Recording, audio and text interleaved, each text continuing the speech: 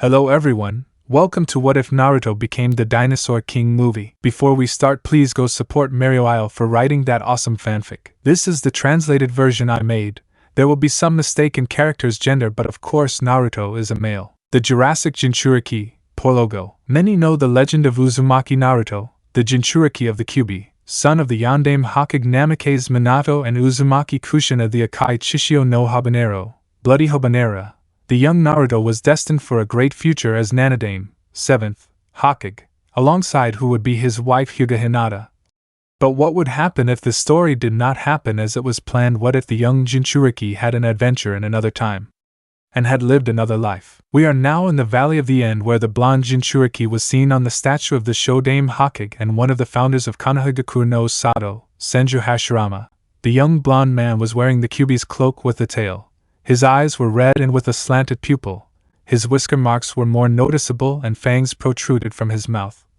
His orange jumpsuit was torn in different parts of his body, and in his right hand a bluish spiral sphere was seen. It was nothing more and nothing less than his favorite technique, the Rasengan. While in the statue in front that was of Uchiha Madara, the second founder of Konoha and founder of the Uchiha clan, and said statue was the one that the blonde considered his best friend and rival, Uchiha Sasuke, who right now had dark gray skin and long hair to mid-back and tips and dark blue. His lips seemed to be painted in a shade of violet. His eyes were black and had the full Sharingan in them. On his nose there seemed to be a black star, and on his back there were huge hands that functioned as wings. Sasuke is the only survivor of the massacre of the Uchiha clan 7 years ago, apart from his older brother Uchiha Itachi, who was responsible for the massacre of his own family. Sasuke had deserted Konoha to go in search of power with the Ebi-Sanin, Snake Sage, Orochimaru, in order to avenge his clan and kill his brother. Although he did not count on his rival coming to look for him to take him back to his village, Sasuke finished this and returned to the village, shouted the blonde Jinchuriki, annoyed to see that the boy he considered a friend and even a brother was doing this just for revenge. But his only response was, "Don't even dream about it. Dobe Orochimaru will give me the power I need to kill Itachi, and with that I will avenge my clan," said the successor of the Uchiha, while he carried the Chidori in his hand, which because of the curse seal turned black and even more powerful. "Well, if you don't come back voluntarily you will do it by force," said the successor of the Yellow Lightning and the Bloody Habanera, then looked directly at the Uchiha. There was a moment when both sides stared at each other, then a flower petal fell right in the middle of them, and when said petal stayed at the bottom of the waterfall making a dry noise, both shinobi jumped from their respective statues, causing a strong expansive crash where they were standing. With that, it was seen how Sasuke used his giant wings/hands to propel himself further towards the blue-eyed Jinchuriki, while the aforementioned, thanks to the Kyuubi's chakra, had a better boost, thus managing to reach where his former friend was. Sasuke, the blonde, let out a powerful shout, while he exposed his Rasengan against the one he considered a brother. "Naruto!" shouted the Sharingan holder in the same way, launching the Chidori attack against his rival. "Scrape! Chidori!" After that there was a moment of silence while both techniques collided, and then a powerful explosion appeared throughout the area, sending nearby trees flying, causing great tremors and destroying part of the statues of the founders of Konoha. Meanwhile, in a time tunnel, you could see how the ship/time machine known as the Big Land was, and inside it were the members of Team D. One of them was a boy of no more than 12 years old, yellow hair, navy blue eyes and white skin. He wore a navy blue jacket with light blue touches in the center, light gray pants, white boots and a necklace with what appeared to be a dinosaur bone. Following him was a girl with dark pink hair, her hair tied in pigtails, greenish blue eyes, and slightly tanned skin. She was bare-chested, wearing a short-sleeved, black shirt with an unbuttoned vest over it. She also wore shorts that matched her vest, long black socks, and sneakers. She had a green choker and a dinosaur tooth necklace, as well as a green bracelet and dual-lens sunglasses. And at the end was a boy no more than 13 years old. He had pale skin, round-topped brown hair, and large, dark blue eyes. He wore a short-sleeved red jacket with a yellow hood and a black pouch on his stomach decorated with a dinosaur tooth. He also wore orange jeans, red sneakers, and red fingerless gloves. Most distinctive of all, he wore a visor with a light shade and triceratops horns that folded up like lanterns. There were the three members of the D team, Max Taylor, Rex Owen and Zoe Drake, who were now in a fight to save their parents from villains who kidnapped them days ago, and lately they were in search of the so-called cosmic stones. These possessed great powers that could destroy the entire universe and more, so they tried to prevent them from falling into the hands of those they knew as space pirates. Next to them was an android that had a human appearance, dull gray hair, large eyebrows of the same color, glass eyes with sensors inside, and a small mustache. He wore a blue suit with yellow details and white gloves with black boots. And last but not least, the well-known Alpha Gang. One of the members was a woman with greenish hair, hazel eyes, and pale skin. She wears a dark, red jumpsuit-like outfit, which connects to her Alpha Gang choker. A diamond-shaped cutout on her jumpsuit reveals her. She wears a burgundy-colored cloak, edged with her arms. She has a light pink glove that reveals her fingers and braces for her upper arm.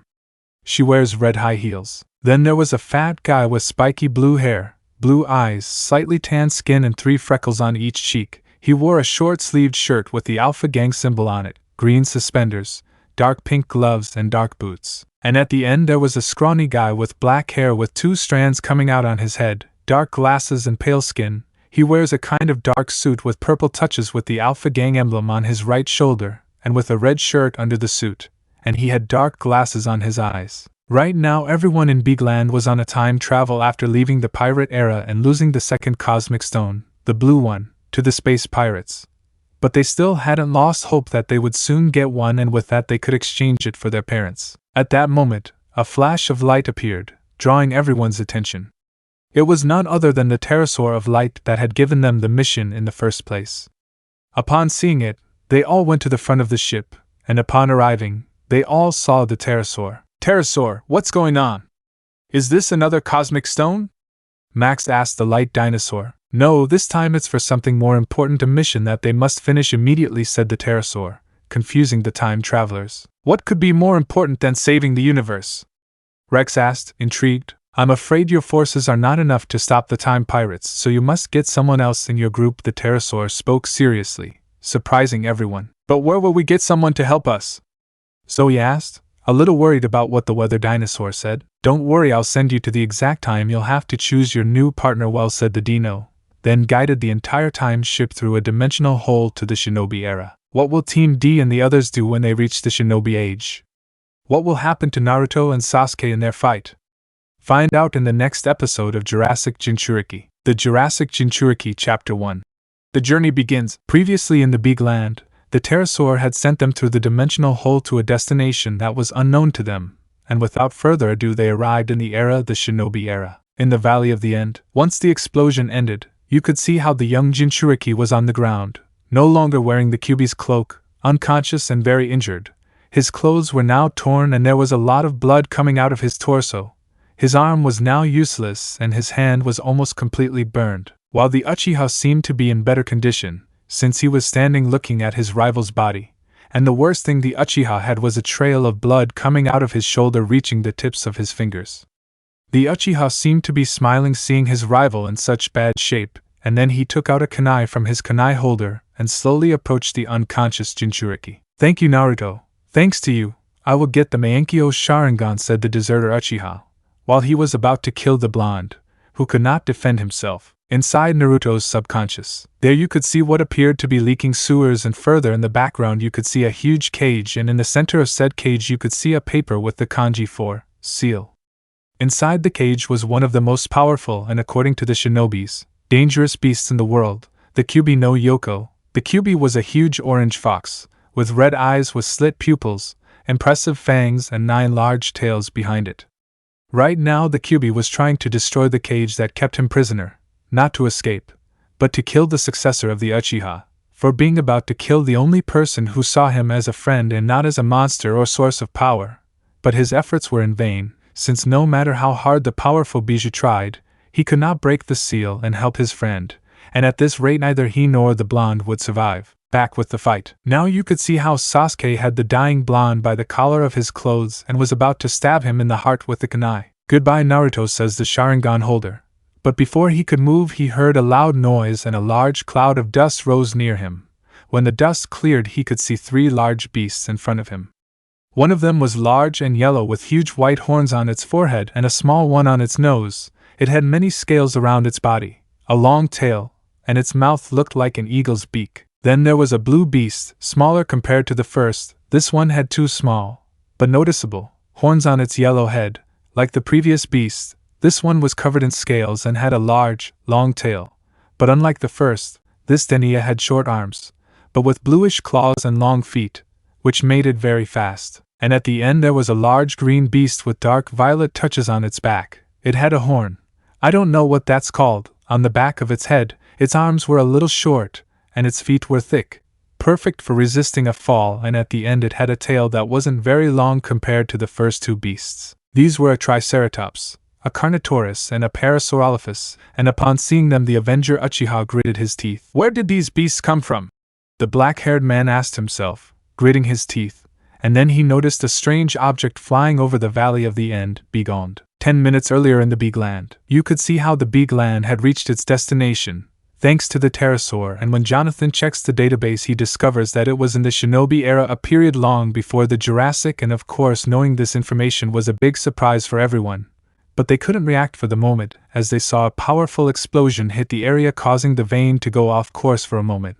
But when the explosion ended, they were able to find the source of it, and when they approached the area, the Valley of the End, they could see how there were 2 young people, and one of them was badly injured, while the other held him by the neck and seemed to be about to kill him. Oh no, we have to go help him, said Max, watching how the end of the match was unfolding and not liking the result. But Max, we can't interrupt the story, Jonathan spoke to the brown-haired man. That doesn't matter, Jonathan. That boy is going to die if we don't help him, Rex spoke seriously this time, while he watched as the spiky blonde boy was about to die at the hands of the black-haired boy. No more talk.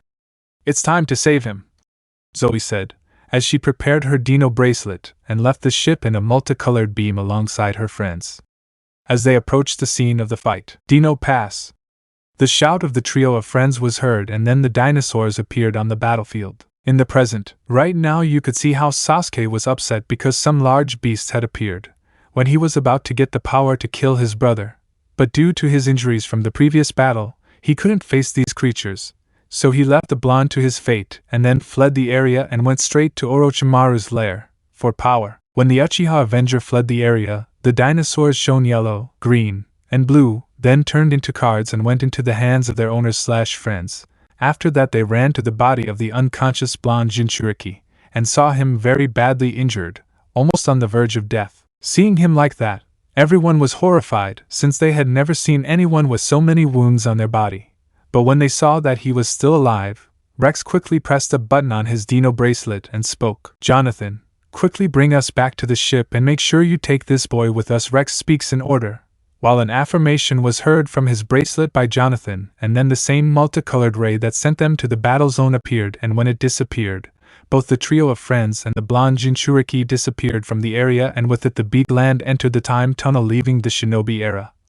Although they did not notice that a silver-haired man with one eye covered arrived at the area, and seeing the destruction and not seeing either the blonde or the Uchiha, he could simply lower his head in sadness and think, I'm sorry Minato-sensei, I failed him, I couldn't protect Naruto, the silver-haired boy thought, while a tear escaped from his eyes, and then he left the Valley of the End, believing that the blonde had died. Inside the Beagland, once everyone returned to the time machine and it departed to another time, everyone saw the state of the Jinchuriki and were scared by so much blood and wounds on his body. So quickly the D-Team and Alpha, with the help of Jonathan, took him to what appeared to be capsules, and after removing his orange jumpsuit, leaving him with only a white shirt with a swirl in the center, and removing the bandana he had on his forehead, Jonathan put the unconscious Uzumaki inside a capsule of his size and then closed it, thus beginning the healing process. After that, Jonathan said that they should leave the blonde Jinchuriki alone to heal, and that his healing could take hours or even days due to his wounds.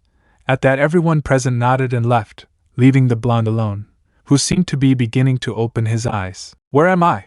The blonde asked, only to faint again from exhaustion, while inside him, in Naruto's subconscious. Right now you could see how the Kyuubi no Kitsune seemed to be calmer because his only friend was saved by those strangers with their beasts. But he knew that he shouldn't trust them, at least not too much, and after that he proceeded to send his chakra to the blonde, to heal him faster. 2 hours later, after everything seemed to be calm where the blonde was, he seemed to open his eyes slowly and a little sore, although it was good, since it was a sign that he was still alive, and inwardly he thanked his tenant for helping him heal. But then he noticed where he was and panicked, since it was not the Konoha infirmary, and no place he knew. At that he tried to move, and the door of the capsule where he was opens, letting him out. Once the descendant of the Yondaime Hokage leaves that capsule, he notices that the room where he was very advanced for him, and panicking he runs out of the room without noticing that he did not have his orange jumpsuit, nor his Konoha band. Although minutes after he escaped from that room, it could be seen how Zoe had entered the room, to see how the boy with a name unknown to her was. But when she saw that he was not there, she got a little scared, since someone that injured could not just walk around there as if nothing had happened, and then she did the first thing that came to mind, and that was to run out of that room to look for him, or at least find her friends to warn them. After a few minutes of searching, Zoe was able to find the blonde Jinchuriki, and he was in what appeared to be a laboratory, since there is a lot of technology around it, and honestly, he found all the machines in that place very interesting or shocking. At that, the young Jinchuriki felt that he was being watched, so he turned around and noticed that the pink-haired girl with pigtails was looking at him, and when the blue-eyed man saw her, he tried to take a kunai from his kunai holder to defend himself. But then he noticed that he didn't have it, which made him open his eyes, and then he noticed that he wasn't wearing his orange jumpsuit or his Konoha band, which made him panic. For being in an unknown place without weapons, while Zoe saw that the blonde boy seemed to be looking for something, she approached slowly, so as not to scare him, and asked him, "What are you looking for?" The green-eyed girl asked him curiously, and seeing her so close, the blonde man moved away a little and looked at her seriously. "Who are you?" the blonde Jinchuriki asked seriously, while he was in a battle stance, ready to counter any hostile movement, causing confusion in the pink-haired girl. "Well, my name is Zoe Drake," the green-eyed girl answers kindly, although that didn't seem to change the shinobi's behavior. "How did I get here?" the shinobi asked again seriously, while he seemed to be calming his hands a little. "Well, my friends and I saw that you were about to die at the hands of someone, and we decided to help you," the dinosaur tamer of Yorba answers smiling, and then she notices that the blonde's wounds were no longer there, and she is very surprised, since those wounds were mortal and at least 24 hours were needed to heal. While the blonde slowly left his battle pose, since he could feel that the person in front of him was not hostile, although remembering what happened with his best friend saddened him, since he could not keep his promise. But then he heard the girl speak to him. "Hey, what happened to your wounds?" "There were many. It's impossible for them to heal so quickly," Zoe spoke/asked surprised, and upon hearing her the blonde laughed a little and answered her. "Well, I've always healed quickly. I can have a fracture in my arm and have it as good as new the next day," the blonde Jinchuriki answers, smiling in his own way and greatly surprising the pink-haired girl, since that wasn't possible. At that point, before she could speak to him again, the blonde approached her and asked her, "Edo, Zoe-chan, where am I?" The blonde Jinchuriki asked, smiling at the girl with pigtails, who came out of her surprise to answer. "Oh well, this is the Big Land, or as almost everyone knows it, the Time Machine," Zoe answers, smiling at the confidence the blonde had in her. But the Kyubi Jinchuriki only reacted in one way to those words. "Nanny, I hope you enjoyed today's episode. I racked my brains trying to get it ready, but it was worth it, and I hope you like it. How do you think Naruto will react after knowing where he is? Not counting the one you already saw, will Konoha just give up Naruto Uzumaki for dead?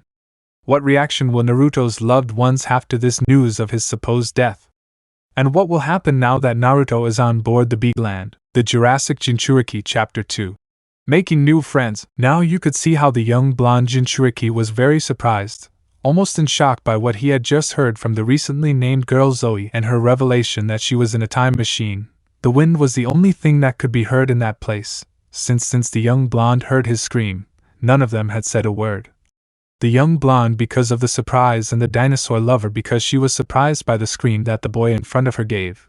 After a few moments the blonde began to murmur slightly. "Time machine, wait a minute, what is a time machine?"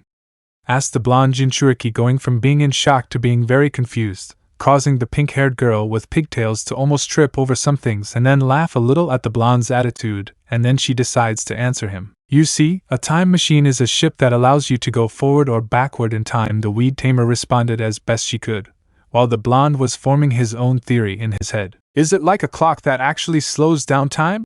the blonde asked thoughtfully, while the pink-haired girl thinks about it for a moment, and then nods. "Yes, let's say it's similar," she answers smiling, causing the blonde to blush slightly since that smile made him remember someone from his time. Before they could continue talking and or asking questions, the doors opened and the lightning and wind dino tamers were seen entering the labs and seemed to be worried. "Zoe, we have problems. That boy escaped from the capsule," said the wind blonde man, seeing his friend from behind at the right angle, which made the tamers not see the blonde man on the other side. "Don't worry, he's here," he spoke in response to the pink-haired boy, while moving to the side, allowing his friends to see the Kyuubi's Jinchuriki right there, surprising the newly arrived duo. "Hello?"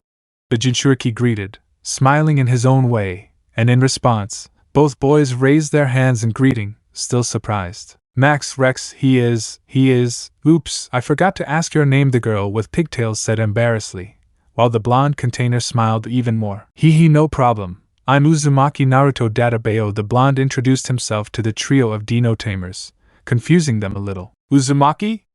That's a strange name," Zoe said with a hand on her chin, making the blonde laugh slightly. "That's my last name. My name is Naruto." The blonde spoke again, smiling and clarifying that detail to the pink-haired girl, making her blush with his smile. Moments later she recovers and decides to continue with what she was doing. "Well, this is Uzumaki Naruto." The grass tamer spoke once more, finishing the presentation of the blonde to his friends, to later look at him and Naruto. "These are my friends, Maz Taylor and Rex Owen. I mean Rex Ancient," said Zoe, introducing the blonde to her friends and making the aforementioned leave behind their surprise, to approach the blonde. "It's a pleasure to meet you, Naruto," Rex said, extending his hand in greeting. "The pleasure is mine, Rex," said the blonde, smiling and reciprocating the gesture, and then the brown-haired man approached and extended his fist to the blonde. "Well, I'm glad to meet you, Naruto," said Max, smiling in his own way, spreading the smile to the Jinchuriki, who bumped his fist with the lightning dinosaur tamers. "Same here, Max," said the blonde, and with that the introductions ended. Moments later both the blonde and the brown-haired man remembered why they were looking for the Jinchuriki, the wounds on his body. But upon seeing him they noticed that said wounds were no longer there, as if they had healed, which surprised them, since such wounds, added to the loss of blood, would take a week to heal completely, and seeing the blonde Jinchuriki there completely healthy was something that surprised them, since it was impossible. At that Rex approached the Kyuubi's container. "A little, hey Naruto, answer me something. What happened to the wounds you had on your body?" asked the young ancient, surprised, and upon hearing the question the successor of the Yondaime smiles. "Well, thanks to a certain thing that happened when I was a baby, it gave me the quality of being quick to heal, just as I explained to Zoe-chan a moment ago. My arm can break in one day and the next be as good as new," said the blonde, smiling, surprising the blue-eyed in front of him even more and leaving the brown-haired boy in shock, while the pink-haired girl was confused by the "chan" that the Kyuubi's Jinchuriki gave to her name, so she decided to ask. Naruto, what was that you put in my name?" the blue-green-eyed girl asked the blue-eyed girl. "Do you mean chan?" the blonde asked again to be sure of what she was referring to, and in response he received a nod from the girl with pigtails. "Well, you see, it's like a nickname or something like that, a suffix," the Jinchuriki explained in his own way. "I understand, and what does it mean?"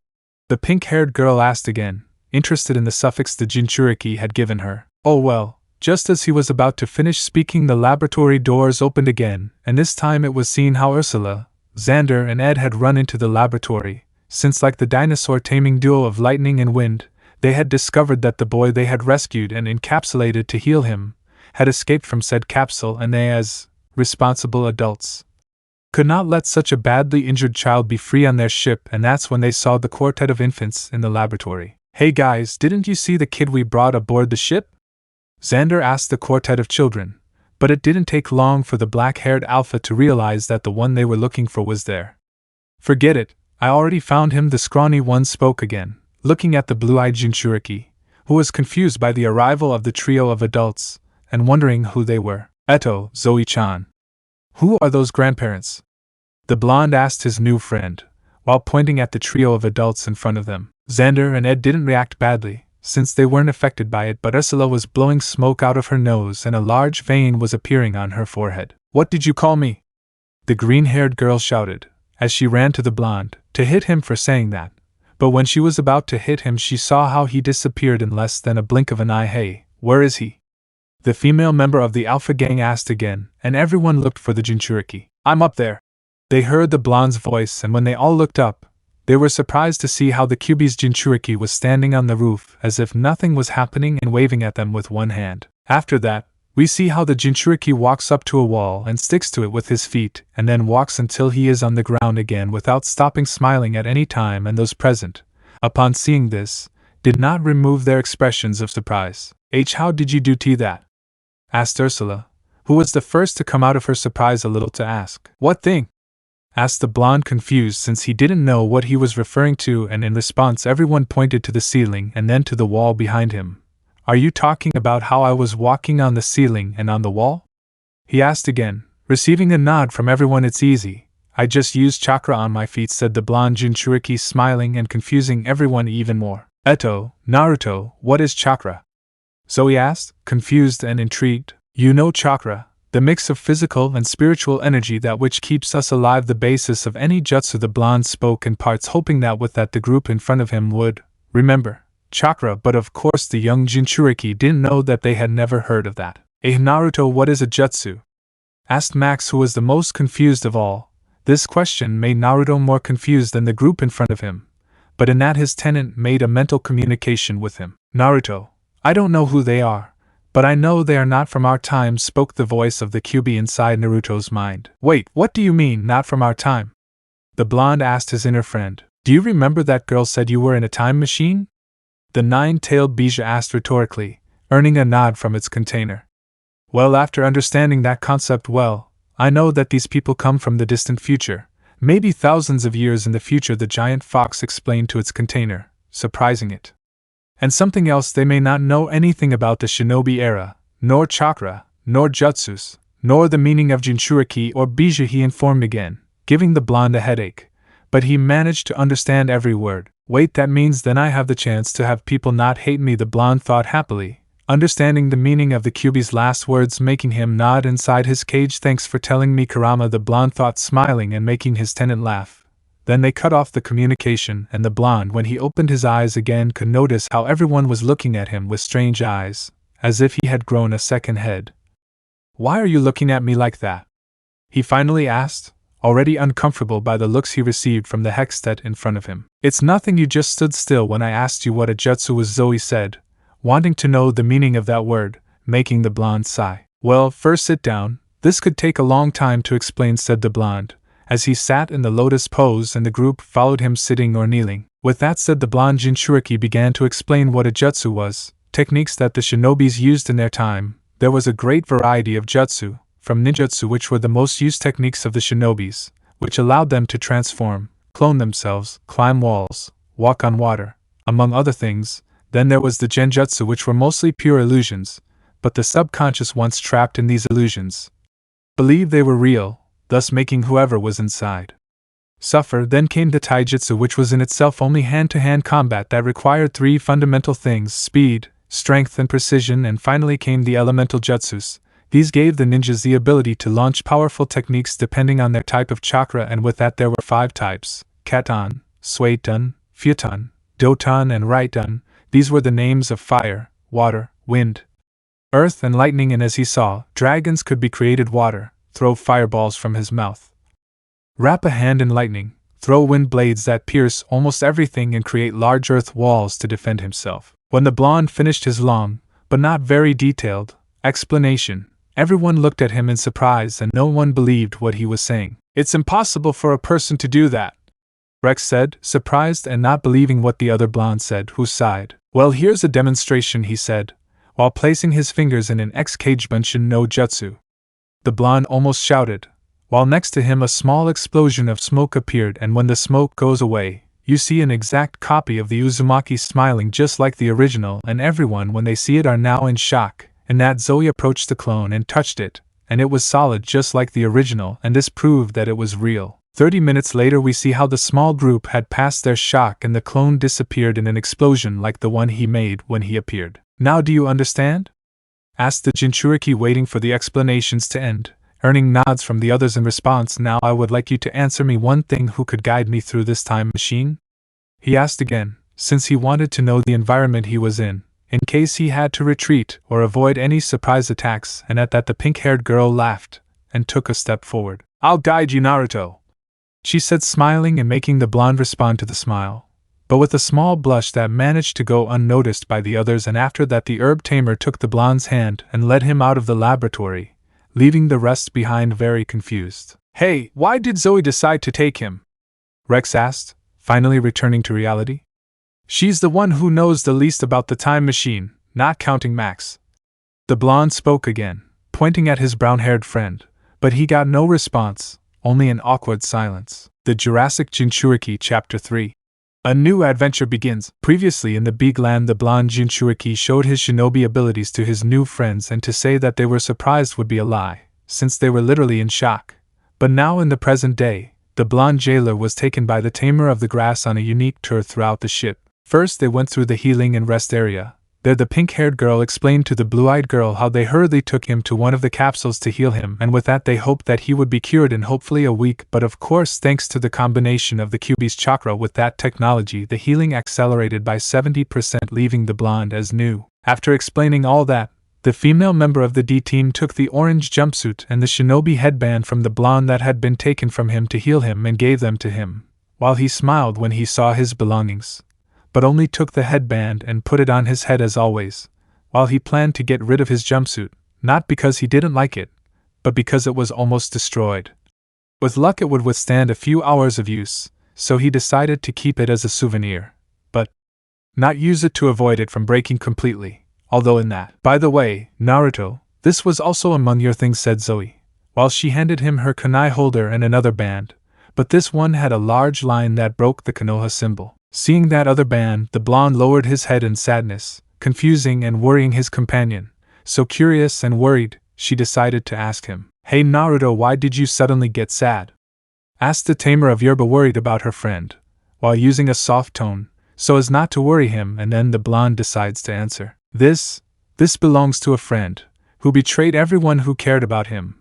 This line here is the mark of the deserter," the blonde said sadly, pointing to the mark on the band that broke the Konoha symbol. Upon hearing this, Zoe stared at him, noticing how the blonde's words seemed to severely damage him inside, to such an extent that he didn't seem to be the same as a few moments ago, so he wanted to quickly change the subject so as not to see his friend suffer, and then, as if by fate, the dino bracelet began to ring, drawing the blonde's attention. "Eto, Zoe-chan, what is that?" asked the blonde, pointing at the bracelet. And seeing the change of subject, the pink-haired girl smiled, then answered, "You see Naruto, this is a dino bracelet. With this we can communicate with others who have one of these or communicate with the dinosaurs," said Zoe, smiling, while the blonde stared at her with a dumb expression, either because he didn't understand or because he was excited. "What is a dinosaur?" the blonde asked again, even more intrigued than before. For a moment the pink-haired girl thought her friend was joking with that question, but then she remembered that he came from a time before the Jurassic, so it was clear that he didn't know about dinosaurs, much less everything that happened after that. "Well, I don't know how to explain it, so I'd better show you," said Zoe, smiling, as she took a card with a symbol of the herb, and on the other side was the image of a Parasaurolophus. "Is that a dinosaur?" "It looks more like a letter," said the blonde, staring at the letter with concentration, making the pink-haired girl laugh. "No, this is not a dino, it's just its letter, but look what happens when I pass it through here," said the lady of the grass. While passing her letter through the slot of her dino bracelet, the letter began to shine in a greenish tone, then fell to the ground.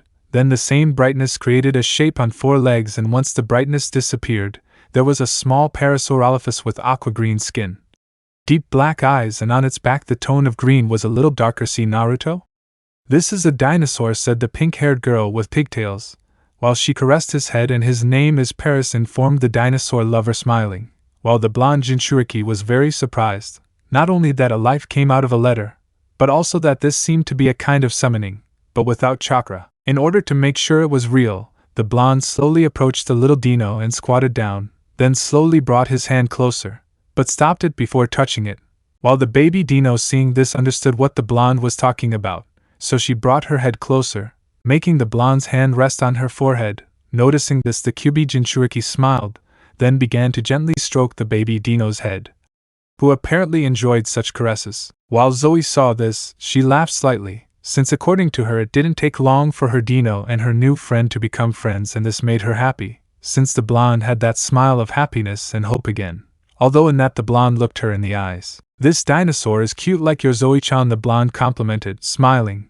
making the pink-haired girl blush slightly and look away in embarrassment, while the blonde, upon noticing this, became confused, since he believed that his compliment had seemed insulting to his friend, so he tried to think of another one, but of course, due to his natural idiocy, nothing came to mind. While the little baby dinosaur, seeing this interaction between her friend and the new blonde boy, didn't know what exactly was happening, but she did know one thing: this was the beginning of something not applicable.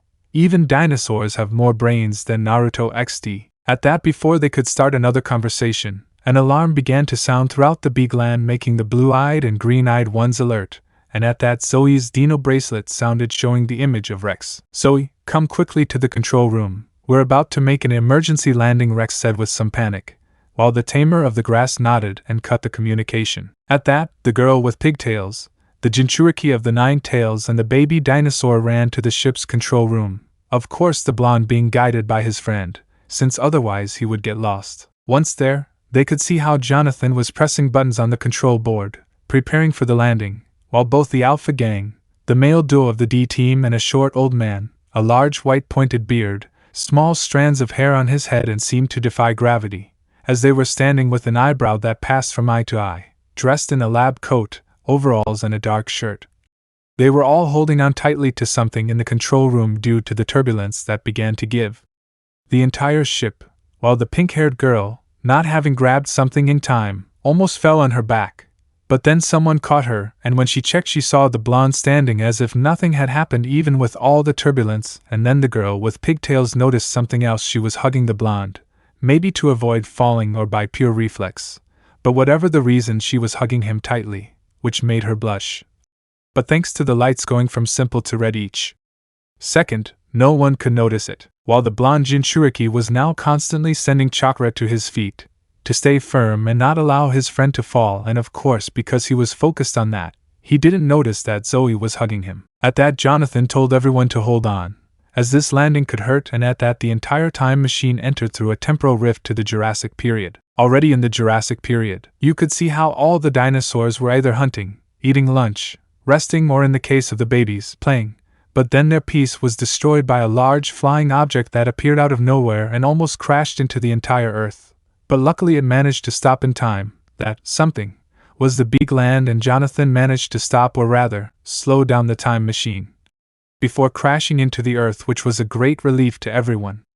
But then when they were able to look at the windows, they saw where they were, or rather when they were, and they couldn't ask for a better place, the Jurassic period. So it didn't take long for everyone to get excited and want to go see the scenery. "Jonathan, please send us to Earth," Rex asked, while the android nodded, then pressed some buttons on the control panel, thus sending all the members of Team D and the Jinchuriki out of the ship. Once on land, everyone could see and wonder how the dinosaurs walked freely and happily everywhere, while the baby dinos, seeing their home again, decided to run freely, of course being followed by their friends, while the Jinchuriki ended up separating from the group and went to look at the landscape, and unless he was crazy, it was almost the same as in Konoha, or rather the surroundings. But then he was pulled out of his thoughts by a very powerful roar.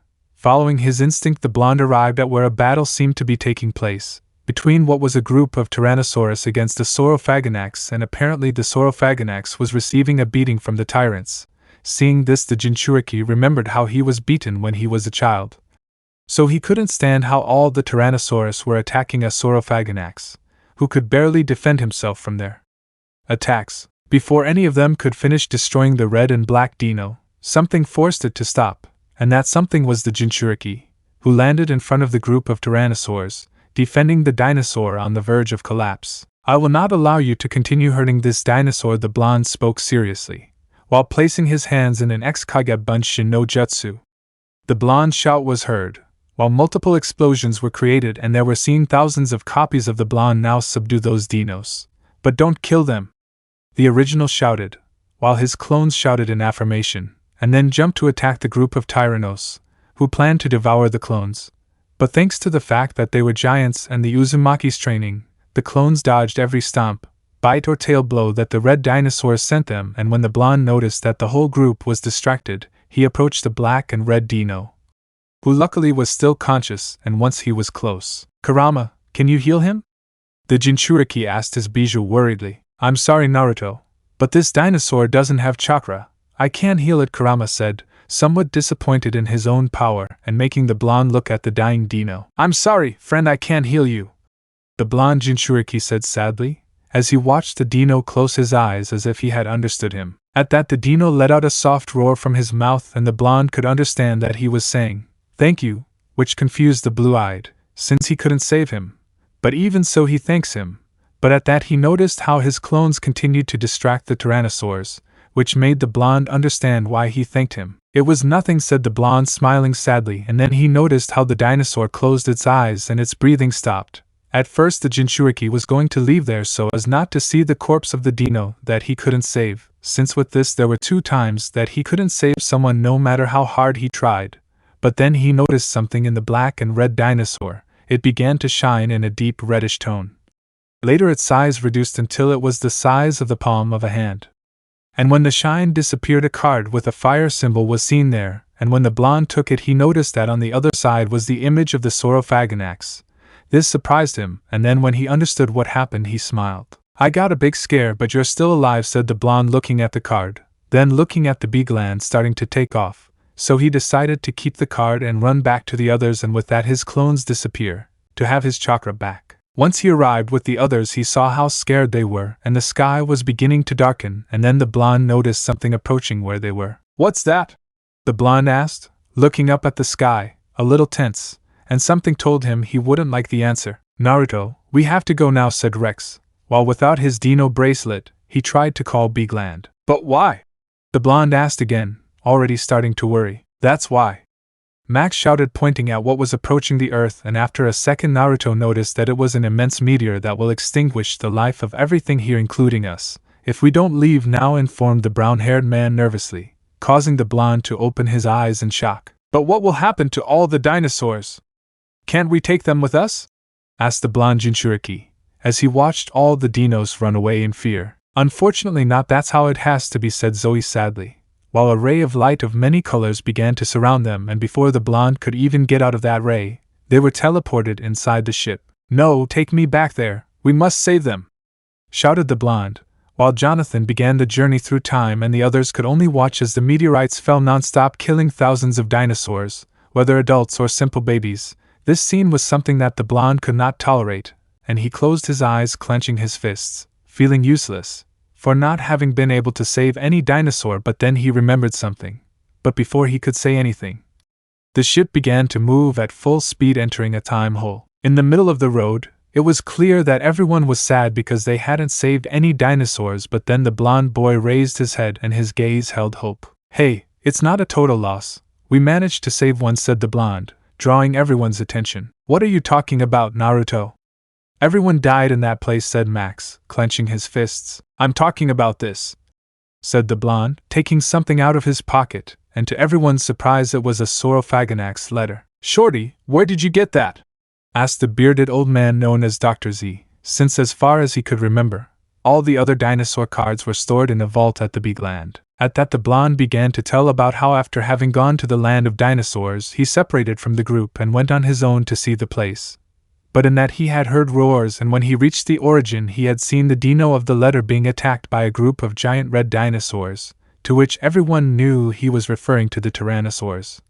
But they did not say anything and allowed the blonde to continue, and the Jinchuriki continued, saying that not being able to allow that, he jumped to defend the attacked dinosaur, which caused everyone to think he was lying, since no one would dare to face a dinosaur face to face. But because of the seriousness of the blonde's words they knew he was not lying, so they let him continue.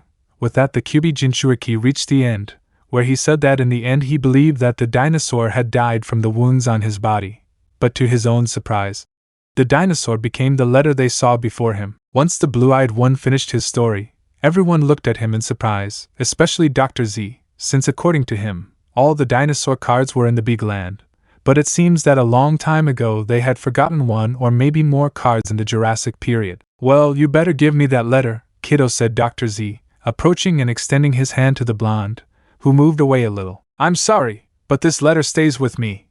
The Uzumaki spoke seriously, causing a vein to appear on the old man's head. Hey, all the dinosaur cards belong to me, so give them to me, the old man shouted, throwing himself at the blonde. But before he was close, the latter disappeared, leaving the old man with the letter name to continue on his way against the wall. I don't care, you would have left this letter there to perish. I saved this dinosaur. I took your letter and I'll keep it, said the blonde man behind the old man. Ouch, that hurt, Z said, rubbing his face, then looking at the blonde with a plan. Very well, you can keep that card, but if you're going to have it, you must know how to use it, Dr. Z said, getting the blonde's attention. Follow me. I'll teach you how to summon a dinosaur, he said again, then giving the signal to the blonde, who didn't move. I don't think it's a problem, Zoe-chan taught me how to summon them, said the blonde, smiling, making the bearded man comically grit his teeth, since his plan to catch the blonde and take his card went overboard. Although Naruto, that card is a fire type, you need the old woman's stone plate to summon it, said Zoe, earning a shout of, I'm not an old woman! From Ursula. Stone plate? The Jinchuriki asked, confused, and then Zoe took her dino bracelet and removed a stone from inside it. This is a stone tablet. With it we can summon our dinosaurs, said the girl with pigtails, smiling, then put the stone in her bracelet. I don't think I need one, I have another way, said the blonde Jinchuriki, informing the Kyuubi inside him of his plan, who nodded since it was a good idea. I don't have time to explain, but I'll just say that I need one of those, said the blonde, pointing at the dino bracelet. Upon hearing this, many thought he didn't understand the concept of needing a stone tablet, but upon hearing that he had an idea, everyone became curious. Fine, but you won't have a dino bracelet, you'll have something else, said Dr. Z, as he left the control room. Follow me, so I can give it to you, said the old man again, making the blonde nod and follow him out of the engine room, of course being followed by everyone, since they were curious. Jurassic Jinchuriki Chapter 4. The battles begin. Previously in the Big Land, Dr. Z had mentioned something that the blonde could use to summon his dinosaur, and the Jinchuriki, out of curiosity, decided to follow him. Of course the others were also curious, so they also went with the Jinchuriki of the Kyuubi and the doctor with the letter name. A few minutes later the whole group entered the lab where they had previously found the blonde snooping around, which brought back a fond memory from an hour ago. But leaving that aside, it looks like Dr. Z walked over to what appeared to be a silver briefcase with a fingerprint password. Once Dr. Z placed his thumb over the scanner, it opened the locks on the briefcase, and then Dr. Z slowly opened it, maybe to leave the suspense at the moment, or because his old bones were already worn out. But leaving that aside, the briefcase opened. Dr. Z took it, and then turned around. Well, dwarf, this is what you'll use, said the doctor, showing something that surprised everyone. It was an old dino card reader. But this one was more unique than the ones the D-team used at the time. This one was black with yellow and red details, while the card slot was yellow with the fire symbol in red. Seeing that unique dino reader gave the group a bad memory of an old traitor. But the Jinchuriki, seeing that, could simply say two things. First of all, old man, my name is Uzumaki Naruto. And secondly, what is that? Asked the Jinchuriki, seeing that strange device and, in the process, popping a vein in his head. First I'll call you by your name when you stop calling me old man. I'm Dr. Z, future king of the dinosaurs. He spoke forcefully at the end, showing that he would be the dinosaur king according to him. And second, this is the dino reader, this is what those brats used to summon their dinosaurs with. He spoke again, pointing at the tamers of grass, lightning and wind, who didn't like his comment at all, although this one is more special, since it has 20 times the power of one of their own. Z spoke, looking at the reader with some anger, which was noticed by the Jinchuriki. I know I shouldn't, but why does it seem like you want to destroy that dino reader, as you call it? Asked the blue-eyed man, staring at the bearded old man, who gritted his teeth. It's because this dino reader was used by someone who betrayed me, and that's all I'll say, Z said, annoyed, then looked at the blonde. But I know that you won't betray us. I still don't know why, but I just know it. He spoke again, and then took that dino reader and extended his hand to the blonde Jinchuriki. Now take it. It belongs to you, said the old man one last time, hoping that the blonde would take it. The blonde was thinking about what the old man said, and it slightly resembled his story, about how the Uchiha betrayed the village and went his own way just so he could kill Uchiha Itachi. If you think I can use it, then I will, said the blonde, extending his hand and taking the dino reader. Yes, although there is a problem. It doesn't have a stone plaque, the doctor said thoughtfully. Don't worry. I know how to summon my dinosaur, said the blonde Jinchuriki, smiling and ready to do his thing. But before he could use the power to do so, an alarm began to sound, alerting everyone, and in that Rex took his dino bracelet. Jonathan, what's happening now? Asked the blue-eyed man from the future, while the android seemed agitated. Master Rex, I just received information on the location of the next cosmic stone. We will land immediately, informed the gray-haired android. While the ship began to shake, everyone held onto a table or any fixed object in the laboratory, but the pink-haired girl, without noticing, hugged the Jinchuriki tightly again, while the Jinchuriki was completely clueless about this and in that the big land passed through a time hole. Thus arriving in ancient China. In ancient China, it is seen how the big land arrived at its next destination. The first thing they saw was that it seemed to be at war, which of course, was something that disappointed the blonde Jinchuriki, who saw that in a video demonstration that Jonathan sent to the laboratory, so that everyone could see what time they were in, and seeing that they were in the middle of a war, it was something that bothered the blonde, since apparently even in the future wars continued. After that, Jonathan called them to go to the control room so he could send them to Earth for the Cosmic Stone. And once on the ground, everyone saw weapons flying left and right. At that moment, a kunai was about to hit Zoe, who was not aware of it, but those who did notice were Max and Rex. "Zoe, be careful!" Both shouted to their friend to move, but she only managed to turn around to see the weapon almost reach her. When it was about to hit her, it was deflected by a shuriken, which for a moment they thought was a coincidence. But in reality, the Jinchuriki was the one who threw it, to save the pink-haired girl, who was now surprised that from one second to the next she was saved. "Zoe-chan, are you okay?"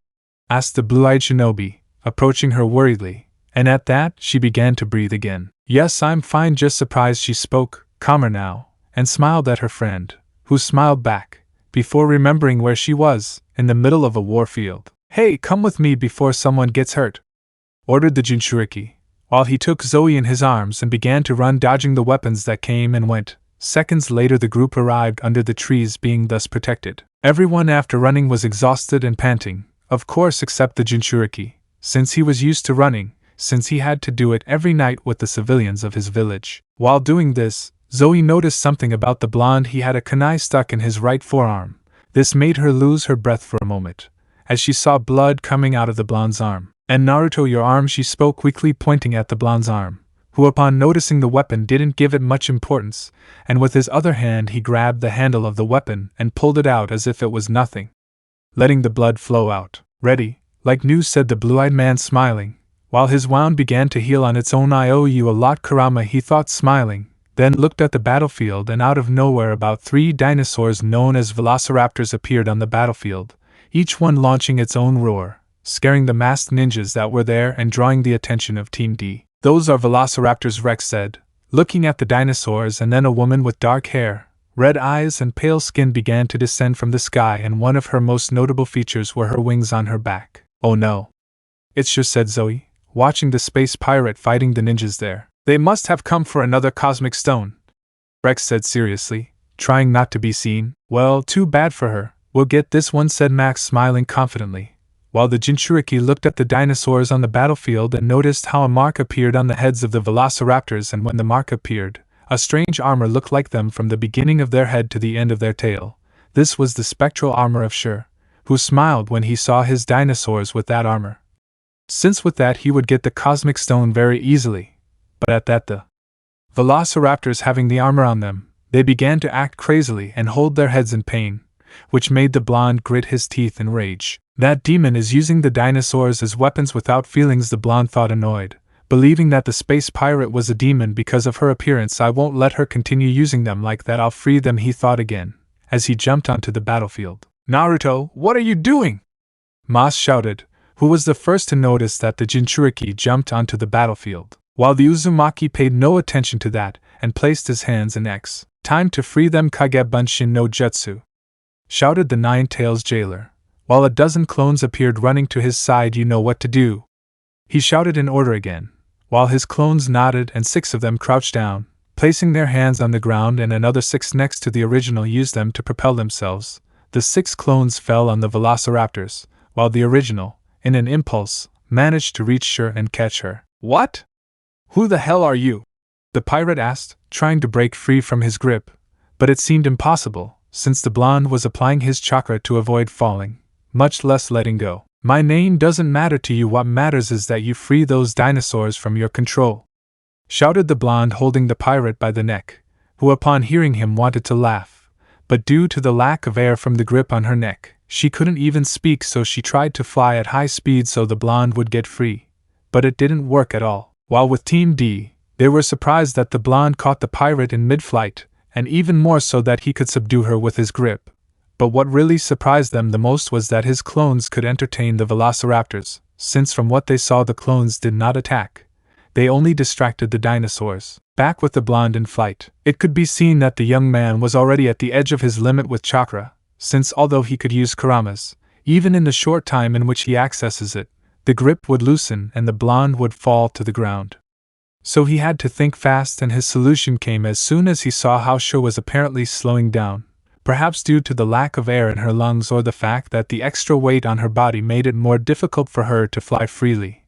But whatever the answer, this was not over yet, and in an outside squeeze on her neck the blonde managed to coordinate the glide to some nearby trees, and before crashing the Uzumaki jumped from the pirate's back, causing her to crash into the trees, and when she crashed she was unconscious, while the blonde was left somewhat panting, as he had to make a quick movement to cushion his fall to the ground, which although it was not too high, the landing still hurt. Although now there was another problem. There were velociraptors in the middle of a battle against their clones, and for some reason they were not freed from Shur's control, because the mark of the pirates was still on their foreheads. Damn, I knocked out that demon, but her control remains over those dinosaurs. What should I do to free them? Asked the successor of the Yondaime, looking at the dinosaurs, and in that his answer came running to him. It was Team D running across the battlefield, exhausted from having run so much in the middle of a random flight of weapons, but they managed to reach the blonde safe and sound. What's wrong with them? They're supposed to be behind the trees, the blonde said, as he grabbed a kunai and deflected another one that was flying towards him. We couldn't wait. We must turn those dinosaurs into cards, otherwise everyone will get hurt, Max said seriously, although tired from running in a hurry. If we turn them into cards, will that demon's power disappear?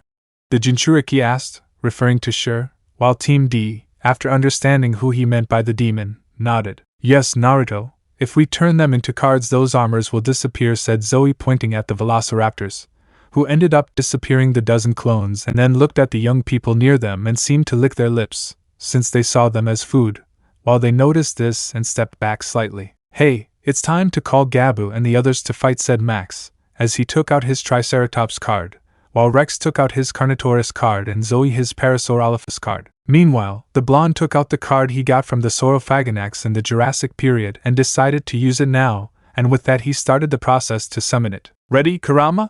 The Jinchuriki asked his inner tenant. Always, Naruto, the giant fox answered, smiling. At that, the hand where the blonde had his Dino Reader began to cover itself with the Kyuubi's chakra, and with that it enveloped the Dino Reader, making it shine. It's now or never, said the blonde, taking his card, while the others took theirs, and then, Dino pass, was a collective shout between Team D and the Jinchuriki, as everyone swiped their cards through their slots. The Jurassic Jinchuriki Chapter 5. The Dino battles begin. Previously, with the quartet of infants, they were seen facing the velociraptors in every sense of the word, since now that the clones were gone, they were easy prey, of course from the velociraptors' point of view. But then they all heard 4 screams from the infants. Dino pass. A powerful shout was heard from the quartet, while in front of them appeared 3 lights. 1 yellow, another light blue, and 1 green. With the yellow glow, some rays were seen coming out of it, which then swirled around said glow, and then the silhouette of a large dinosaur with large horns was formed, the Triceratops. While with the celestial glow, it began to be surrounded by wind at a high speed, and the wind was so fine that it could easily cut down some tree without problems. After the wind compressed around the glow, it was illuminated, revealing a smaller dinosaur than the previous one with yellow horns and bluish skin, the Carnotaurus. The last green glow made the grass around it begin to grow and surround the greenish glow. When it disappeared, there was the greenish dinosaur, the Parasaurolophus. With that, the trio of dinosaurs was ready to attack. But then a 4th glow appeared next to them. This glow was crimson red, and from it large amounts of fire began to come out, and the nature beneath it burned, turning it to ashes. When the glow disappeared, there you could see the same dinosaur shaped like a giant lizard, red on the back and black around the stomach area, with a large mouth full of fangs. This was the Saurophaganax that the blonde had saved. Once this dinosaur appeared, the blonde Jinchuriki smiled, seeing that his plan worked, using the Kyuubi's chakra to activate the Dino Reader, and being the Kyuubi's chakra, it was like fire, so Kurama's chakra was like a perfect replacement for the Firestone plate. While the others, seeing how the blue-eyed shinobi was able to summon his dinosaur without a stone plate, was something that surprised them greatly, since that could not be possible. But before they could speak, the trio of velociraptors let out powerful roars together, reminding the children who were present of the danger of these dinos. Well, it's time to attack, said the blonde, as he jumped and placed himself on the head of the Saurophaganax, who upon feeling this tried to check who climbed on his head, and upon checking, he could notice that it was the blonde who saved him from the Tyrannosaurus. So he couldn't complain. He owed his life to the Jinchuriki. Ready to attack, friend? Asked the Jinchuriki of the Nine Tails, smiling at his dinosaur, who in response smiled and let out a powerful roar in affirmation, making the Jinchuriki laugh, and with that roar finished. The red and black dinosaur went on the attack, clearly being followed by the Triceratops, Carnotaurus, and the Parasaurolophus, while the other tamers couldn't help but be surprised by what they saw. But they only remembered that they were in the middle of a battle, so they had to be attentive and more because the opponents had spectral armor. If they wanted to defeat them, they had to give more power to their dinos, so they each took a strange sheep and opened the door of their dino bracelets. Now elemental amplifier, the three shouted, while they took that object that shone with the smell of their dino reader on. Now they shouted again, while they connected their respective amplifiers to their dino bracelets. At that, each dinosaur began to glow brightly with the color of their bodies. In the case of the Triceratops, this dinosaur began to be wrapped in rays all over its body, and its forehead began to shine brightly, as did its back, shoulders, and tail. When the brightness illuminated to such an extent that almost no one could see it, you see how it disappears, and the Triceratops now had something like armor wrapping its shoulders, part of its back, almost its entire tail, and its head, up to the tip of its horn on its nose. With that, when the armor finished appearing, the large horned dino let out a great roar, then hit the ground with force with its front legs, and then powerful rays fell to the ground around the armed Triceratops. In the case of the Carnotaur, great gusts of wind, as if it were a tornado, swirled around it, and as with the large horned dino, the Carnotaur had a great brightness appear on its forehead, then appeared on its small arms and much of its back. When the brightness stopped, it was seen as a blue armor appeared from the head of the Carnotaur to the end of its tail. When the armor finished appearing, the great Carnotaur made a powerful leap in the air, to later land with force, causing thousands of tornadoes to appear around it. And last but not least, the Parasaurolophus. She began to shine in an intense greenish hue, while the nature around her began to cover her body. As with the previous ones on her forehead, arms, and tail, powerful brightnesses appeared from which leaves or flower petals emerged. When the brightness fades, you can see how there the Parasaurolophus had a greenish toned armor. On her head it seemed that the armor took the pose of a crown, while along her body it seemed that her armor was shaped like tree leaves. When the brightness ended and the armor was on, the grass dino stood on its hind legs, then with its arms hit the ground, causing many trees and plants to come out of the ground. Once each dino performed their armor presentation act, their power seemed to increase exponentially, and because of all the transformation, even the velociraptors seemed to have stopped their bodies, just like the Saurophaganax, since he could feel the increase in power, while the blonde above him turned and watched in wonder as the trio of dinosaurs now had cool armor. Amazing, I wonder if I can give something like that to this dinosaur, the blonde thought, looking at the dino he was riding. Although it would be best to give it a name first, he thought with a mental laugh, and then he felt the velociraptor jump behind him, and then it was about to bite the Saurophaganax. But before the blonde could stop it, the big dino he was riding quickly moved its tail and managed to hit the velociraptor in mid-flight, causing it to fall to the ground, hitting its back hard. This left the blonde Jinchuriki surprised, since he couldn't even talk to his dino to get it to attack. Did he know I was coming? The blonde asked mentally, since that was the only explanation, unless thanks to the union of his chakra with his dino, it could feel what he feels, just like Kurama inside him. But that was impossible, right? But he couldn't distract himself with those thoughts for now. Now he had to face the trio of spectral dinos, which wouldn't be easy. Hey Naruto, get your dino out of there! Zoe shouted, as the trio of tamers were each about to launch their own technique. Upon hearing the shout, the blonde nodded and gave a small order. The Saurophaganax prepared for when the attack was launched, so he could jump. Ready, use it now! The blue-eyed Uzumaki shouted in response, while his dino smiled and the others became confused. Did he want to be attacked? Don't worry, we'll be fine, was the last shout of the blonde before turning around and looking at the velociraptors, who were preparing to attack him, while his new friends were undecided, but something told them that they should trust him. Very well, said Max, while he and the others took one of their cards now. Lightning strike. The lightning tamer's shout was heard. Plasma cannon. The wind tamer shouted. Emerald garden. The pink-haired girl shouted, while the dinosaurs, You can see how the Triceratops stood in a statue pose, while a circle of rays appeared surrounding it. Then at the tip of its horns a sphere of rays began to form, and then the yellow dino, with a powerful roar, launched its attack. Meanwhile the Carnotaur raised its head in the air, while the wind began to swirl around its mouth. Then it lowered its head and with a great roar launched its cannon. In the end, the Parasaurolophus began to slowly raise its head, while a sphere made of leaves began to form in its mouth, and then with a soft noise from its mouth, the grass dino launched its attack, leaving a trail of leaves. When all the attacks seemed like they were going to collide with the Saurophaganax, it ducked, then with a strong impulse, jumped into the air, dodging all the attacks with that jump. While these attacks were direct to the Velociraptors, but unfortunately, one of them ended up jumping imitating the Saurophaganax, in order to dodge the 3 attacks. But meanwhile the other 2 received the shock of rays numbing them.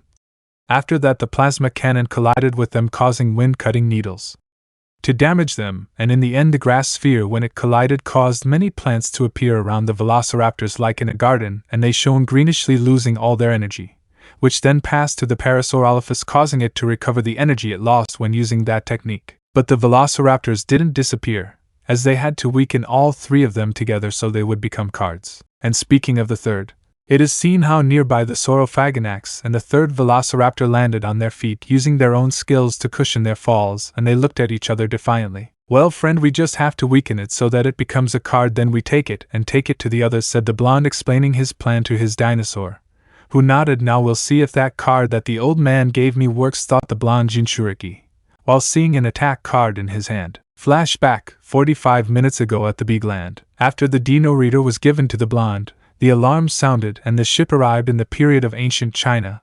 Before the blonde went to try to stop that war, he was stopped by Dr. Z. "Wait a moment," Z said, stopping the blonde. "If you use your dinosaur that simply, it surely won't last. So you better take this," he said again, handing a couple of movement cards to the blonde. "If your plan works and you manage to activate your dino, then using these movement cards will be a piece of cake," he said one last time, and at that the blonde nodded, and then was teleported to the ancient land. Flashback end. "Well, I hope it works," the blue-eyed Uzumaki thought somewhat tensely, but he had no other plan. But before he could use it, the Velociraptor jumped at them. Wait for it now," the blonde shouted, while the dino nodded and then quickly turned around, to subsequently give a powerful blow with its tail to the attacking dino, who, already preventing this, used the momentum of the blow to move away. After the enemy dino got far enough away, it began to glow, then began to run at great speed towards the Saurophaganax. But before it could stop it, the Velociraptor hit the large red and black dinosaur, causing it to lose a lot of energy due to the blow. "Oh no, I have to do something quickly," said the blonde, while on his black dino reader, the image of his friend appeared blinking red, showing that he was losing energy.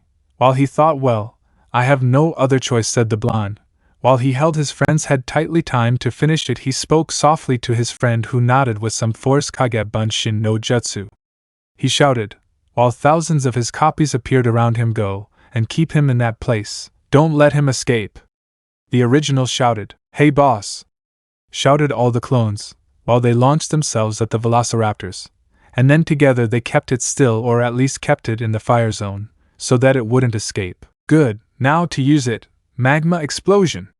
the blonde Jinchuriki shouted, as he passed the card through the black dino reader, and it launched a mini fire explosion into the slot. While the Saurophaganax felt energized again, and once it was standing, it began to accumulate increasingly powerful fire in its mouth, and when it was at its peak it let out a powerful roar, which was followed by an incredible flare of what seemed to be hot lava or magma, and when it collided with its opponent all the clones ended up disappearing, but the Velociraptor ended up very badly injured, to the point of collapsing and remaining inert on the ground, and then it began to shine in a light blue tone like that of the Carnotaurus, while with the others, it is seen how the armor of all his dinos disappeared, but said dinos remained in case the Velociraptors attacked again.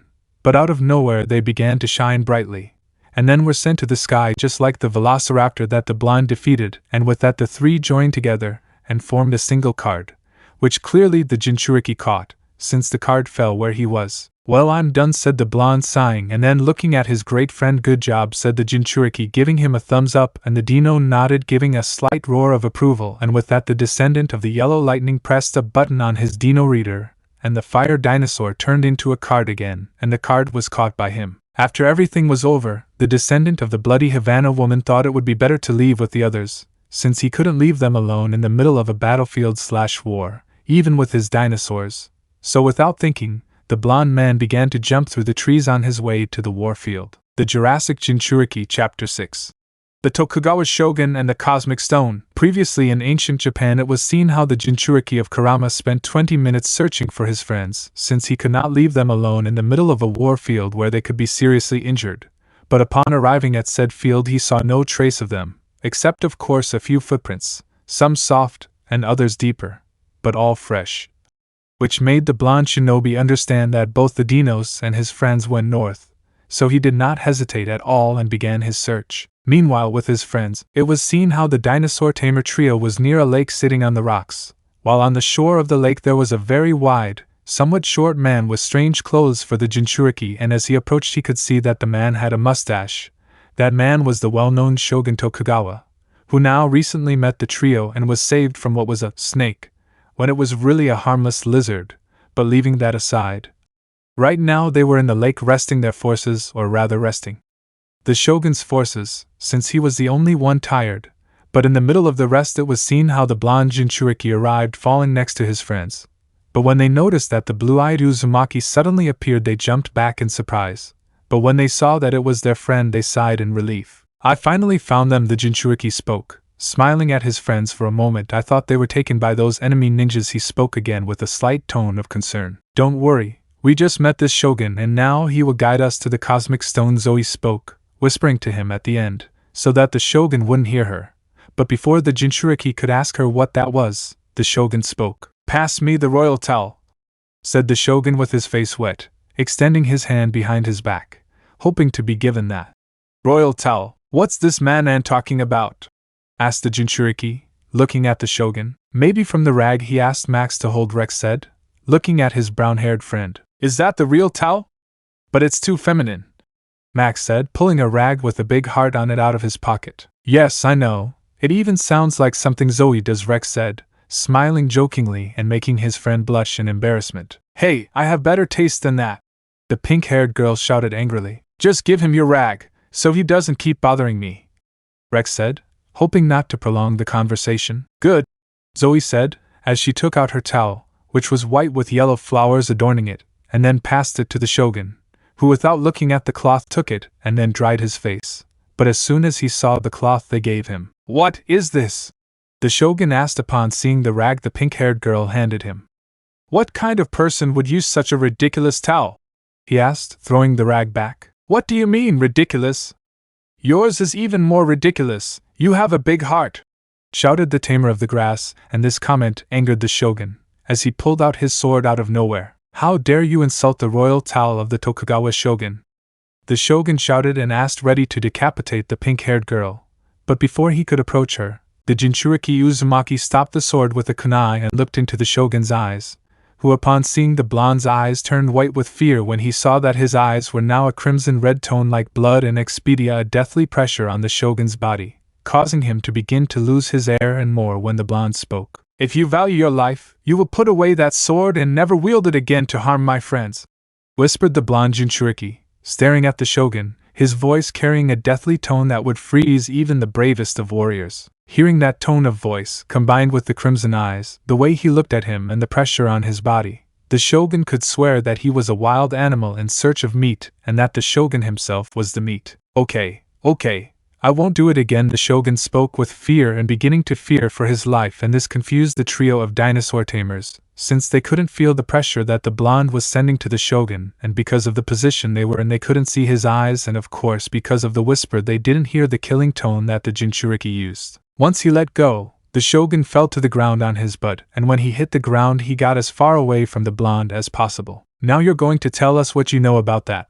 Cosmic Stone, and you'll do it now, the blonde ordered, still with crimson eyes and a killing tone. Yes, I will do it immediately, the Shogun spoke fearfully, making the dinosaur tamers happy, since with this they had a better chance of finding the Cosmic Stone. After that, and the blonde man forcibly lifted the Shogun began to speak. Legend says that the moonstone is behind an object that shines with 7 colors, said the Shogun, leaving the quartet of children thoughtful. If it shines with 7 colors, then it means that the object is on a mountain, but since he said it is behind that object, then it must be something that reflects the sun. Like the waterfall I saw when I was coming here, said the blonde, remembering his journey, and at the mention of a waterfall made the shogun nervous, which was noticed by the others. So it's behind that waterfall, Naruto. Take us. Zoe spoke to her friend, who nodded. It's this way, follow me, I said, as I began to walk into the forest. After 10 minutes of traveling, it was seen how the group had reached what was the beginning of the lake where they were, since by how the waterfall went down it was clear that it reached the previous lake, and at that the sun in a certain position rebelling behind some trees, it looked like it was in contact with the flow of the waterfall. It began to shine, giving a rainbow effect of 7 colors. Wow, it was really here, said the Uzumaki, smiling, seeing that he was right about something. Hey you, check behind the waterfall, see if there's an entrance, the shogun asked Rex, hoping that the blonde Jinchuriki wouldn't attack him again, and in that the blonde wind tamer stood on a rock next to the waterfall. But, hey, there's nothing behind this waterfall, Rex spoke to the others. Check again, there must be an entrance, the shogun spoke tensely, and the blue-eyed man checked again.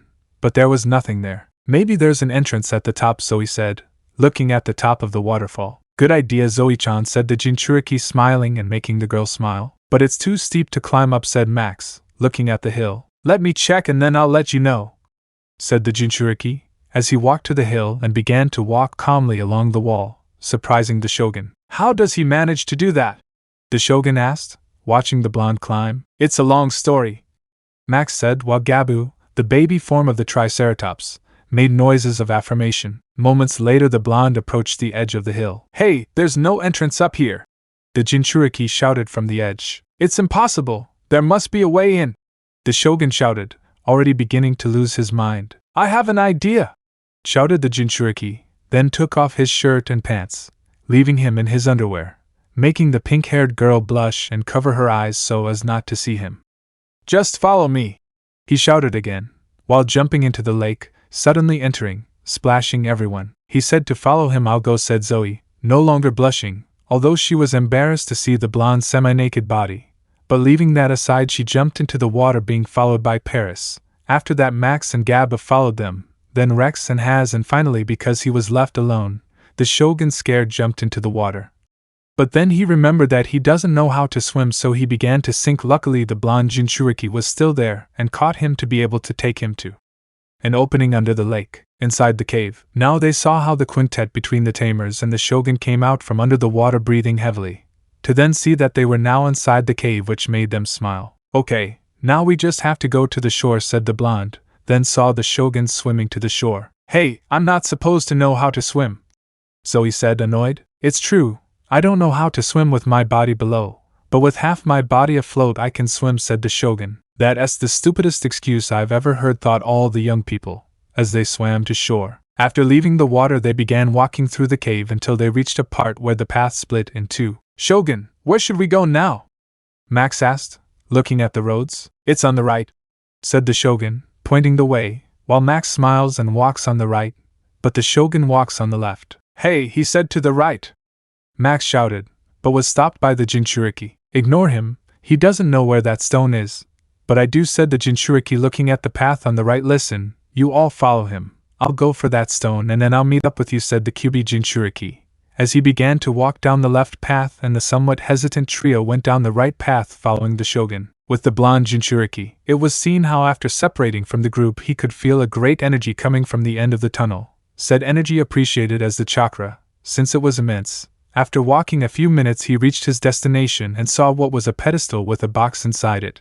After approaching, the blonde opened the box and saw that it was in effect a light bluish sphere that shone intensely, almost like his Rasengan. After closing the box, the blonde took it, smiling at having found one of the cosmic stones that his friends were talking about.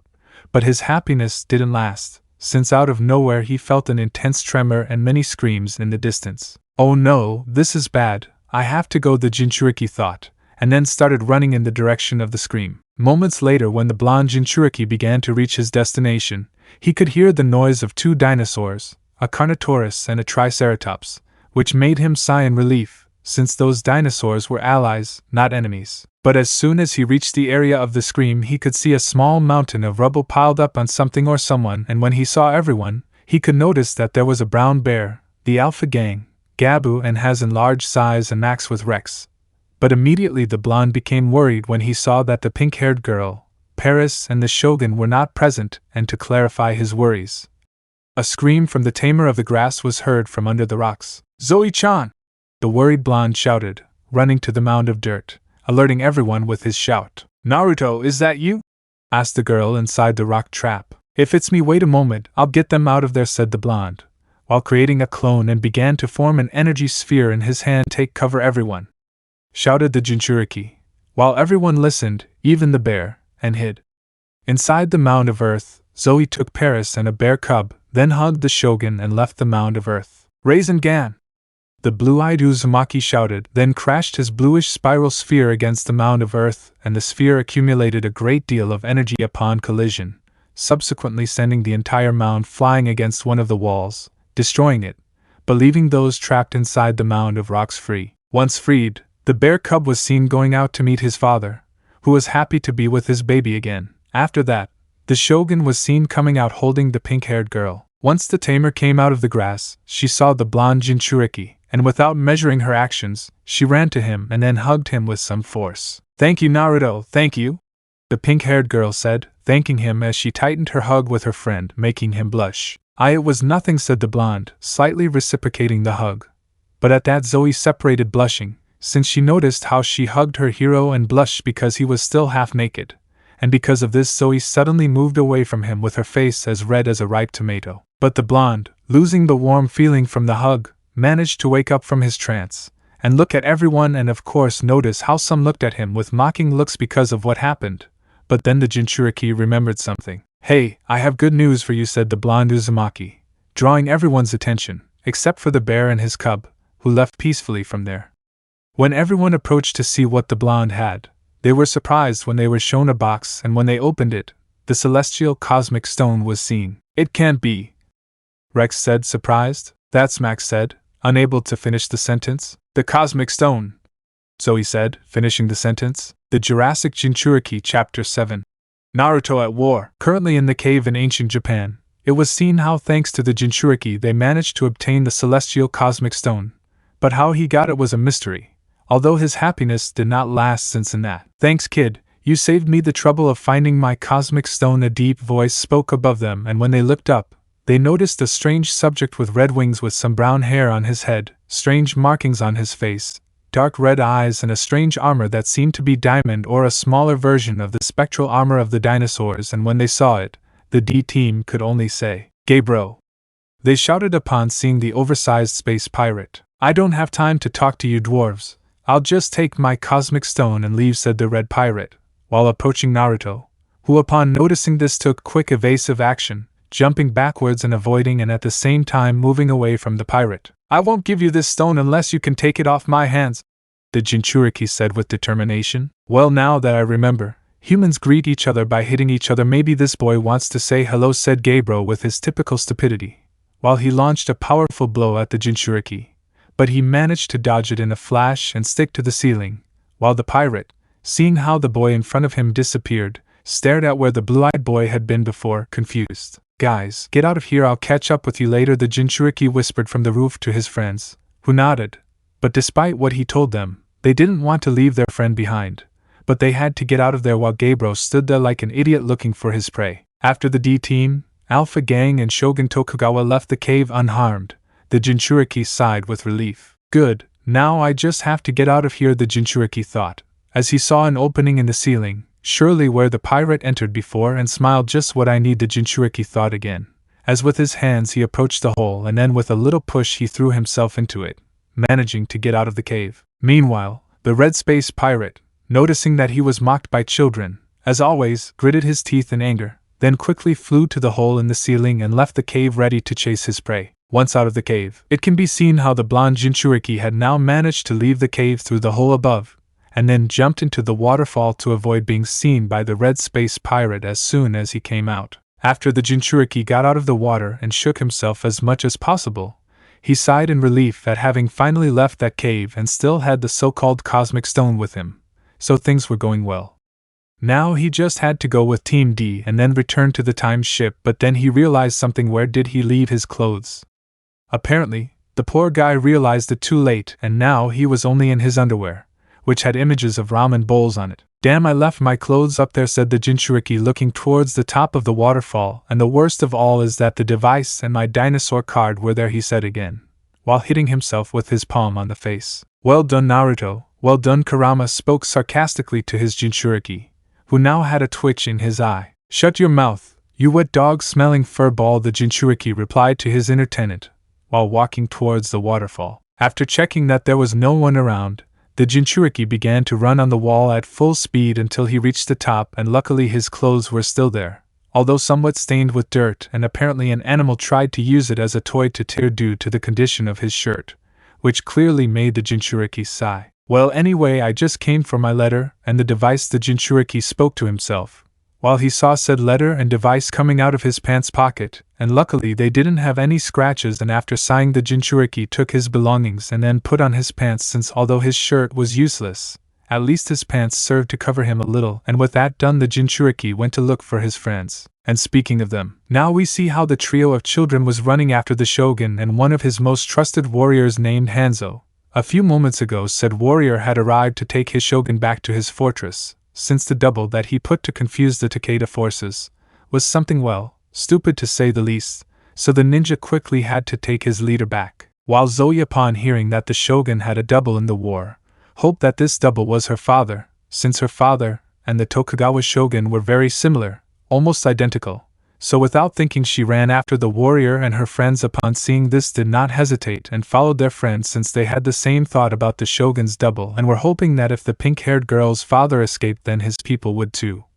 So everyone, forgetting about the Jinchuriki, ran towards the war field. Meanwhile with Naruto, now the QB container was seen running as fast as its legs could take it to reach the war field, since without knowing why, it believed that its friends would be there, that and also because it received a message from Rex a few moments ago saying that they were heading to the war field. After 30 minutes of running without stopping, the Jinchuriki managed to reach what was the battlefield, and for some reason he saw thousands of warriors fleeing for their lives. At first the QB Jinchuriki did not understand why they were fleeing, but after a few minutes he managed to see the Carnotaurus, Triceratops and Parasaurolophus running at full speed towards what was the enemy army, scaring them away. Are those really the best warriors they have?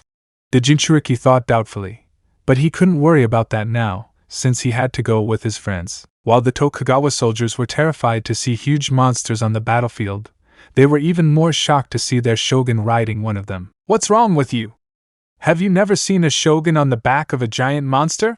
The shogun asked his troops, smiling, while everyone was greatly surprised to see their shogun there with those creatures, since they remembered that the shogun was in the tent behind the enemy troops with the generals. And speaking of that place, now it looks like a guy who seemed to be a second Tokugawa shogun seemed to be trying to flee on a horse secretly from the other war generals. But then a soldier appeared. What does shogun think he's doing? The soldier asked, confused by what his leader was doing. I have to go, since the story says that the shogun Tokugawa managed to escape. So I must escape now, the double spoke nervously, and the soldier was confused that his shogun was talking about himself in the third person. Although before I leave I will say a few words, the double spoke again. But then an arrow appeared, sticking in the shogun's armor, although the double believed that it pierced his skin, and he let out a cry of intense pain, causing the horse to begin to gallop with all its energy. Those are terrible words, the soldier shouted in panic as he saw his leader fleeing. Meanwhile with the guys from Team D, not applicable. At this point the Alpha Gang is chased by the Bear family. Now it is seen how the trio of young people had met again with the Jinchuriki, and in the process they apologized for leaving him behind, since in the hope of seeing their parents they forgot about him. Don't worry, they did it for their family, said the Jinchuriki, smiling, making his friends smile back. But now coming to the subject, where are their parents? Asked the Jinchuriki, looking to the sides, since he knew that his friends' parents were kidnapped. But they just said that they had managed to escape and meet at this time. That's the problem. We just found out that the shogun's double, Zoe's father, just fled the war. Rex spoke, while Zoe seemed to get depressed for having been so close to going with her dad. Hey shogun, if you had fled like your double, where would you go? The Jinchuriki asked the shogun. Well, let's see. I would never run away from a battle. But if I were forced to do so, I would definitely go to the Hamamatsu fortress. It is the safest fortress and one of the few places I still dominate, the shogun spoke in response, while the Jinchuriki nodded. Before he could do anything, the Jinchuriki noticed that the army was starting to come for them, so he had to quickly think of a plan. Listen, this is what we'll do, Max, you, Rex and Zoe will go with the Shogun to that fortress, while I stay with the Tokugawa army and hold back the enemies as much as possible. The Jinchuriki spoke seriously. Are you crazy? If you stay, you risk being imprisoned or worse, Max shouted, trying to stop the Jinchuriki from doing something stupid. Yes, and we can't leave you behind. Well, not again, Rex said, not wanting a friend to stay in the war from which he might not come out alive. Naruto, you can't stay here. It's dangerous even for you, Zoe said worriedly and felt a pang in her chest at the thought that the blonde Uzumaki could be enslaved or worse. I am aware of the danger, but come on, you found me in worse conditions than these and I am still alive, said the Jinchuriki smiling confidently, while his friends nodded, since when they found him he was barely still alive. Don't worry about me, I promise to catch up with you as soon as I can, besides I will only gain time, I will not stay to fight forever. He spoke one last time smiling, while his friends looked at him worried. Since it was crazy to stay, but knowing that he would not give up, they had to leave. You heard, troops, now young Naruto will be your leader until we return. The Shogun spoke to his army troops, while everyone nodded at the order. But before they left on their dinos, the pink-haired girl approached the Jinchuriki. Please come back with us soon, Naruto, she spoke in request, before giving the Jinchuriki a quick kiss on the cheek, which was noticed by everyone and caused different reactions. From the blonde Uzumaki, he got a blush on his face and a little steam came out of his body when he felt the pink-haired girl's lips on his cheek. The pink-haired girl blushed, embarrassed that everyone saw what she had just done, although her dinosaur, Paris, had an approving look, as if she already knew that this would happen. And as for the others, the brown-haired guy from the lightning bolt and the blonde guy from the wind were surprised, and in Taylor's case his mouth was so wide open that any insect could get in and out of there without any problems. After the Jinchuriki reacted and could begin to articulate words, he spoke. Well, you should go now, said the Jinchuriki, still half blushing, while Team D climbed onto their dinosaurs and then began to run towards the Hamamatsu fortress, and of course the Shogun was riding the Parasaurolophus. Once they left, the Jinchuriki turned around to look at the Tokugawa army. Now everyone fight for a tomorrow, so that you can all return to your families and make your Shogun proud of you, shouted the Jinchuriki, while the entire army nodded and gave a war cry and launched themselves to attack Takeda's forces. Time to increase our power, said the Jinchuriki, while taking out his card and black dino reader. After that his eyes changed from blue to crimson red and the Kyuubi's chakra began to flood his body until it reached the dino reader, giving him the strength to turn on. Now, Dino pass, the Jinchuriki shouted, while he passed his card over the slot of the dino reader. Then it shot out a strong crimson light, and in a few seconds, almost a minute, the good Saurophaganax appeared on the battlefield. Now, friend, let's fight, the Jinchuriki shouted to his dino, while he mounted on his head, and the dinosaur gave a loud roar in affirmation, then launched into battle. The Jurassic Jinchuriki Chapter 8. Exit from Ancient Japan, recovering Zoe's father. After the Jinchuriki launched into war with the power of his dinosaur, combined with the war forces of the Tokugawa shogun, this is what happened. In the war, after summoning his dinosaur and placing it on his head, Naruto gave the starting signal, so that his dino could begin to run at full speed against the enemy army. At that moment a strange general came out of the enemy's war tent, who was not a general, but the leader Takeda, who was an enemy of the Tokugawa shogun. So you finally left your place, thought the Jinchuriki smiling, while jumping from the head of his dinosaur, and then shouted at him without looking at him, friend, go help the others, I'll take care of it alone from here, shouted the Jinchuriki to his fellow dinosaur, who seemed not to want to leave him alone, but since it was his request, he had to comply with it. So with a half-turn the dinosaur launched himself to help the Tokugawa forces, while Takeda, seeing the child in front of him, is this all Tokugawa sends to fight me? Takeda asked sarcastically. You'll see that it's more than enough to defeat you, said the Jinchuriki, as he entered into a battle pose. I won't waste my time, Takeda said, raising his hand, and in a short time, 4 female ninjas wearing only black clothing from head to toe appeared defending Takeda. Leave this to us, Mr. Takeda, said the leader of the female group, while Takeda smiled, then walked away. I don't think it's fair 4 against 1, let's balance things out, said the blonde, putting his hands on X Kaiga Bunshin no Jutsu, shouted the blonde, and in that 4 copies of him appeared on the field, surprising the Kunoichi and Takeda himself much better. Now clones, take care of the Kunoichis. I'll go against Takeda, said the Jinchuriki, and his clones nodded, while the others were surprised to see that boy use clones, since that was a legendary technique that only a great master of the arts in battle could use. they do not know about chakra. But they didn't have much time to think, as out of nowhere a kunai appeared crashing into the ground.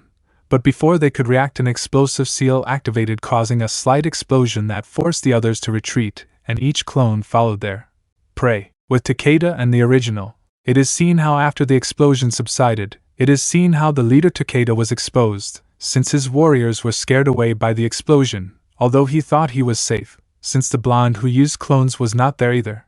But in that the ground beneath him began to crack, and later the Jinchuriki came out of the ground, trapping the feet of the enemy leader, who was upset by this surprise he took. "You won't get rid of me that easily," said the Jinchuriki, smiling. Then with a pull of force with the help of the Kyuubi's chakra, the Jinchuriki almost completely buried the enemy leader, who could not avoid that. "Damn, I'm trapped," complained the Takeda leader, seeing that he had no escape, since the only thing he had off the ground was his head. "You know, I thought you would be more difficult, being the leader of an army.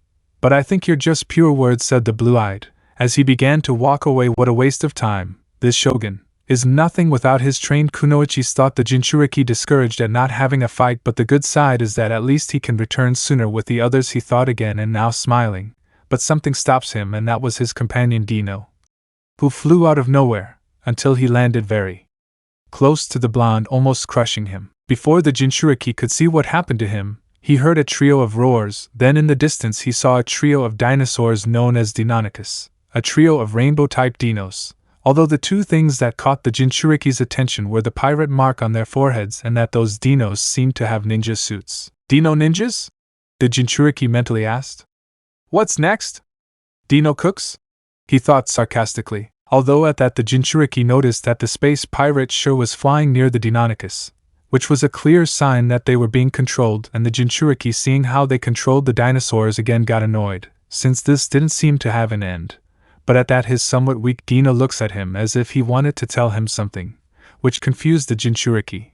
But at that, "Naruto, your dinosaur is asking you for help," Kurama spoke inside the mind of his container. "But how can I help him?" the Jinchuriki asked mentally. "I have an idea. Try to get him up and get on top of him.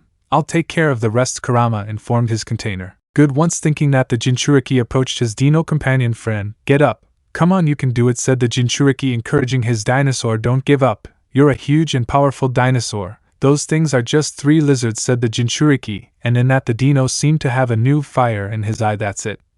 You can do it," encouraged the Jinchuriki, more smiling, and in that the Dino with some strength managed to start to get up, although his legs seemed to tremble when doing so, showing that he didn't have much strength. But once the dinosaur stood up, it lowered its head and then raised it to the sky with a powerful roar, showing that it was still standing and ready to fight. "That's it, friend," the Jinchuriki shouted, smiling, then remembered what the 9 tails named Kurama said.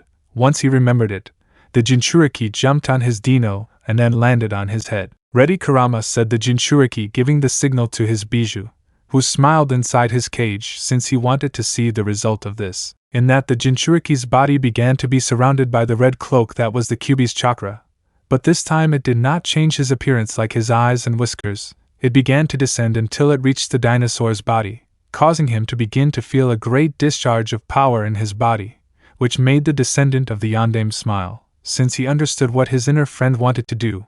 But in that he noticed a change. On the dinosaur's feet the cloak created chakra claws. On the head, the cloak seemed to create the silhouette of the Kyuubi's head, but without changing that of the Saurophaganax. And the most surprising thing was that behind the dinosaur another 8 tails emerged from the chakra cloak, and if we counted the one that the Dino already had covered by the cloak, there would be a total of 9 tails. Noticing this, the Jinchuriki was surprised. "Eto, Kurama, what happened?" the Jinchuriki asked his Bijou. "I just gave your dinosaur companion a power recharge, and I gave him an appearance upgrade," the Kyuubi no Kitsune spoke proudly, making his Jinchuriki let out an anime drop on the back of his neck. "Well, let's see what you can do now, friend," said the Jinchuriki, smiling, and his Dino let out a great roar in affirmation, then began to run after the Deinonychus. At that Sure, who was watching the war, noticed, or rather felt, that someone was approaching him from behind, and when he turned around he noticed a very unique dinosaur that had 9 tails. "What kind of dinosaur is that? And why do I care?" Sure asked herself mentally, then held her head in some pain. "It doesn't matter, Deinonychus, attack," ordered the space pirate with amnesia. Then her trio of dinosaurs turned to see the big Dino that was running towards them, and /A She believed that the Saurophaganax became a card when it fell. That's why she doesn't recognize it now that it has the change. Wait for it, whispered the blonde, while he watched the Deinonychus run after him and his partner wait for it. He whispered again when he saw that they were about to collide. Now! He shouted, and then the Saurophaganax made a great leap, causing the trio of dino ninjas to pass by, and when they saw that their prey was lost from sight they stopped suddenly. After that they heard a loud bang and behind them a trail of smoke accumulated.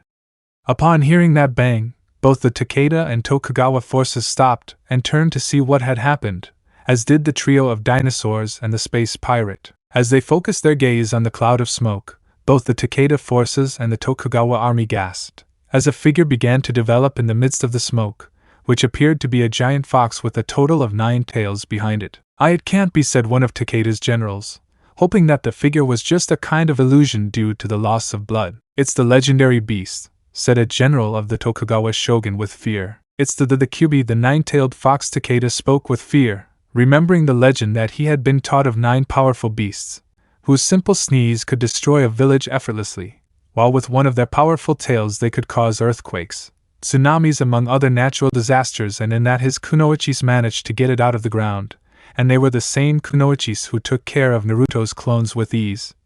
Although of course he sent them only to distract them. Meanwhile all the troops, both Tokugawa and Takeda, were frozen with fear, and even more so because in the silhouette you can see that he turned around and opened his eyes, which were crimson red, and his gaze was that of a beast with a thirst for blood. Forces withdraw now!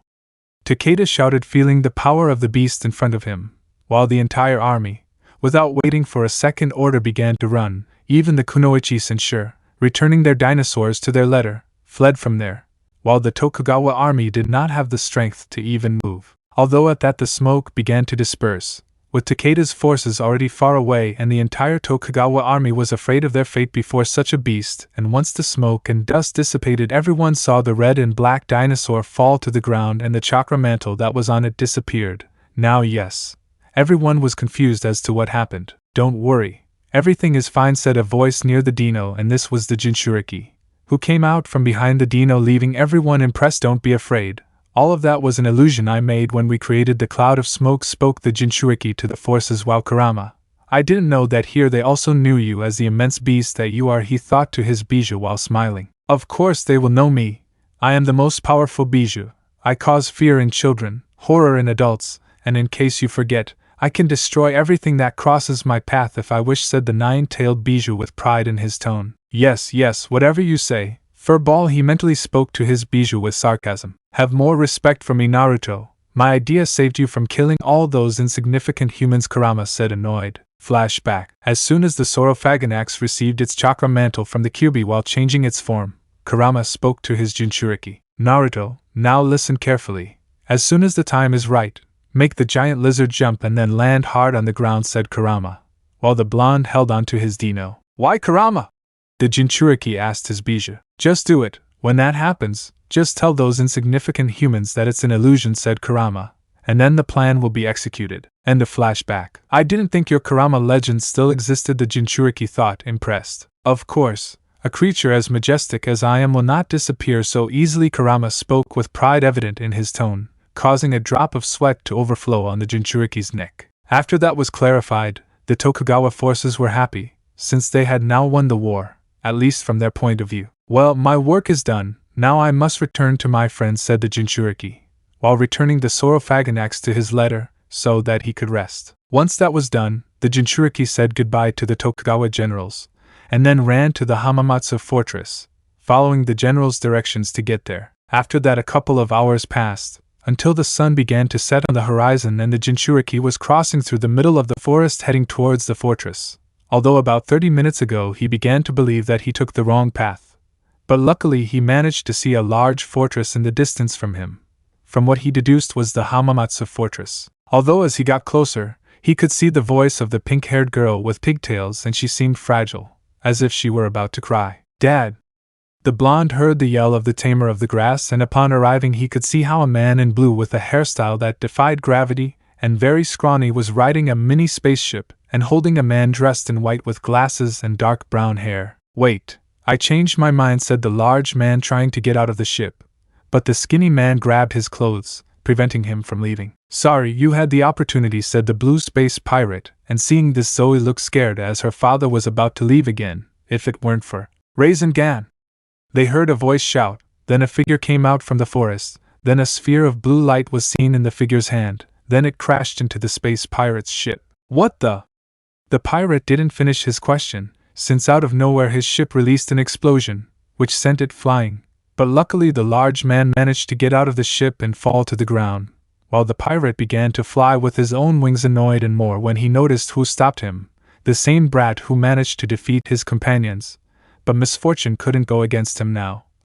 Since the Spectre only gave them exactly 2 days to get the Cosmic Stone and the time frame to complete it ended in 5 minutes. If he didn't get to the ship, then he would be trapped in this time. "I promise you that you will pay me, brat," said the pirate, before flying away. "Of course, scaredy cat," the Jinchuriki shouted, and the blue pirate heard him, but he had to swallow his anger to leave as quickly as he could. At that, the Jinchuriki could hear sobs behind him, and when he turned around he saw a pleasant and tender scene. He saw how the pink-haired girl with pigtails was hugging the large adult subject in a sea of tears that were not of sadness, they were of happiness, while the adult reciprocated in a fatherly manner. "Dad, I finally found you," Zoe said, still crying happily, as she strengthened the hug. "I know, Zoe, and I'm glad to be with you again," the adult whispered softly. "I just wish your mother and the others had managed to escape," he said, sighing, then turned to the blonde Jinchuriki. "Thank you, seriously.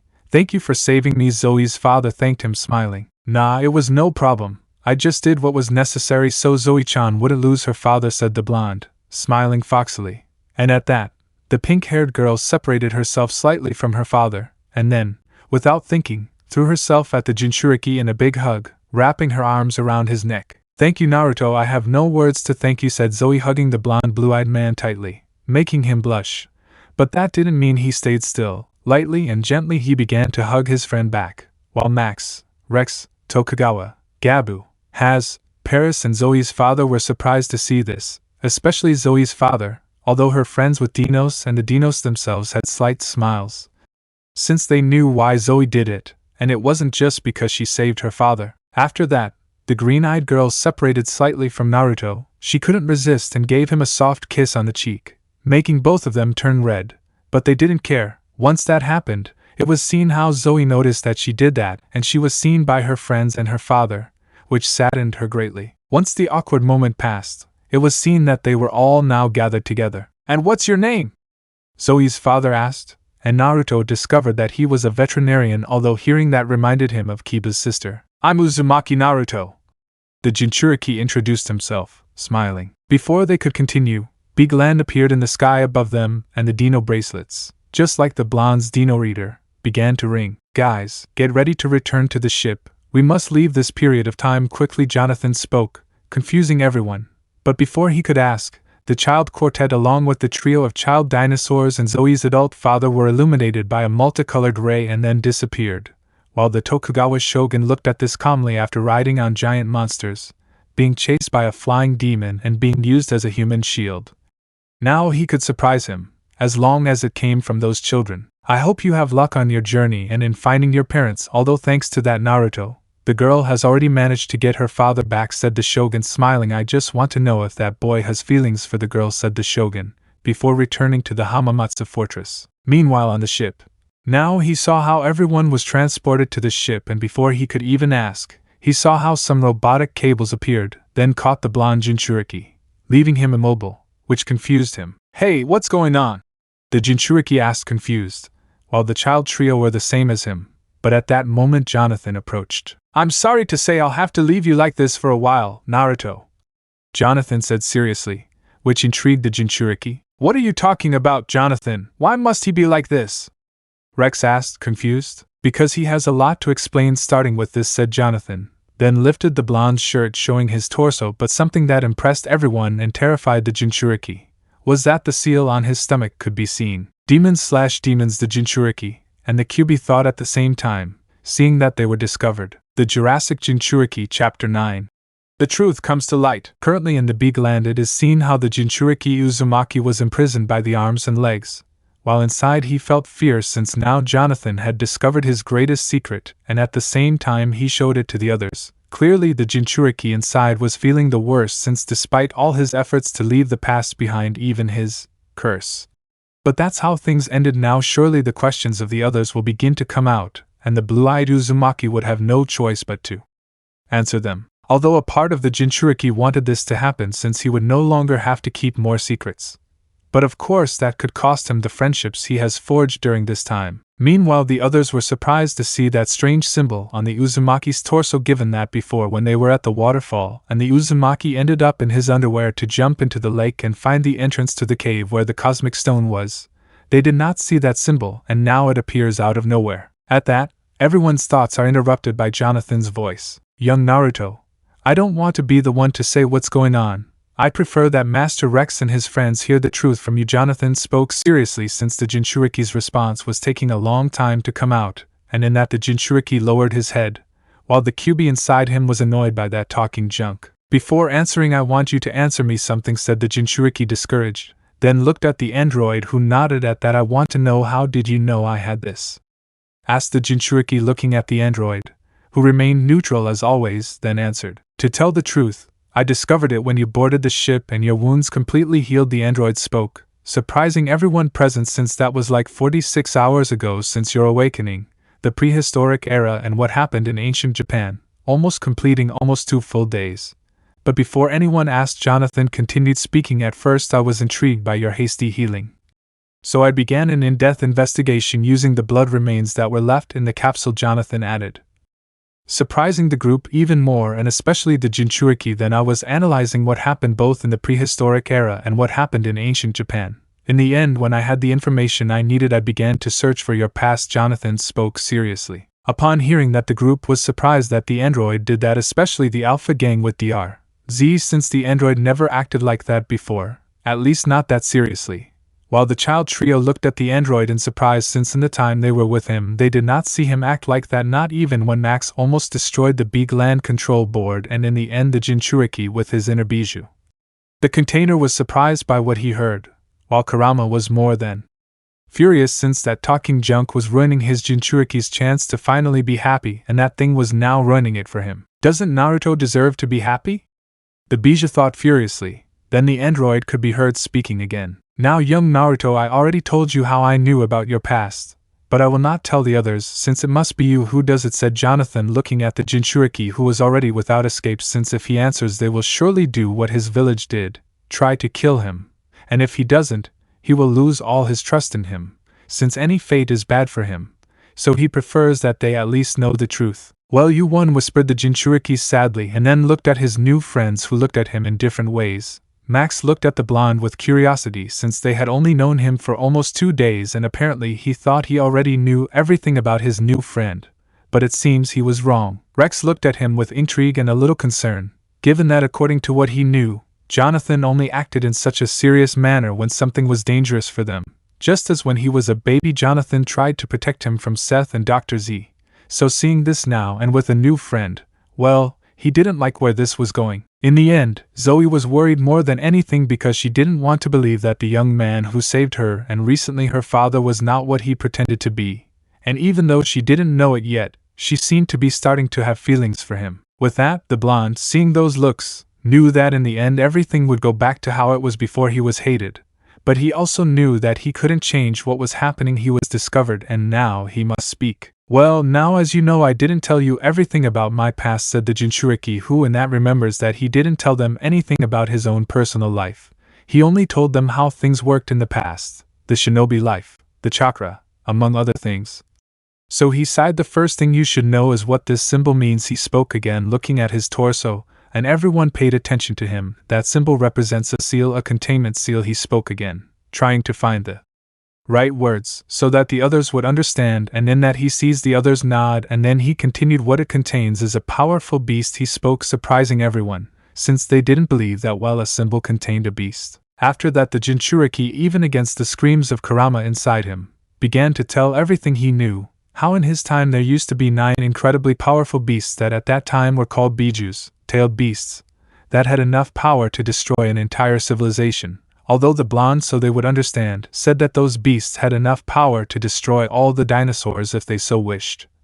which surprised everyone present since if it was difficult for them to fight dinosaurs, clearly using dinosaurs, then fighting one of those bijus would be impossible, although the blonde continued on that. And with that he mentioned that there were people called Jinchuriki who were the very definition of container or jailer, since those Jinchuriki were the ones who protected a biju within them, and that as they saw now, he was a Jinchuriki, and not just any biju, he was the Jinchuriki of the most powerful biju of all, the Kyubi no Kitsune, nine-tailed fox. Just as he finished saying those words, he caused the children's trio to be greatly surprised to the point of believing that the blonde was lying, but they knew that he had no reason to lie to them, while Dr.Z was thinking and understanding what the Uzumaki was saying. While the trio of jesters from the Alpha Gang were hiding behind the Tyrannosaurus/Terry, who was now in miniature like the Spinosaurus/Spiny and the Cycania/Tank, due to the fear they suddenly felt when imagining a creature even more fierce and powerful than a dinosaur. After that the now discovered Uzumaki sighed since he knew what would happen now. "Go ahead, Jonathan, I know that now you will surely send me away," whispered the Jinchuriki sadly, calling everyone's attention and surprising them, while the android remained in his peaceful position. "I won't do that yet since you forgot to say something," Jonathan spoke, surprising the Jinchuriki, and then he wondered what he was talking about, although Kurama, understanding what the android was referring to, told the Jinchuriki that he forgot to say how he became a Jinchuriki, and upon hearing that clearly the blonde was surprised by it, and then thought if he should say that or not, but since Kurama agreed, well, he had nothing to lose. Well, after saying that the Jinchuriki sighed and then began to tell what happened exactly 13 years ago. Well, 13 years before he was saved in the Valley of the End. As the day of his birth, October 10th, when his mother gave birth to him, a masked man had attacked and kidnapped her, then using a release jutsu, he snatched the Kyubi from within her. "Wait a moment," Zoe asked nervously and at the same time a little scared, calling the Uzumaki's attention. "Why, you said that you are the Kyubi's Jinchuriki? How come your mother was one too?" she asked, not fully understanding that part. "That is because when a biju is extracted from its Jinchuriki, said Jinchuriki perishes after a short time, and then so that the biju would not continue with the destruction of the village, my father, who at that time was the Yondaime Hokage, had to seal the Kyubi in a new container, and for the sealing to be effective he had to do it in someone who did not have a chakra system and a baby." The Jinchuriki spoke haltingly, and making everyone gasp in surprise, all except Jonathan, since now they knew that an almost unstoppable beast was sealed inside Naruto when he was a baby not even a day old. In other words, they gave the Uzumaki a great burden to carry, only being a few hours old. After that the Uzumaki proceeded to tell how after that day he had grown up alone, without family, without friends, without a reason to live. That hurt them all, but it was nothing compared to the pain they felt in their hearts when the blonde began to tell them how throughout his childhood the only thing he received from the village were beatings to death, and they treated him like a demon who deserved only death. Even against his father's last wish that he be treated, not as a hero, but as a normal child. But even so he suffered the worst hells because of the idiocy and fear of all the villagers of Konoha. Upon hearing that there were different reactions, the three members of the Alpha Gang were crying their eyes out upon hearing what the Jinchuriki suffered at such a young age. Max and Rex were clenching their fists and teeth, trying to contain their great anger towards those idiots who were constantly attacking the blonde. Zoe's father, upon hearing what such a small child suffered, made his paternal heart take action, and he began to cry silently about it. Dr. Z, even with his father's heart, was sad, but unlike his children, for those who have forgotten or don't know, the Alpha Gang are adopted children of Dr. Z, he didn't show it at all, although that didn't stop a tear from escaping him. Jonathan, seeing that all the truth that he knew, left the Jinchuriki's body and pressed a button that released the Jinchuriki's limbs, leaving him standing on the ground, and then he felt something on his legs, and when he looked he noticed that they were the Triceratops/Gabu, the Carnotaurus/Haz, and the Parasaurolophus/Paris in their miniature versions hugging the Jinchuriki's legs, and by the looks in their eyes the blonde knew that they were sad. But then he felt himself being hugged very tightly, and upon checking he noticed that it was Zoe, who was now crying and sobbing non-stop, while trying to hide her face in the blonde's chest. How can you say all that and still smile?" Zoe asked, devastated inside, imagining poor Naruto being attacked like that when he was a child, while the blonde, upon hearing that, gently reciprocated the hug and began to caress Zoe's head, then speaking to everyone softly. "The reason for that is because despite everything, I always had a person who was looking out for me, a man I am honored to call Aji-san," said the Jinchuriki, smiling, while the pink-haired girl was still crying in his chest, but she was slowly calming down, while the others, well, upon hearing that, little by little they began to clamor their anger or sadness, although it was not completely erased from their minds. And with that, after 30 minutes had passed, it was seen how everyone was already calm, but still sad about what they heard from the Jinchuriki, who was still being hugged by the grass tamer. And then Jonathan approached Naruto and bowed in apology. "Young Naruto, I'm sorry I had to make you say all that," said the android, still bowing, while the blonde said that he shouldn't apologize, since by telling the truth, thanks to that, he took a great weight off his shoulders, although in that he felt curious about something. "Hey Jonathan, what happened to my time after my disappearance?" asked the Jinchuriki, making everyone look at him, even the android, who had gotten up and went to the Big Land's central computer, then opened its information site, where he took out the information of the shinobi era and with it Naruto's past. "Here you have young Naruto, past, present, and future since we rescued him," Jonathan spoke, and with that the nervous blonde approached the screen to then review the information. The Jurassic Jinchuriki, Chapter 10. Farewell Shinobi Life. Currently in the Big Land, he looks like now, the blonde Uzumaki. After having revealed the whole truth of his hellish past to his new friends, he looks like the android. Jonathan decided to show Naruto what happened to the shinobi era after the Dino Tamer group took the blonde from his time, and the blonde Jinchuriki, when seeing the information that was on the screen, he went from being happy to being surprised. Since according to what was said on that screen, the shinobi era was practically destroyed exactly 6 years after he disappeared, this information clearly left both the Jinchuriki and the bijou inside him in shock. "This can't be," whispered the Jinchuriki, not wanting to believe what he saw on the screen, since he didn't want to believe that everything he knew had disappeared without a trace. But then Jonathan decided to speak. "I regret to say that it is true, young Naruto," said the android, standing up, then looking at the surprised Uzumaki, who right now seemed to have fallen to his knees. "In your era, an incredibly powerful beast, even more powerful than the 7 cosmic stones together, materialized out of nowhere, and even with all the efforts of those 5 great nations, no one was strong enough to face that creature, and because of that, that incredibly powerful beast destroyed everything and everyone in your era.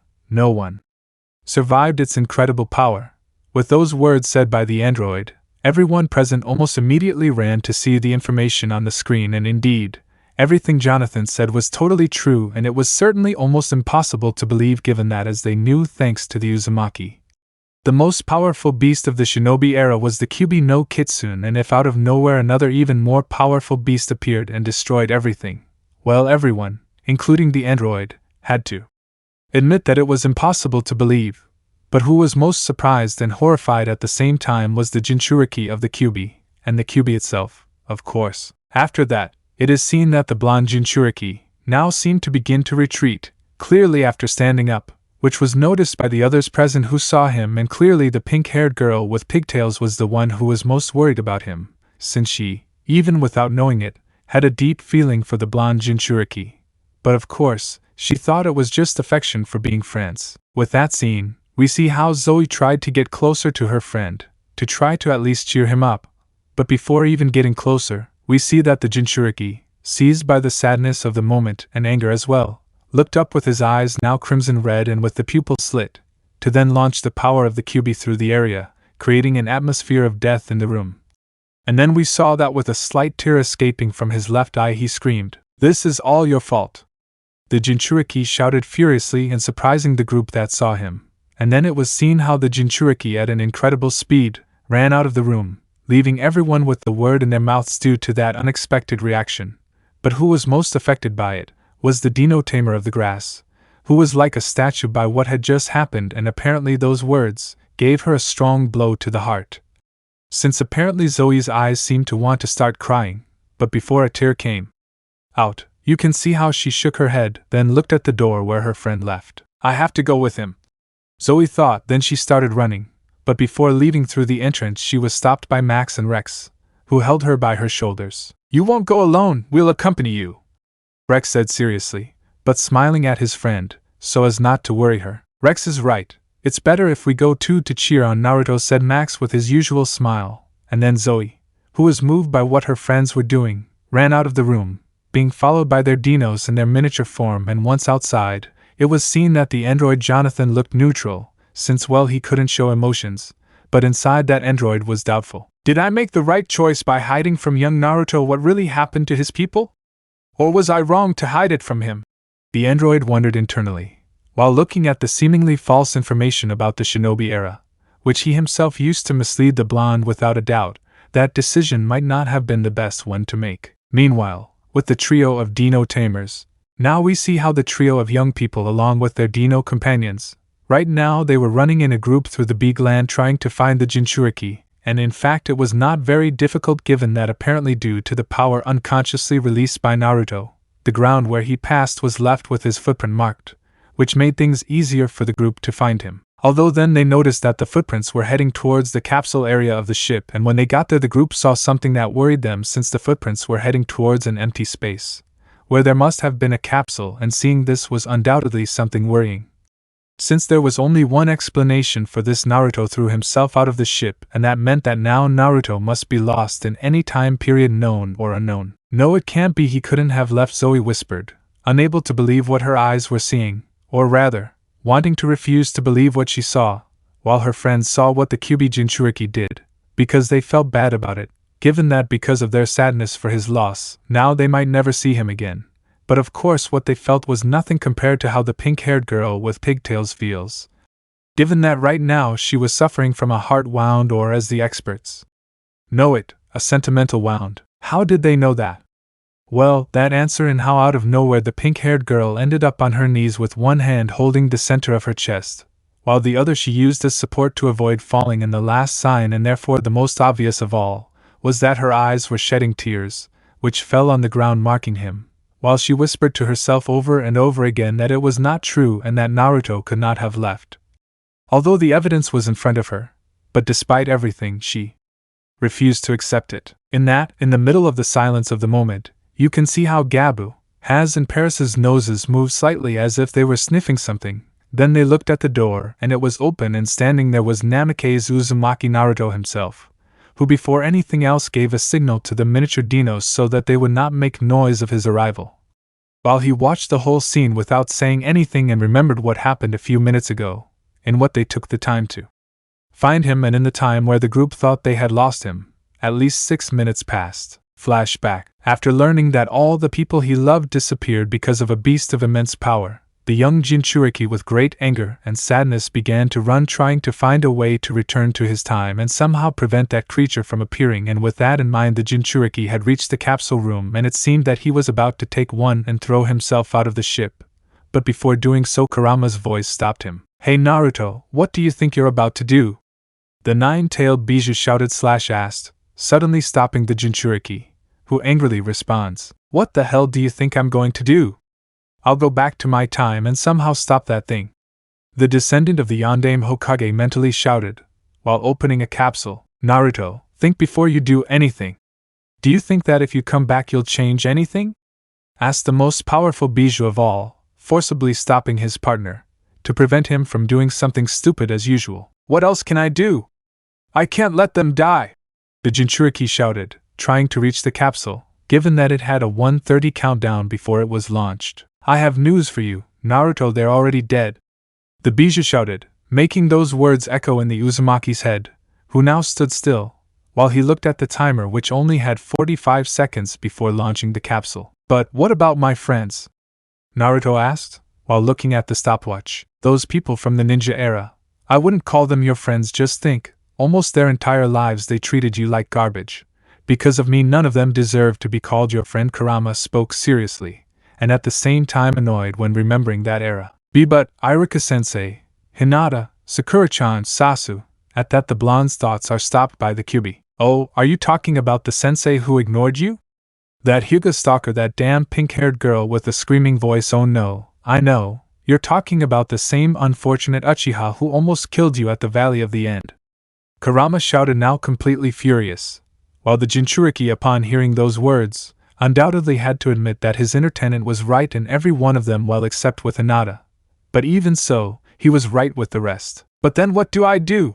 the Jinchuriki asked, while the stopwatch was showing 15 seconds. "Stay with them. They saved you from death at the hands of that emo. They stayed by your side even though you had me inside you, and besides, they don't pretend to be your friends to get something from you," replied the Nine Tails, making the Jinchuriki react.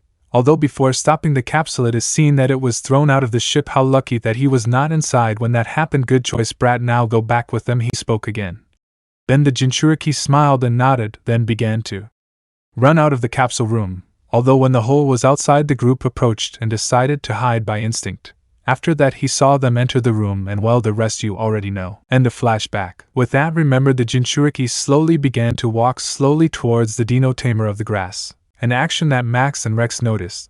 But when they turned around, they were about to speak, but he makes the sh sign so they wouldn't say anything, and with that, when he noticed that no one would speak, the Jinchuriki walked until he was near Zoe, who was crying inconsolably. No, I don't want him to go, I want him to be by my side, whispered Zoe, crying, and then unconsciously began to say I. Before she could finish speaking, she felt a hand on her back, and when she turned around she saw the only thing that could cheer her up at that moment, the Jinchuriki smiling at her. Hi Zoe-chan, did you miss me? The Jinchuriki asked, smiling, and then in response Zoe tackled him in a strong and almost suffocating hug, and then tried to hide her face in Naruto's chest, who reciprocated the hug as best he could by stroking her hair. Idiot, Naruto, you're an idiot. How could you do this to me? How could you make me believe you were abandoning us? Zoe asked in tears, while she tightened the hug. I'm sorry, Zoe-chan, I'm really sorry. I didn't mean to hurt you, the Jinchuriki spoke, trying to calm his friend. Now I understand that my era, the shinobi era, is in the past, and now I must stay here in the present, with you and the others, he spoke again, smiling, then turned to look at Max and Rex, just as he looked at the baby dinos. We are glad to hear that you are staying, Naruto. You are very important to us, said Max, smiling Naruto style. For some more than others, Rex thought, smiling as he watched Zoe show no signs of wanting to leave the Uzumaki. Thanks, Kurama. If it weren't for you, I would have given up my new life with my friends, the Jinchuriki thought, smiling and tightening the hug. Whenever you want, brat. Whenever you even think about coming back, I will yell at you until you come to your senses, said the Bijou, laughing lightly. I hope so, Furball. It's official. I won't think about going back anymore. Now yes, goodbye to my past, the Jinchuriki thought, smiling. I was never a shinobi. The Jurassic Jinchuriki, Chapter 11. Memories of Ramen. Currently in the Big Land, it looks like once everyone was already relaxed by the sudden shock of the escape of the blonde Uzumaki. So after all that was behind them, the mini-group returned to the main area of the ship, and everyone smiled when they saw that the Uzumaki was still with them. Especially Mom's father, since he knew well the feelings of his daughter for the Uzumaki, and seeing that the Jinchuriki was a good person, because he accepted if his daughter had a relationship with him. And then the android at the control panel seemed to be receiving something, so he informed everyone, which alerted everyone that it could be another cosmic stone. But to clear up any doubts, the android began to speak. It's a transmission from the laboratory of the present, said the android, and in that a holographic screen distorted by static appeared, and there you could see a woman of at least 18 or 19 years old with blonde hair tied in 2 pigtails that went down reaching her poor below her shoulders, light purple eyes covered by glasses and light skin. She wore, or at least from what was seen on the screen, a light green jacket, covered by a white lab coat with green sleeves, and in her hair she had a pair of light green brooches which held her hair. Seeing that young woman, everyone, except the Uzumaki and his bijou, recognized her as Risa Tatsuno, Mom's older sister. Big Land? Attention, Big Land, can you hear me? Asked the blonde woman, trying to make contact despite the static they were experiencing. And Jonathan, after configuring a few things, the static disappeared. Liz Nay-san, we finally hear you again, said Mom, relieved to see her sister again, given that about 10 days ago they lost connection with the laboratory and had not been able to re-establish it, at least until now, which relieved those present. What are you talking about, Mom and Moto-chan? We stopped talking just 10 minutes ago, said the blonde, confused and making the whole group look at each other. 10 minutes? But we went 10 days without seeing them, Ryota said, looking at the screen confused, while the others nodded, although Jurasin said that since they were in a space-time tunnel, it was normal for there to be such time differences. Although to be honest, he was also surprised that the difference was so big, although in that 2 young people, one of them was at least 12 or 13 years old, dark brown hair, black eyes with a shine in them, and tan skin, and apparently wore an opaque green hat with orange lens goggles. The other figure was about 20 years old, had pink hair that barely reached her neck, soft green eyes, and light skin. They were Dr. Sonoida's grandchildren, Sonoida Roto and Sonoida Loa, who were now smiling as they looked at the lab screen looking at the Big Land. Hello, long time no see, Roto said, smiling, while the group returned the greeting. Aji-san doesn't cause problems, right? Loa asked, smiling, at which the doctor got nervous, but Ryota, being good, said not so many, he only created some setbacks, but nothing serious, which relieved the child duo in the laboratory, although at that Mom smiles, then looks at his sister. Nei-san, guess what? We managed to save Oto-san, said the pink-haired girl smiling, surprising her sister, and to confirm what she was saying, the smiling veterinarian stepped forward, smiling at his eldest daughter. Hello Liz-chan, I'm glad to see you again, said Dr. Tatsuno, smiling at his daughter's surprise and joy. How did it happen? Asked the young woman, surprised and happy, wanting to know how they rescued her father, to which the group looked at each other and nodded. Then Mom took the hand of the Uzumaki, who until now was distant so as not to interrupt, but seeing the sudden action of his friend could not react in time and was taken with her to the side of the trio of the laboratory. It was all thanks to our new friend Uzumaki. Naruto, the pink-haired girl, spoke and introduced the new member of the team, although when she saw him Raisu was surprised and was going to speak. But I didn't succeed, for the simple reason that a kind of multicolored light appeared in front of the ship, which later looked like the silhouette of a bird or something like that. Seeing that silhouette, the group knew who it was, the pterosaur that guided them to different times and places in the big land, always guiding them to where and when the cosmic stones were. So if they saw it again, then they already knew what it meant. Well, everyone except Mom's father, the blonde Jinchuriki, and the bijou inside him, and the three members of the laboratory who turned to look at the shiny dino. Although for some reason the nine-tailed bijou, upon feeling the power of that strange bird, felt somewhat familiar. What is this feeling? Kurama thought seriously, since he knew he felt that presence somewhere else.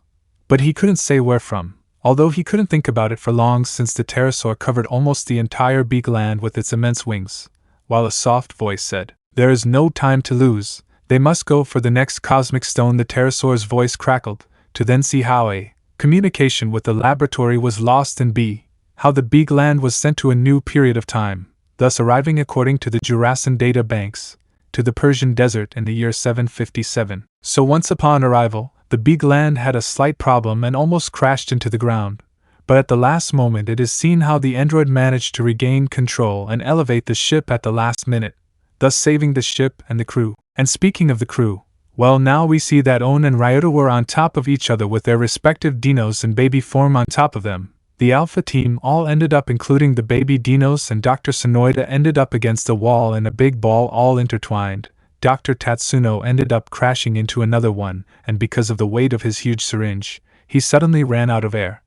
Jurassic managed to stay on the big land's control board so as not to be thrown against any part of the ship, while with the pink-haired girl and the blonde Uzumaki, they were left in a somewhat compromising situation, given that the Jinchuriki of Kurama was against the floor and the wall of the big land, and apparently the dino tamer of the grass landed on him, taking a good hit. But when the young purple-eyed girl looked up, her purple eyes met the sapphire blue ones of the blonde Uzumaki. That was not a problem. The problem was the short distance in which they were left, given that from a certain point of view, they seemed to be about to kiss. Both of them, noticing this, turned completely red as if they were a complete imitation of a certain Aji Pearl from the Shinobi era. Although apparently either of them gave a reaction of separating, in fact it was the opposite. The pink-haired girl even came closer until she was almost touching her lips with the blondes. But in that the big land shook completely, suddenly pushing them away and making them fall to the ground again. After a few minutes it is seen how everyone managed to get up from their positions with slight pain from the blows, although apparently luckily for the purple-eyed no one saw what almost happened to her with the Kyuubi's Jinchuriki, who now could not even look at her because of the state they were in before, and everyone seeing her flushed face, they wondered what could have happened to make her end up flushed like that. But of course no matter how hard they tried they would not guess. After that awkward moment ended, it is seen how Jurassic was now informing the others of the time and place they were in, and apparently he added that at this time the desert used to be full of bandits and thieves, which alarmed everyone. But thanks to the fact that they were on the ship they should not worry about an attack, at least not now, although apparently Ryota and Naruto upon hearing that thought it was great. Although of course everyone looked at them as if they were crazy, but given the time it was and the place they were in, they couldn't start looking for the cosmic stone, because if they did, they could end up ambushed by thieves. Although with their dinos and the shinobi skills of the Jinchuriki it wasn't a problem, they couldn't be hiding all night in the desert, and to tell the truth they were all a bit tired. So after dinner what Talbone prepared, which curiously for everyone and to the immense joy of the Jinchuriki, dinner that day was ramen, seeing that everyone had asked Talbone, since when she could cook this dish, to which she smiling. Well, using the scanner on my eyes, I scanned the eating habits of our new guest, and in his memories I found the recipe for this thing called ramen. I hope you like it, Talbone said, smiling. Then, seeing that everyone gave it a try, everyone except Naruto, who wanted to see everyone's reactions when they tried the ramen. After having tried just a bite of that broth with the noodles, everyone seemed to die at that moment from the heavenly flavor that danced through their taste buds, and in no time Ryota, On, Edom, Norati and Ursarapa had finished their part of the ramen. Without a doubt that dish they ate was a delight from the gods, and not just for them, since the rest of the group had started to eat, and they had to admit it was delicious. Even Sonoida believed that Talbone had a failure in his systems for cooking something so delicious, but if with this they could enjoy this delight, then let the failure remain. And in that apparently the blonde Uzumaki, now having started to eat, enjoyed every bite, since tasting it reminded him of his friends, with whom he shared a bowl of ramen. He also remembered the Ichiraka family.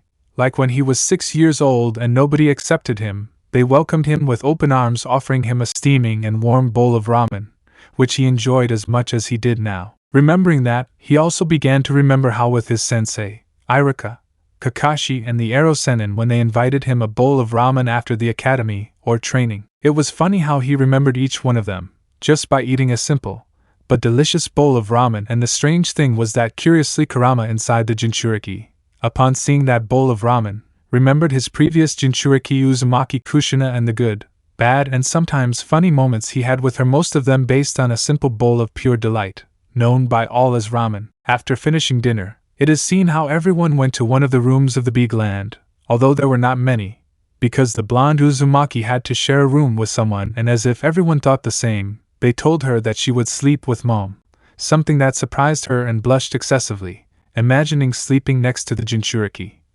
But once everything was ready, the Jinchuriki told her, smiling, that in order not to bother her, he would sleep on the floor, something that the pink-haired girl could not even say oops to make the Jinchuriki change his mind. So once everything was finished, it is seen how everyone in the big land, with the exception of the androids, fell asleep comfortably, and the Jinchuriki in that warm night of sleep remembered all the good things he lived next to his friends in the shinobi era. The Jurassic Jinchuriki Chapter 12, Princess Zara. After a quiet night's sleep in the time machine, you see how morning came to the Persian desert. It was a quiet dawn, without worries, without noise, and apparently without space pirates coming to ruin it. But apparently the peace would not last, for the simple reason that out of nowhere the ship's alarm began to sound loudly, suddenly waking everyone up and causing some like Max to fall out of their bed, hitting the ground hard, or at least hard enough to leave a slight bruise after that, and some like the brown-haired man and others like Ed rubbed their heads from the blow received. You can see how everyone, including the dino in their baby form, ran towards the big land control room, some running more asleep than awake. Once in the ship's control room, you can see how Dr. Z and the android Jonathan were at the control table. "Hey Jonathan, why are you waking us up so early?" asked the lightning tamer, yawning sleepily, while the others rubbed their eyes, some still in their nightclothes. "First of all, young Max, it's afternoon, and secondly, it wasn't me who woke them up, it was Dr. Z," said Jonathan, while typing on his keyboard, doing his classic search work, whether for the Cosmic Stone or the Space Pirate's ship. "It was me, and I did it so you'd stop idling around and go get my Cosmic Stone right now," shouted the white-haired doctor, while he quickly jumped up, clearly impatient, while threatening his henchmen to leave right now for the desert. "Listen, old man, if there is something you should never do is wake up a Jinchuriki." The Jinchuriki spoke with a half-dead voice, while looking at Dr. Z, who, upon noticing the look, became nervous. "Now the QB is yelling and scolding me nonstop for how you woke us up," the Jinchuriki shouted, still preferring not to tell Kurama's name to the others, and apparently now his head was twice his body. While everyone covered their ears from the loud scream, even Jonathan had to cover his ears because of that. After a few minutes, it was clear that everyone was now wearing their usual clothes and somewhat calmer from everything they had gone through just a few minutes ago, and of course, more awake as well. "Okay, when you're ready I'll send you to the desert," said Jonathan, typing on his tablet, preparing the coordinates. "Okay, ready?" asked the Jinchuriki, now wearing a loose black shirt, like the one Max wears. He had an orange vest closed over the shirt, black pants that reached just below his knees to give him better mobility. He had his typical shinobi sandals, but now instead of blue they were dark green, The fabric he wore with his headband was now black, since due to what happened the previous day, the bluish fabric ended up torn, to put it mildly. He had the kunai holder on a belt on the right side of the blonde, but this was covered by his vest, and apparently he had a bandana on his shoulder that was white, but with a black swirl on it. Many will wonder, where did Naruto get his clothes? Well, many would be surprised at how much a housewife android can sew in one night while everyone is asleep, and even Elga, so that the blonde wouldn't lose his only memory of his home, made him the new fabric for the headband that the blonde now wore on his forehead as he used to. Zoe, seeing the blonde with his new appearance, seemed to begin to devour him with her gaze, given that she had to admit he looked quite handsome like that, at least in her eyes, and that look she gave the blonde did not go unnoticed by the other passengers of the big land. Although returning to the blonde's question, "Yes, we're ready," Naruto Max answers, smiling as he knows how, while raising his thumb. "Ready, Jonathan? Send us," asked the Jinchuriki, smiling and looking sideways at the android, who upon hearing that nodded, then began to press some of the keys on his board, adjusting the coordinates well, and once with the coordinates adjusted, you can see how a multicolored pillar began to illuminate the children's quartet. Then they disappeared from the time machine, being sent to the desert. And while they would go to collect the next cosmic stone, Dr. Z went to investigate how the one they already collected from ancient Japan worked, although the doctor couldn't stop thinking, was there some connection between the Jinchuriki and the stones? Probably not, since the blonde was from a time long before that of the dinos, and as far as they knew, the cosmic stones appeared when that meteor fell to Earth, annihilating the dinos. In other words, the cosmic stones were created long after the shinobi era, so there could be no connection, or could there? Meanwhile, in the Persian desert, the Jinchuriki and his friends were seen landing behind some large rocks and heard what appeared to be knocks. But not just any kind of knocks. They were the knocks of dinosaurs. As they peeked slightly over the edge of the rocks that hid them, they saw a large Afravinator, hitting its head against what would be a door in a mountain, while Gavro flew near the dinosaur, showing that this dino was his, although the quartet was confused why the dinosaur hit its head against that wall, although in that Gavro, without knowing it, responds by thinking out loud, Maybe when Spectre said it was a secret door, he meant that there must be a word that opens it, said Gavro, without knowing that he gave important information to his enemies, and after that he returned his Afravinator to his card and flew away. Perfect, he's gone now, we can go investigate, said the young man with brown hair, smiling, but he is stopped by the Jinchuriki. What's wrong, Naruto? He asked, looking at him, and the Jinchuriki in response points to his Dino Lector turned on thanks to Kurama's chakra. The dinosaur is gone, but the signal is still there. Maybe there is another dino around here, the Jinchuriki spoke in response, while looking at his artifact, and apparently it is inside that closed cave, he added, looking at the sealed rock door and then at his artifact. So what are we waiting for? We have to go get him out of there, Max said, as impulsively as ever. Max, wait. First we need a plan. What if it's another one of the pirates already inside? Rex asked, looking at his friend, who stops when he hears him. I agree with Rex. That door shouldn't be the only entrance to the cave, Zoe said thoughtfully, and the Jinchuriki at her side nodded at what they both had said. Fine, but at least let's investigate how to open the door, suggested Max with a smile that the blonde knew well, since it was that typical smile that he used when he made jokes or when he already made it, although apparently that was not noticed by the other dino tamers, who had nodded and left with Max. He has them where he wants them, the Jinchuriki thought with a drop of sweat running down his neck. I don't want to believe it, but that Brad is just like you, just as idiotic too, Kurama spoke mockingly, which made the Jinchuriki slightly irritated, and before answering or the Bijou speaking to him, he cut off the communication between them and headed towards the group that was apparently looking for a way to open the door, and before reaching them, he saw a lever hidden among some rocks behind it, so intrigued he approached it. I know, let's use special codes, suggested the lightning tamer, smiling, while the blonde held the lever he found. Open sesame, he shouted, pointing to the door in order, while the blonde pulled the lever. For a moment nothing happened, but after a few moments it is seen that the door began to move, opening, before the astonished gaze of the Dino Tamer trio, who did not believe that it would really work, while the Jinchuriki looked at the open door and then at the lever he found. I can't believe that actually worked, the blonde Dino Tamer of the Wind admitted, unable to believe it, given that he believed it was his friend's phrase that opened the door, making it clear that no one saw the Jinchuriki pull the lever. Oh well, maybe that's why it's a famous phrase, Max said, clearly happy that his idea opened the door. Now let's go. he said, starting to walk inside the cave, being followed by his friends. I'd better not tell them about the lever, the blonde Jinchuriki thought, and before entering he smashed it so that no one would close the door, leaving them inside. Naruto, hurry up! Shouted the Dino Tamer of the Grass, already inside the cave. I'm coming, Zoe. I was just checking something. The Jinchuriki shouted, starting to run inside the cave. After walking for a few minutes through the dark cave, it was seen that the small group had arrived at a large room, so to speak, where everything was filled with pure gold, jewels, pearls, among other objects of immense value. Wow, look at that treasure, it's 10 times bigger than the big land. The Dino Tamer of the Lightning shouted in surprise, while his friends nodded at that. And look, there's no one taking care of it, he added, with a clear intention, which did not go unnoticed by the others, who had similar ideas, although doing anything made everyone feel a tremor. Hold on to something firm. The Jinchuriki shouted, and everyone, out of desperation or mockery, grabbed the blonde since he didn't get off the ground thanks to him constantly sending chakra to his feet, which made the Jinchuriki have a twitch in his eye. But not from me.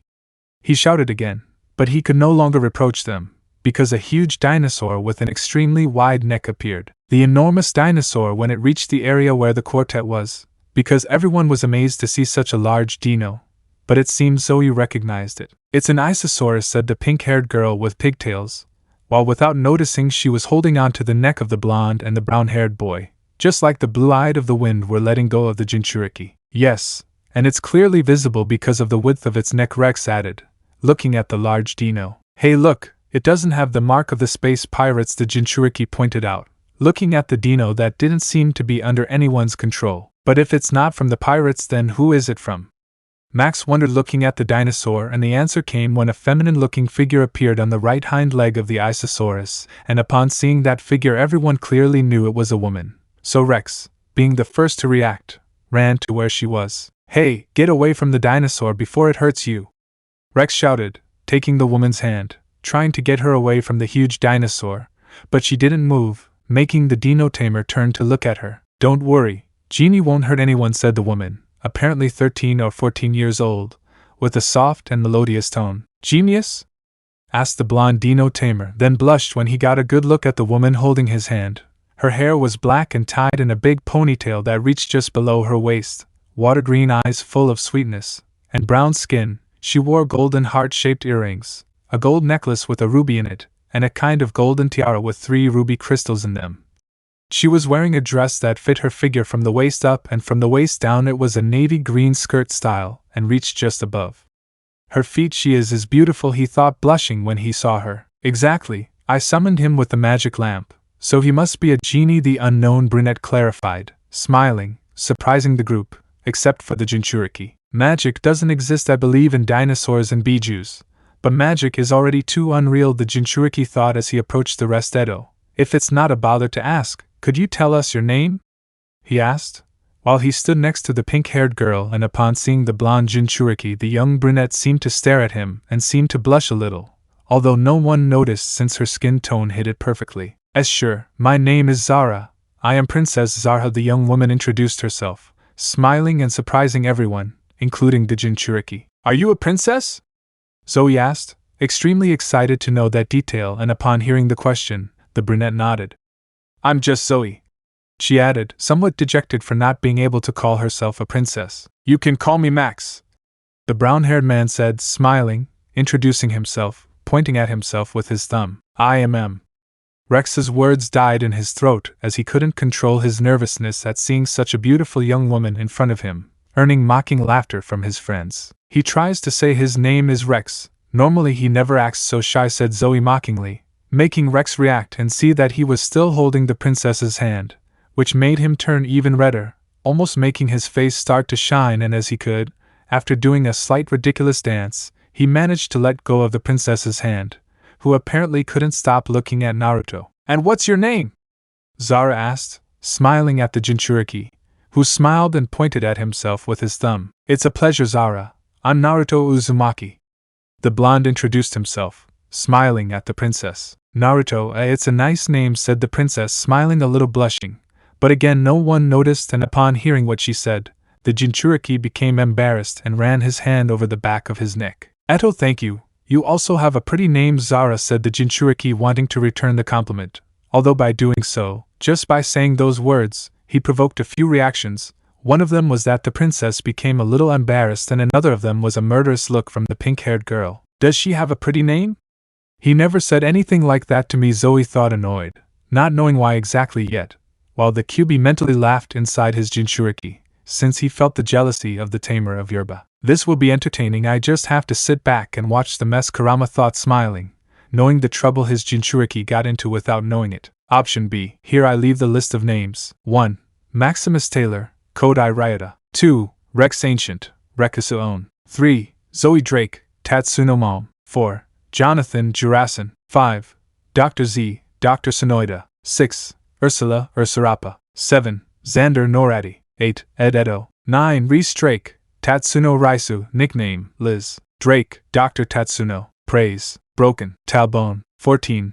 Gavro, Gyunenko. 15. Zara Serapha. The Jurassic Jinchuriki, Chapter 12, Princess Serapha. After a quiet night's sleep in the time machine, you see how morning came to the Persian desert. It was a quiet dawn, without worries, without noise, and apparently without space pirates coming to ruin it. But apparently the peace would not last, for the simple reason that out of nowhere the ship's alarm began to sound loudly, suddenly waking everyone up and causing some like Ryota to fall out of their bed, hitting the ground hard, or at least hard enough to leave a slight bruise after that, and some like the brown-haired man and others like Edo rubbing their heads from the blow received. You can see how everyone, including the dino in their baby form, ran towards the B-gland control room, some running more asleep than awake. Once in the ship's control room, you can see how Dr. Sonoida and the android Jurasin were at the control table. Hey Jurasin, why are you waking us up so early? Asked the lightning tamer, yawning sleepily, while the others rubbed their eyes, some still in their nightclothes. First of all, young Ryota, it's afternoon, and secondly, it wasn't me who woke them up, it was Sonoida-sama, said Jonathan, while typing on his keyboard, doing his classic search work, whether for the Cosmic Stone or the Space Pirate's ship. It was me, and I did it so you'd stop idling around and go get my Cosmic Stone right now, shouted the white-haired doctor, while he quickly jumped up, clearly impatient, while threatening his henchmen to leave right now for the desert. Listen, Aji-san, if there's one thing you should never do is wake up a Jinchuriki. Databeo, the Jinchuriki spoke with a half-dead voice, while looking at Dr. Z, who, upon noticing the look, became nervous. Now the Kyubi is yelling and scolding me non-stop for how you woke us up, Databeo, the Jinchuriki shouted, still preferring not to tell Kurama's name to the others, and apparently now his head was twice his body.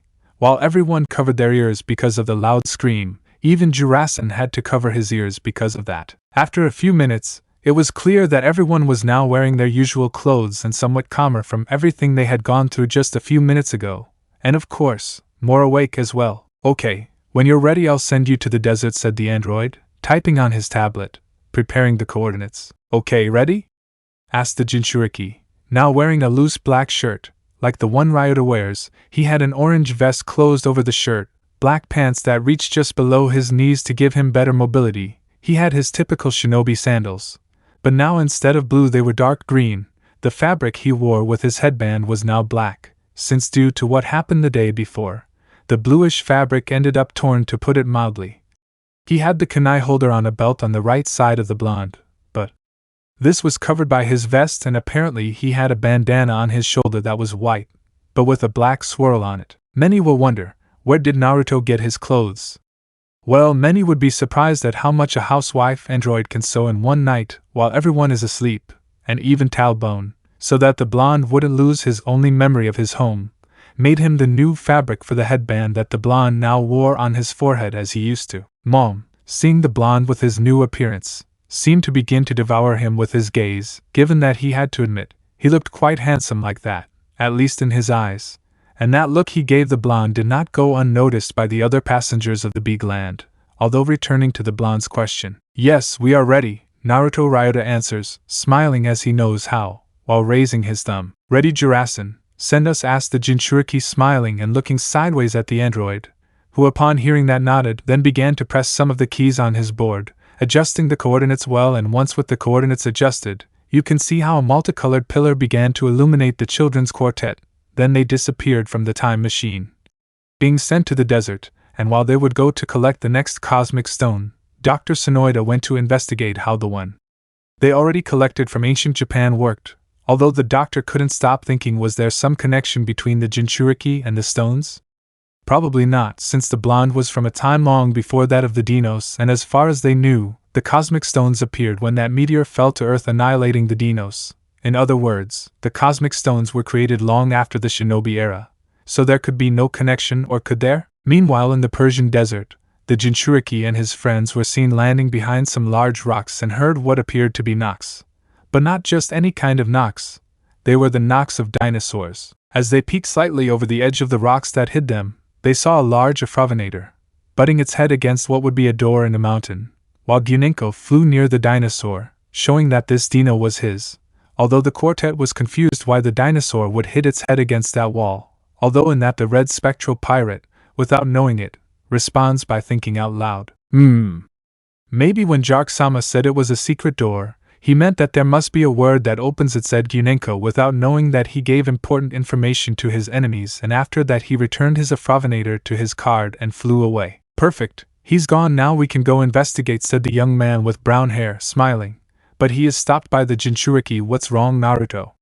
He asked, looking at him, and the Jinchuriki in response points to his Dino Lector turned on thanks to Kurama's chakra. The dinosaur is gone, but the signal is still there. Maybe there is another dino around here, the Jinchuriki spoke in response. While looking at his artifact, and apparently it is inside that closed cave, he added, looking at the sealed rock door and then at his artifact. So what are we waiting for? We have to go get him out of there, Ryota said as impulsively as ever. Ryota, wait. First we need a plan. What if it's another one of the pirates already inside?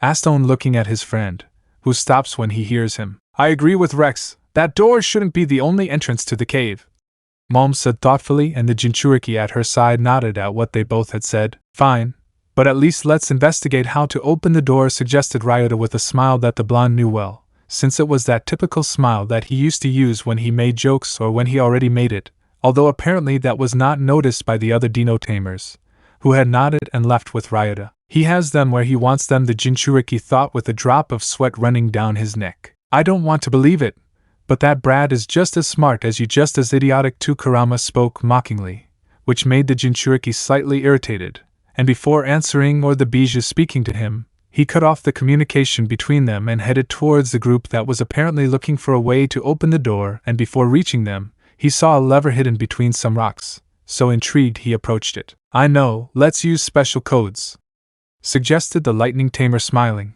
while the blonde held the lever he found. Open sesame, he shouted, pointing to the door in order, while the blonde pulled the lever. For a moment nothing happened, but after a few moments it is seen that the door began to move, opening, before the astonished gaze of the Dino Tamer trio, who did not believe that it would really work, while the Jinchuriki looked at the open door and then at the lever he found. I can't believe that actually worked, the blonde Dino Tamer of the Wind admitted, unable to believe it, given that he believed it was his friend's phrase that opened the door, making it clear that no one saw the Jinchuriki pull the lever. Oh well, maybe that's why it's a famous phrase, Ryota said, clearly happy that his idea opened the door. Now let's go, he said, starting to walk inside the cave, being followed by his friends. I'd better not tell them about the lever, the blonde Jinchuriki thought, and before entering he smashed it so that no one would close the door, leaving them inside. Naruto-kun, hurry up, shouted the Dino Tamer of the Grass, already inside the cave. I'm coming, Mom-chan, I was just checking something, the Jinchuriki shouted, starting to run inside the cave. After walking for a few minutes through the dark cave, it was seen that the small group had arrived at a large room, so to speak, where everything was filled with pure gold, jewels, pearls, among other objects of immense value. Wow, look at that treasure, it's 10 times bigger than the big land, the Dino Tamer of the Lightning shouted in surprise, while his friends nodded at that. And look, there's no one taking care of it, he added, with a clear intention, which did not go unnoticed by the others, who had similar ideas, although doing anything made everyone feel a tremor. Hold on to something firm, the Jinchuriki shouted, and everyone, out of desperation or mockery, grabbed the blonde since he didn't get off the ground thanks to him constantly sending chakra to his feet, which made the Jinchuriki have a twitch in his eye, but not from Midata Bayo. He shouted again, but he could no longer reproach them, because a huge dinosaur with an extremely wide neck appeared. The enormous dinosaur, upon reaching the area where the quartet was, since everyone was amazed to see such a large dino, but it seemed Mom recognized it. "It's an Isosaurus," said the pink-haired girl with pigtails, while without noticing she was holding on to the neck of the blonde and the brown-haired boy, just like the blue-eyed of the wind were letting go of the Jinchuriki. "Yes, and it's clearly visible because of the width of its neck," On added, looking at the large dino. "Hey look, it doesn't have the mark of the spectral pirate's databao," the Jinchuriki pointed out, looking at the dino that didn't seem to be under anyone's control. "But if it's not from the pirates, then who is it from?" Ryota wondered, looking at the dinosaur, and the answer came when a feminine-looking figure appeared on the right hind leg of the Isosaurus, and upon seeing that figure everyone clearly knew that it was a woman, so On, being the first to react, ran to where she was. "Hey, get away from the dinosaur before it hurts you!" shouted On, taking the woman's hand, trying to get her away from the huge dinosaur, but she didn't move, making the dino tamer turn to look at her. "Don't worry, Genie won't hurt anyone," said the woman, apparently 13 or 14 years old, with a soft and melodious tone. "Genius?" asked the blonde dino tamer, then blushed when he got a good look at the woman holding his hand. Her hair was black and tied in a big ponytail that reached just below her waist, water-green eyes full of sweetness, and brown skin. She wore golden heart-shaped earrings, a gold necklace with a ruby in it, and a kind of golden tiara with 3 ruby crystals in them.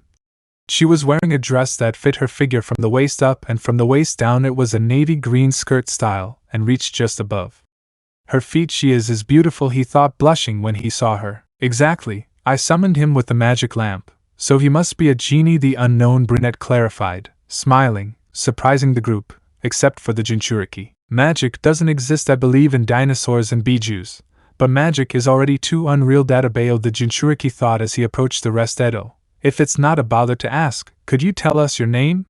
he asked, while he stood next to the pink-haired girl, and upon seeing the blonde Jinchuriki, the young brunette seemed to stare at him and seemed to blush a little, although no one noticed since her skin tone hid it perfectly. "Oh, of course, my name is Serapha. I am Princess Serapha," the young woman introduced herself, smiling and surprising everyone, including the Jinchuriki. "Are you a princess?" Mom asked, extremely excited to know that detail, and upon hearing the question, the brunette nodded. "I'm just Mom," she added, somewhat dejected for not being able to call herself a princess. "You can call me Ryota," said the brown-haired boy, smiling, introducing himself, pointing at himself with his thumb. "I am M."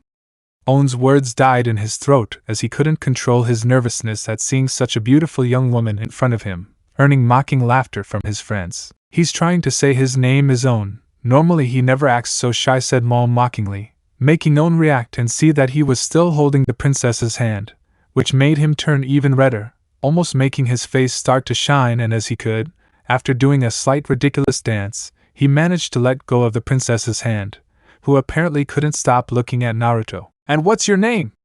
Serapha asked, smiling at the Jinchuriki, who smiled and pointed at himself with his thumb. "It's a pleasure, Serapha-san. I'm Uzumaki Naruto, the best shinobi there is, databao."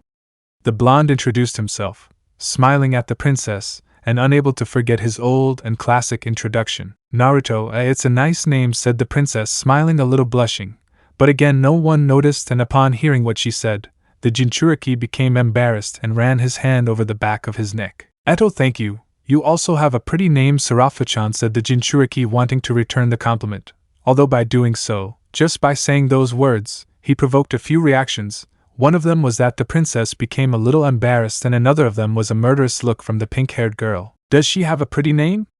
"He never said anything like that to me," Mom thought, annoyed, not knowing why exactly yet, while the Kyuubi mentally laughed inside his Jinchuriki, since he felt the jealousy of the tamer of Yerba. "This will be entertaining, I just have to sit back and watch the mess," Kurama thought, smiling, knowing the trouble his Jinchuriki had unknowingly gotten himself into. The Jurassic Jinchuriki, Chapter 13. The Troublesome Kiss. The atmosphere was tense, so much so that anyone could even cut it or even touch it with their hand. Why was the atmosphere so tense? The answer was clear. It was because of a certain pink-haired girl who right now, without realizing it, was boiling with jealousy, for having seen how, just after seeing each other, the princess in front of her had already made friends with the blonde Jinchuriki, and he had even told her that the princess had a nice name, and that had bothered her. But of course Zoe had no idea why. At least not yet. A few moments passed until the atmosphere finally calmed down, although that didn't mean the pink-haired girl had calmed down. But at least she wasn't as furious as she had been a few moments ago. After everything calmed down, the brown-haired man decided to break the silence. "Hey Zara, if it's not a bother, could you answer, what are you doing here trapped with a dinosaur? Am I still with a giant genie?"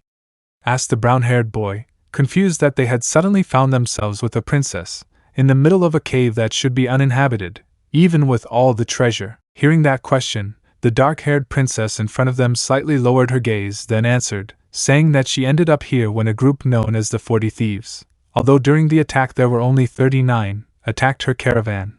When she was returning to her palace, the thieves had subdued her guards, then kidnapped her and threw her into this desolate cave. She had screamed and begged to be released, but nothing worked, so with no other choice she began to wander the area, looking for some other living being. But the only thing she had found was the immense treasure that they now saw. Among all that treasure she found a somewhat peculiar lamp, and with nothing better to do, she decided to rub it. After that it had lit up and from it had come out the Isosaurus, which Zara saw that it was kind and affectionate, since when seeing her it did not try to hurt her. Time passed, and a friendship was born between the princess and the dinosaur, who was named Genie. After establishing a friendship, Zara, believing the dinosaur to be a magical genie, begged him to get her out of the cave. About 30 minutes into the walk, the princess and Genie ran into the dino tamers. As she finished recounting what had happened, the Jinchuriki was clearly confused. "Zara, do you have any idea what the thieves might want?" the Jinchuriki asked seriously, drawing the others' attention. Do you have any idea why they left you trapped here?" he explained, for everyone's understanding. "I don't know exactly, but I think they can ask for a reward for me. They know that my father will pay whatever it takes to make sure nothing happens to me," Zara explained thoughtfully. "But why have more riches? With all the money there is here, they could easily even buy the kingdom from your father," said the Dino Tamer of the Wind thoughtfully about the situation, although Zara, upon hearing him say that, began to suspect that the young people in front of her came here only for the treasure. But before she could ask, the Jinchuriki spoke. "Well, it's better to stop talking. The thieves could return at any moment, so we must hurry to find the Cosmic Stone and fast," said the Jinchuriki, remembering the reason why they were here in the first place. "Cosmic Stone?" the princess asked, confused, being the only one unaware of the situation. "Yes, it is a particular jewel. It is like a shining crystal sphere," the blonde Jinchuriki explained to the princess, who nodded at the explanation. "Well, you'll need help to look for something like that in this place. Maybe with Genie we can find it faster," the princess proposed, smiling, and the real reason for offering her help was that she didn't want to get away from the Jinchuriki, who upon hearing the proposal for help smiled and accepted, without noticing that Zoe, seeing the proximity of both of them, was grinding her teeth in anger and giving off an aura of anger so great that it made Max slowly move away from her because of the fear she gave him at that moment. After that moment, we see how the group with their new friend and new dinosaur companion began to move away from the cave when they saw that the Cosmic Stone was not there. So a few minutes of searching passed, but no one had found anything interesting, except for a Dino Carta capsule that was surely that of the Isosaurus that accompanies the princess. But other than that there was no Cosmic Stone nearby, although Naruto had it, could feel it really close. But he couldn't say well where, since with so many treasures and jewels it was difficult to know which one was the Cosmic Stone. Although in that he decided to take a few coins and some other jewel. Why did he do that? The answer was that being in a different period of time, the Jinchuriki had no money, literally, since his trusty toad wallet remained in the shinobi era. So he decided to stock up on enough food for a week. Although in the midst of their search, they all felt a tremor and began to see that the walls and pillars of the place were beginning to collapse to such an extent that they knew that this cavern would soon end up crushing them if they did not get out of there quickly. "Everyone get out quickly!" the Jinchuriki shouted to everyone, making them nod at that, and then they began to run towards the nearest exit. But halfway there, to their misfortune, they ran into the space pirate, Gavro. "This has to be a joke," Max said, seeing that they had little time to escape from here, and suddenly they ran into their enemy, who was blocking their way. "Who is he? Is he another genie?"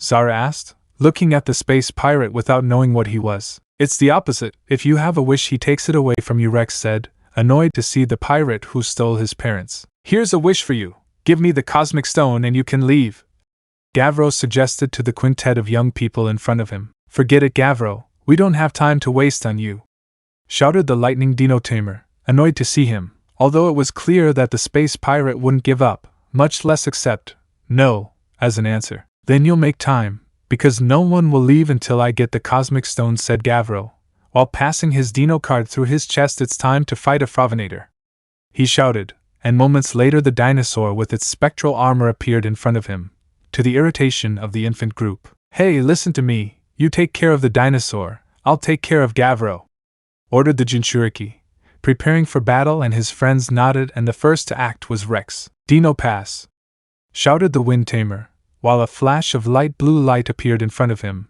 showing his good companion Dino in his adult form, and once on the field, it is seen how Ace jumped against the Afravinator, kicking him in the head, pushing him out of reach of his friends. I'm not done yet, he murmured, taking his blue crystal out of his belt. Elemental amplifier, shouted the wind tamer, connecting his crystal to his Dino bracelet, thus activating his companion's Dino armor, thus increasing its power. With that done, you can see how Ace began to attack his opponent at high speed, hitting him with his tail in the face, then jumping on him, landing behind the opponent and giving him a strong kick that pushed him away from the children's group, who, seeing the opportunity, took the opportunity to leave, but then Gavro blocked their way again. Don't think I'll let you go, give me the cosmic stone now, Gavro ordered, looking at the infants, although in that Kagebunshin no Jutsu. They heard shout from behind the group, and when they turned around they saw two blonde Jinchurikis, one of them with his palm open and the other beginning to create a chakra sphere, and said, Palm, I hope you enjoy this, Gavro said the Jinchuriki, smiling, while his clone disappeared and the original began to run towards the opponent, jumping against him and hitting him hard with his sphere Rasengan.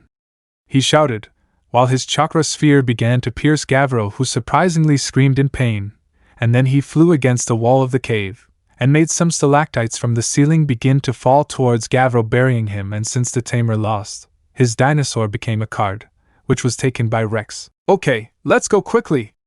Rex shouted to everyone, and then they began to run at great speed, with Ace still in his adult form, while they began their escape. The Jinchuriki couldn't help but feel, even with all the movement, that the cosmic stone was still close to them. But now that didn't matter, they had to leave quickly before they ended up crushed. In the middle of her escape, it is seen that the princess had stumbled and fallen to the ground, and at that moment a stalactite came loose from the ceiling and was going to fall on top of the princess, if it weren't for the fact that at the last moment someone grabbed her and pushed her out of the reach of the sharp rock. And when she reacted, it is seen that Zara noticed that the one who saved her was none other than the blonde Jinchuriki, who at that moment was running at great speed, with the princess in his arms carrying her bridal style, which made her blush, and this time despite her brown skin, it was perfectly noticeable. Once that happened, you can see how the group managed to get out of the cave before it collapsed completely, which was a relief to see that they were safe, although at that the pink-haired girl noticed how the Jinchuriki was still carrying the princess in his arms, who was blushing at that action, and seeing that caused the pink-haired girl to get jealous again. But this time it was even worse than before, and it was noticeable by how she began to grind her teeth so intensely that it could be heard at least 2 meters away, and that noise caused the lightning tamer to move away from her friend again. Are you okay? The Jinchuriki asked calmly, while he left the princess on her own feet, and she nodded at that and smiled. I'm fine. Thanks for helping me, Naruto, the princess thanked, then got a little closer to the Jinchuriki, and to everyone's surprise and the pink-haired girl's fury, they saw how the princess kissed the Jinchuriki on the lips as a sign of gratitude and something more, leaving the named in shock when he felt that lip contact that there was between him and the princess. So much was his surprise that he couldn't even reciprocate or refuse the kiss, which lasted little. Given as quickly as the princess kissed the Jinchuriki, he separated from him, with a clear blush on his face, which didn't go unnoticed by the others and even less by the pink-haired girl, who right now, if looks could kill, from the look she owed the princess, she would be a few meters under the sand. While in the case of good Kurama, when he saw the scene that broke out, he couldn't help but burst out laughing like crazy, since this was really funny to him. Since now without a doubt his Jinchuriki got into big trouble. While in Rex's case, seeing how the princess who had him captivated kissed the blonde Jinchuriki, he couldn't help but feel a little jealous about it. But he remained silent, not wanting to start a battle against his friend. In Max's case, seeing the situation they were in now, he could only think one thing. What trouble we are in, he thought, knowing that this simple kiss between his friend and the princess would cause damage to the group. Option B. 1. Maximus Taylor, Kodai Ryota. 2. Rex Ancient, Rekusuon. 3. Zoe Drake, Tatsuno Mom. 4. Jonathan Jurasin. 5. Dr. Z, Dr. Sonoida. 6. Ursula Ursurapa. 7. Xander Norati. 8. Ed Edo. 9. Reese Drake, Tatsuno Raisu, nickname Liz. 10. Dr. Drake, Dr. Tatsuno. 11. Laura Loa. 12. Rod Broken. 13. Helga Talbone. 14. Gavro Gyunenko. 15. Zara Serafa. The Jurassic Jinchuriki Chapter 13. The Troublesome Kiss. The atmosphere was tense, so much so that anyone could even cut it or even touch it with their hand. Why was the atmosphere so tense? The answer was clear. It was because of a certain pink-haired girl who right now, without realizing it, was boiling with jealousy, for having seen how, just having seen each other, the princess in front of her, had already made friends with the blonde Jinchuriki, and he had even said that the princess had a nice name and that had bothered her. But of course Mom had no idea why, at least not yet. A few moments passed until the atmosphere finally calmed down, although that didn't mean the pink-haired girl had calmed down. But at least she wasn't as furious as she had been a few moments ago. After everything calmed down, the brown-haired man decided to break the silence. Hey Sarafa-san, if it's not a bother, could you answer, what are you doing here trapped with a dino? Am I still with a giant genie? Asked the brown-haired boy, confused that they had suddenly found themselves with a princess, in the middle of a cave that should be uninhabited, even with all the treasure. Hearing that question, the brunette princess in front of them slightly lowered her gaze, then answered, saying that she ended up here when a group known as the 40 Bandits, although during the attack there were only 39, attacked her caravan. When she was returning to her palace, the thieves had subdued her guards, then kidnapped her and threw her into this desolate cave. She had screamed and begged to be released, but nothing worked, so with no other choice she began to wander the area, looking for some other living being. But the only thing she had found was the immense treasure that they now saw. Among all that treasure she found a somewhat peculiar lamp, and with nothing better to do, she decided to rub it. After that it had lit up and from it had come out the Isosaurus, which Zara saw that it was kind and affectionate, since when seeing her it did not try to hurt her. Time passed, and a friendship was born between the princess and the dinosaur, who was named Genie. After establishing a friendship, Serafa, believing the dinosaur to be a magical genie, begged him to get her out of the cave. About 30 minutes into the walk, the princess and Genie ran into the dino tamers. As she finished recounting what had happened, the Jinchuriki was clearly confused. Serafa-chan, do you have any idea what the thieves might want? The Jinchuriki asked seriously, drawing the attention of the others and making Mom a little jealous for how he called the princess with the suffix chan. I mean, do you have any idea why they left you trapped here? He explained, for everyone's understanding. I don't know exactly, but I think they can ask for a reward for me. They know that Oto-sama will pay whatever it takes to ensure nothing happens to me, Zara explained thoughtfully. But why have more riches? With all the money there is here, they could easily buy the kingdom from your Oto-sama, said the Dino Tamer of the Wind thoughtfully about the situation, although Serafa, upon hearing him say that, began to suspect that the young people in front of her came here only for the treasure. But before she could ask, the Jinchuriki spoke. Well, it's better to stop talking. The bandits could return at any moment, so we must hurry to find the Cosmic Stone and quickly database, said the Jinchuriki, remembering the reason why they were here in the first place. Cosmic Stone? The princess asked, confused, being the only one unaware of the situation. Hi, it's a particular jewel. It's like a shiny crystal sphere, database, the blonde Jinchuriki explained to the princess, who nodded at the explanation. Well, you'll need help to look for something like that in this place. Maybe with Genie we can find it faster, the princess proposed, smiling, and the real reason for offering her help was that she didn't want to get away from the Jinchuriki, who upon hearing the proposition of help smiled and accepted, without noticing that Mom, seeing the proximity of both, was grinding her teeth in anger and giving off an aura of anger so great that it made Ryota slowly move away from her because of the fear she gave him at that moment. After that moment, we see how the group with their new friend and new dinosaur companion began to move away from the cave when they saw that the Cosmic Stone was not there. So a few minutes of searching passed, but no one had found anything interesting, except for a Dino Carta capsule that was surely that of the Isosaurus that accompanies the princess. But other than that there was no Cosmic Stone nearby, although Naruto could feel it really close. But he couldn't say exactly where, since with so many treasures and jewels it was difficult to know which one was the Cosmic Stone. Although in that he decided to take a few coins and the occasional jewel. Why did he do that? The answer was that being in a different period of time, the Jinchuriki had no money, literally, since his trusty toad wallet remained in the shinobi era. So he decided to stock up on enough food for a week. Although in the midst of their search, they all felt a tremor and began to see that the walls and pillars of the place were beginning to collapse to such an extent that they knew that this cavern would soon end up crushing them if they did not get out of there quickly. Everyone get out quickly, Databao! The Jinchuriki shouted to everyone, making them nod at that, and then they began to run towards the nearest exit.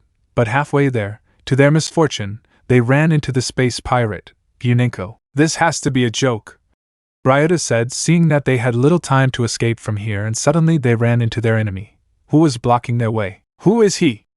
Is he another genie? Seraph asked, looking at the space pirate without knowing what he was. It's the opposite. If you have a wish, he takes it away from you, On said, annoyed to see the pirate who stole his parents. Here's a wish for you.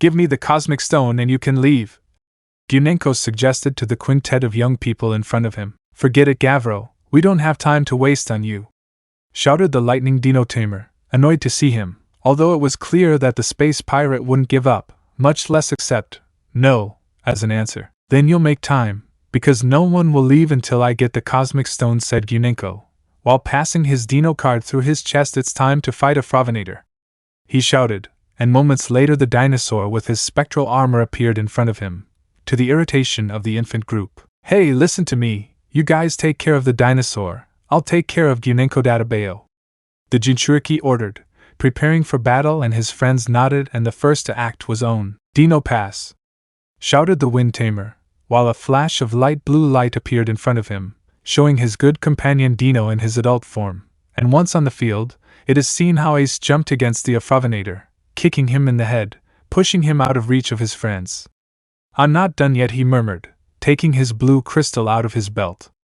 Elemental amplifier, shouted the wind tamer, connecting his crystal to his Dino bracelet, thus activating his companion's Dino armor, thus increasing its power. With that done, you can see how Ace began to attack his opponent at high speed, hitting him with his tail in the face, then jumping on him, landing behind the opponent and giving him a strong kick that pushed him away from the children's group, who, seeing the opportunity, took the opportunity to leave, but then Gavro blocked their way again. Don't think I'll let you go. Give me the cosmic stone now, Gyunenko ordered, looking at the infants, although in that Kagebunshin no Jutsu. They heard shouting from behind the group, and when they turned around they saw two blonde Jinchurikis, one of them with his palm open and the other beginning to create a chakra sphere, and said, Palm, I hope you enjoy this Databao. The Jinchuriki shouted, smiling, while his clone disappeared and the original began to run towards the opponent, jumping against him and hitting him hard with his sphere Rasengan. He shouted, while his chakra sphere began to pierce Gyunenko, who surprisingly screamed in pain, and then he flew against the wall of the cave, and made some stalactites from the ceiling begin to fall towards Gyunenko, burying him, and since the tamer lost, his dinosaur became a card, which was taken by On. Okay, let's go quickly, On shouted to everyone, and then they began to run at great speed, with Ace still in his adult form. While they began their escape, the Jinchuriki couldn't help but feel, even with all the movement, that the cosmic stone was still close to them. But now that didn't matter, they had to leave quickly before they ended up crushed. In the middle of her escape, it is seen that the princess had stumbled and fallen to the ground, and at that moment a stalactite came loose from the ceiling and was going to fall on top of the princess, if it weren't for the fact that at the last moment someone grabbed her and pushed her out of the reach of the sharp rock. And when she reacted, it is seen that Serapha noticed that the one who saved her was none other than the blonde Jinchuriki, who at that moment was running at great speed, with the princess in his arms carrying her bridal style, which made her blush, and this time, despite her brown skin, it was perfectly noticeable. Once that happened, you can see how the group managed to get out of the cave before it collapsed completely, which was a relief to see that they were safe, although at that the pink-haired girl noticed how the Jinchuriki was still carrying the princess in his arms, who was blushing at that action, and seeing that caused the pink-haired girl to get jealous again. But this time it was even worse than before, and it was noticeable by how she began to grind her teeth so intensely that it could be heard at least 2 meters away, and that noise caused the lightning tamer to move away from her friend again. Are you okay, Serapha-chan? The Jinchuriki asked calmly, while he left the princess on her own feet, and she nodded at that and smiled. I'm fine, "Thanks for helping me, Naruto-kun," the princess thanked, then got a little closer to the Jinchuriki, and to everyone's surprise and the pink-haired girl's fury, they saw how the princess kissed the Jinchuriki on the lips as a sign of gratitude and something more, leaving the named in shock when he felt that lip contact that was between him and the princess. So much was his surprise that he couldn't even reciprocate or refuse the kiss, which lasted little given as quickly as the princess kissed the Jinchuriki, he separated from him, with a clear blush on his face, which didn't go unnoticed by the others and even less by the pink-haired girl who right now, if looks could kill, from the looks she owed the princess, she would be a few meters under the sand, while in the case of good Kurama, when he saw the scene that broke out, he couldn't help but burst out laughing like crazy, since this was really funny to him. Since now his Jinchuriki was undoubtedly in big trouble, while in On's case, seeing how the princess who had him captivated kissed the blonde Jinchuriki, he couldn't help but feel a little jealous about it. But he remained silent, not wanting to start a battle against his friend. In Ryuta's case, seeing the situation they were in now, he could only think one thing. What trouble we are in, he thought, knowing that this simple kiss between his friend and the princess would cause damage to the group. The Jurassic Jinchuriki Chapter 14.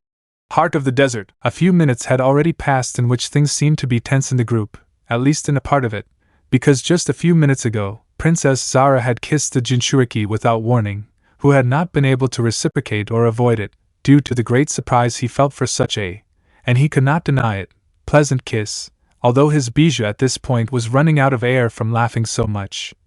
Not because of the situation itself, but because of the reactions he could feel from the others present, as in Max's case, who was really nervous because of what happened, not because he was directly affected, but because of seeing his friend's reactions, because both Rex and Zoe were what would be scientifically called boiling with jealousy. After all, Rex was beginning to have feelings for the princess he met recently, and in Zoe's case, the reason is clear. Meanwhile, the princess was truly relieved to have been able to take a weight off her shoulders by kissing the Jinchuriki, who was standing like a statue staring into space due to the shock he had. The problem would have continued if not for the fact that everyone reacted when they saw a trail of sand begin to head towards them at high speed, and in fact Zara recognized that trail as the 39 thieves who had kidnapped her. Noticing that, Zara became alert because if they saw her outside the cave, they would surely catch her again, and who knows what will become of her if that happens.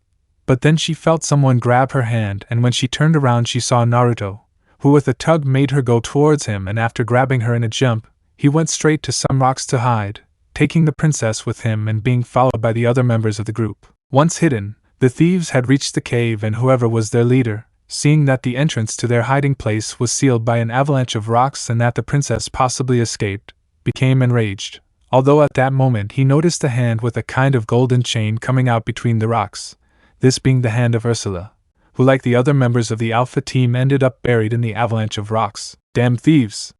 If there's one thing a thief can't stand, it's being robbed too!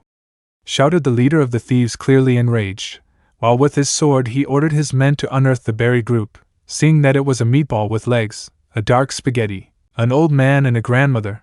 That last one caused Ursula to really get pissed off, while the younger team, so to speak, seeing how their allies were going to be captured, Naruto, gritting his teeth, prepared his Kagebunshin to go against the thieves, but was stopped by Max. Naruto, think carefully about what you do. Even with your clones, you can't go against all of them. They outnumber you, outweigh you in weapons, and, even if we don't accept it, in strength, whispered Max to his friend, who, even if he didn't want to accept it, was right. After all, each clone takes part of his chakra, and to make 39 clones, each one of them would end up really weak, and they would only be lucky to beat them if they were equal in number. But something that Naruto will never do is abandon a friend, even if they are double or triple his age. I'm sorry, Max, but I can't let them take you, Databeo. The blonde Jinchuriki shouted at the top of his lungs, while after giving a strong impulse he got out from between the rocks, without being able to be stopped by his friends or the princess. And in fact the scream and jump alerted the thieves, who immediately turned to look at the brat who stood in front of them, causing them to laugh. Look at that, we already found another one of the disgusting rats that ruined our hideout, said one of the thieves, smiling, while the leader seriously went to Naruto, who was serious, in a taijutsu supposed to go against them at any time. And in fact the Alpha team, when they saw that the blonde Jinchuriki had gone for them, in part they felt somewhat nervous, since although it was a noble act, there was still no way he could defeat 39 thieves alone. But they couldn't say anything, because the thief who had them tied up spoke. Brat, I'll tell you once, tell me where the rest of your group and Princess Zara are and maybe I'll consider leaving them alive, ordered the leader of the 39 thieves, preparing his saber to attack Naruto, who smiled slightly, as did the good Kurama. Go ahead. Naruto showed this insignificant human who he's dealing with the orange-furred Bijou gave authorization, while he began to send his chakra to his Jinchuriki. If you want to see someone from my group, who am I to deny you your wish? Asked the blonde Jinchuriki, smiling determinedly, alerting the others in hiding, although in that they saw Naruto begin to be surrounded by a red chakra blanket, signaling what he was going to do, and in fact without making them wait. Naruto took out his black dino reader, and in his other hand the card of his faithful dinosaur companion. Meet my good friend. Dino, come in. He called his dino friend, and in fact he appeared in an intense column of fire, which began to form the silhouette of the well-known Sorophaganax, who once materialized, gave a powerful tail whip, dispersing the fire that surrounded him, revealing his black and red scaly skin, and then gave a powerful introductory roar, scaring more than one of the thieves, who on their camels retreated slightly. Seeing such a creature, as the thieves called it, many were really scared, even the leader, because that was a big monster, proving that even in this time no one knows the term dinosaur yet. Meanwhile, the other dinosaur tamers, still hiding, were surprised that Naruto summoned his dinosaur to go against those thieves, because it was something extreme even for him, although from his point of view it was understandable that, if he couldn't fight them barehanded, he was going to call someone who could. And so it was seen as Naruto climbing on the head of his good friend Dinosaur, after stepping on the head of the aforementioned twice. This one, understanding the signal, gave a powerful roar and ran towards the thieves, who mostly scattered everywhere for fear of being devoured by that creature. But the leader, named Zayed, was not intimidated by the size of that lizard, thinking it was some kind of trick or something like that. Taking out his saber, he launched himself at the dinosaur, leaving the Alpha team unguarded, who felt something behind them, and when they turned around they saw the Uzumaki with one of the bandit's sabers, which he used to break the ropes, and once this was achieved, he made a sign for them not to talk and another for them to follow him, which they nodded, and crawling, they moved away from the battle, returning to the hideout, and once that was done Naruto poked his head out to see his now confirmed clone and friend Dino, and nodded, to the understanding of his clone, who after making a sign disappeared, and the original, after pressing a button on his device, made the Sorophaganax return to his card, and it went directly to the blonde, who caught it, and then hid, making a sign to everyone present at the place so that they should not make noise. Once the ferocious creature had vanished into thin air, the thieves regrouped and began to curse in fury, because first they lost their hiding place and treasures, then when they were going to arrest those responsible, that blonde brat arrived with his creature and snatched their prisoners. Damn, when Rashid finds out about everything that happened today he'll be really furious, said Zayed, clearly irritated, as he went to his camel, seeing the ropes of his former prisoners, and seeing it he took it tightly. If I see that brat and his beast again, I'll make him pay for this humiliation, swore the thief in whispers, then got on his camel. Everyone, return to the palace now, he shouted in order to the thieves who had already gathered again, and at the order they all nodded, relieved of not having to see that creature again, and after turning around, they all went back to the palace of the Sultan, who was none other than Zara's father. And speaking of the aforementioned princess, it seems that upon hearing that the thief was related to Rashid, her father's prime minister, she became tense, since it was clear that if they were related to each other, it could be that her father was in danger. We must return to the palace now, the princess ordered, alerting everyone present with her almost scream. But Zara, why should we return so soon?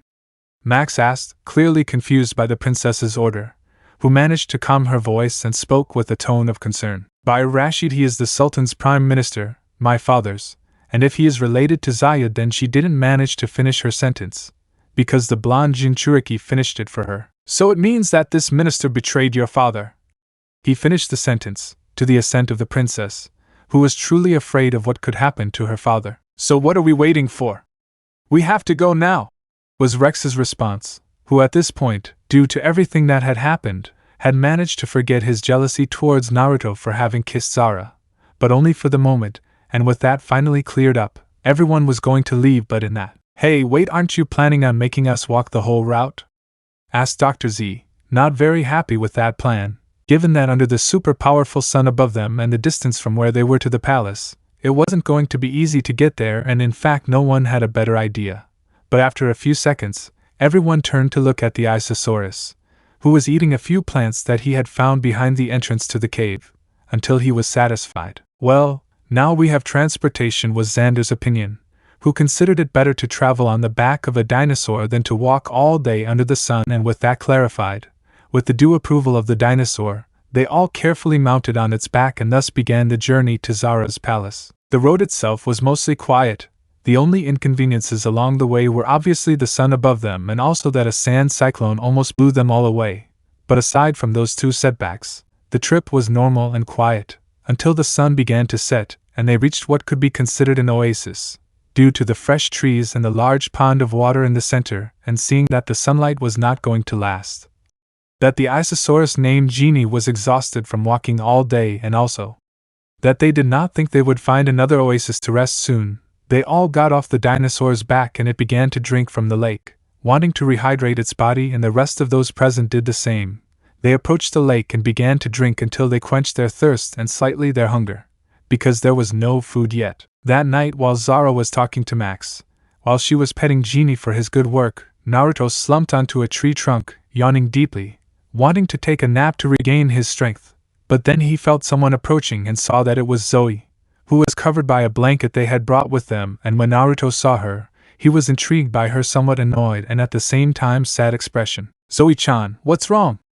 Kurama's Jinchuriki asked her, while the aforementioned Bija hit his forehead, already giving in to the fact that his Jinchuriki would meet women for at least 10 more years.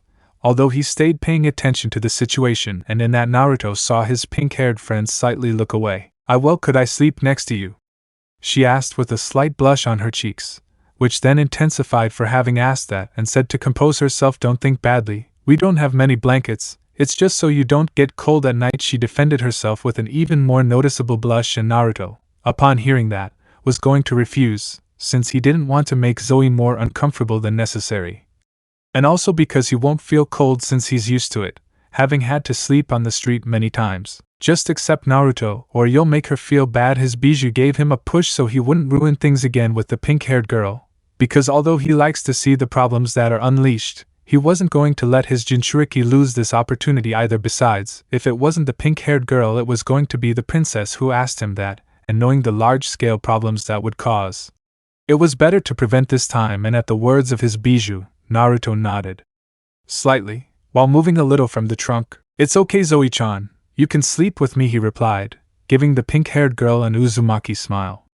Upon hearing those holy words, she became happy, but masked it well so as not to be so obvious, and so she approached the blonde, sitting next to him, and with the blanket she was carrying, she spread it in such a way that it covered her and Naruto. But seeing that it wasn't going to reach, she did something risky, and that was, she approached and hugged the Uzumaki, passing on to him not only the warmth of the blanket but a little of her body heat, surprising the Jinchuriki, and also slightly embarrassing him. This way will be better," whispered Zoe, hiding her blush in the Uzumaki's chest, who as best he could reciprocated her hug, making her blush even more than before, but also making her happy. Little by little, sleep began to win them both, and after closing their eyes, they prepared to sleep a little, although after a few minutes, they were awakened by a conversation between the lightning tamer and the wind tamer, who began to see the stars, and both lovebirds hugged. Without moving, they raised their gaze, being amazed to see the sky illuminated by the stars. "While some things don't change," the Jinchuriki thought, smiling, while he looked at the starry sky, being the same one that he sometimes saw as a child in his shinobi life. In part, he was glad to always have something that reminds him of his old life. After a few minutes, the flames of the bonfire began to go out, and with that the night continued its course. The Alpha team fell asleep on Genie's back, and the princess, seeing that the Jinchuriki was with the pink-haired girl, although she was a little discouraged at not being able to sleep with him, ended up sleeping next to Genie, being protected by his tail, and thus, the night advanced without any problem. The Jurassic Jinchuriki, Chapter 15. A Troubled Awakening. Currently in ancient Persia, you can see how the hours had passed and dawn had arrived for the group of time travelers, although their awakening was not at all pleasant, because everyone woke up suddenly due to a roar from Genie. And upon checking everyone, they could see that they were surrounded by strange purple creatures that had the marks of the space pirates on them. So Naruto, when he saw that, knew that they were not friendly. "Zara, be careful!" That shout from Rex alerted the Jinchuriki, who upon looking noticed that Zara was surrounded by those creatures, and upon seeing that Naruto immediately ran towards where the princess was, placing his hands in an X shape, Kagebunshin no Jutsu. In that it is seen how in an explosion of smoke another blonde appeared, which went ahead of the original and ducked, then the original blonde used it as momentum, jumping with force overcoming the creatures and landing right in front of Zara, who on seeing her savior was happy, but could not do anything at the moment, since the creatures even when seeing the blonde did not stop and launched themselves at him. To which Naruto quickly took a kunai from his weapon holder and threw it at the creature who using his arms stopped it without receiving a scratch. They are resistant. Databeo the Jinchuriki thought seriously. Then it was seen how one of the purple creatures was suddenly sent far away by a blow produced by Genie, who using his great strength tried to finish off most of those things, and seeing that Naruto smiled, "I owe you a big one," he shouted smiling. Then he saw seriously the remaining creature who angrily launched itself at him blonde, but he smiled, and at that Naruto's clone launched itself on the back of the purple thing and using his hands covered what would be his eye, causing it to start shaking trying to get the clone off its back, and seeing that Naruto took the opportunity to create another clone, which began to accumulate chakra in the hand of the original Naruto, creating a bluish sphere in it, and when he finished creating it, the clone disappeared and the original Jinchuriki began to run towards the creature which had held another clone and threw it away, only to see how the original Uzumaki launched himself at him Rasengan. He shouted forcefully, hitting the purple creature with the chakra sphere, causing it to fly away from the princess and him, and in the middle of the trip it ended up shrinking into a small ball that bounced until a foot landed on it. "Did you like your wake-up call?" They heard a question in a mocking tone, and when they turned around, they could all see that it was the scrawny blue space pirate, Foolscap, who was smiling defiantly at the humans present. "Now you bunch of brats, give me the cosmic stone," ordered the serious space pirate, while spreading his wings. "Well, bad luck, we haven't found her yet," Rex responded to the threat, preparing to fight. "And even if we had it, we wouldn't give it to you," Zoe added, sticking her tongue out at the space pirate, who was slightly irritated by that gesture, but smiled. "Even if they haven't found the cosmic stone, they still have another one that they got, and if they don't want to give it to me by good means, it will be by bad means." At that the space pirate took out a dinosaur card, and then placed it on his forehead in a strange bandana. "Come out now, Pachyrhinosaurus." At that the card on his forehead shone slightly, and in a beam of light a dinosaur appeared falling in front of the members of Team D. "If that's what you want, Foolscap." At that Max returned Gabu to his card Dino Pass. "Triceratops roars!" he shouted as he passed his dinosaur's card through the slot, causing it to come out in its adult form onto the battlefield. "Gabu, it's time to battle you." At that the Triceratops gave a powerful roar, then launched itself against the Pachyrhinosaurus, who upon seeing this lunged at the Triceratops, and then both crashed their heads against each other, being equal in strength. "Let's see what you think of this, spectral armor." At that Foolscap passed a new card over his forehead and the purple armor appeared on his dinosaur, giving him even more power, which he used to push Gabba back. "Gabba needs help, let's go Ace," Rex ordered for the ascent of his partner, who was turned into a card Dino Pass. Carnotaurus finished them off. In that in a spiral of wind you can see how the blue Carnotaurus appeared on the battlefield, and Rex without wasting time took his Dino bracelet and opened it, and then took the blue piece on his belt elemental amplifier, Dino Reader on now. When connecting the amplifier with the Dino bracelet you can see how the Carnotaurus armor appeared. "This won't present any problems for me," Foolscap mocked, as he drew another card Cian Hangara's Dive. Upon activating the card, you can see how a tornado appeared next to the Pachyrhinosaurus, from which emerged an orange-winged dinosaur with an elongated mouth, which took flight at high speed and went straight to Ace. "Ace, watch out!" Rex warned with concern, but his dinosaur managed to dodge the first attack of the flying dinosaur, but it came back for more, only it went straight to the fallen Triceratops, starting to launch a flurry of blows at high speed, causing Gabba to end up turned into a card on the fifth blow, much to the concern of Max, who went for it. "Zoe-chan, give Rex Databeo a hand," the blonde Jinchuriki asked the remaining tamer, who nodded at that. "I'll take care of it." At that the pink-haired girl, taking her card with the grass symbol, quickly swiped it through the slot Dino Pass. "Parasaurolophus, attack!" After activating her Dino card, you can see how the grass dinosaur emerged on the field, but Zoe didn't stop there and took out a movement card now, Green Boost. She shouted, and then, After swiping the card through the slot, you could see how behind the green dinosaur, another flying dinosaur known as Tupakshara emerged, which launched into an aerial combat against the Anhangara. As the fight continued between the dinosaurs, you can see how Naruto, taking advantage of the fact that the space pirate was distracted in the fight, slowly approached him through his blind spot, smiling in a foxy way. I really doubt this is going to work, Naruto Kurama said, knowing beforehand what his Jinchuriki was going to do, who had his hands together as if he was going to do a jutsu. Trust me, Kurama, besides, I've been wanting to try using this technique on one of these pirates for a while, he mentally replied, smiling. And then Naruto was seen taking a run up from a great jump and shooting at Fool's Cap. Take this, idiot! The Uzumaki shouted loudly, drawing the space pirate's attention, but it was too late. Konoha Hidden Jutsu Oji, Itami no Chitos. Translation: Secret Finger Jutsu of the Leaf.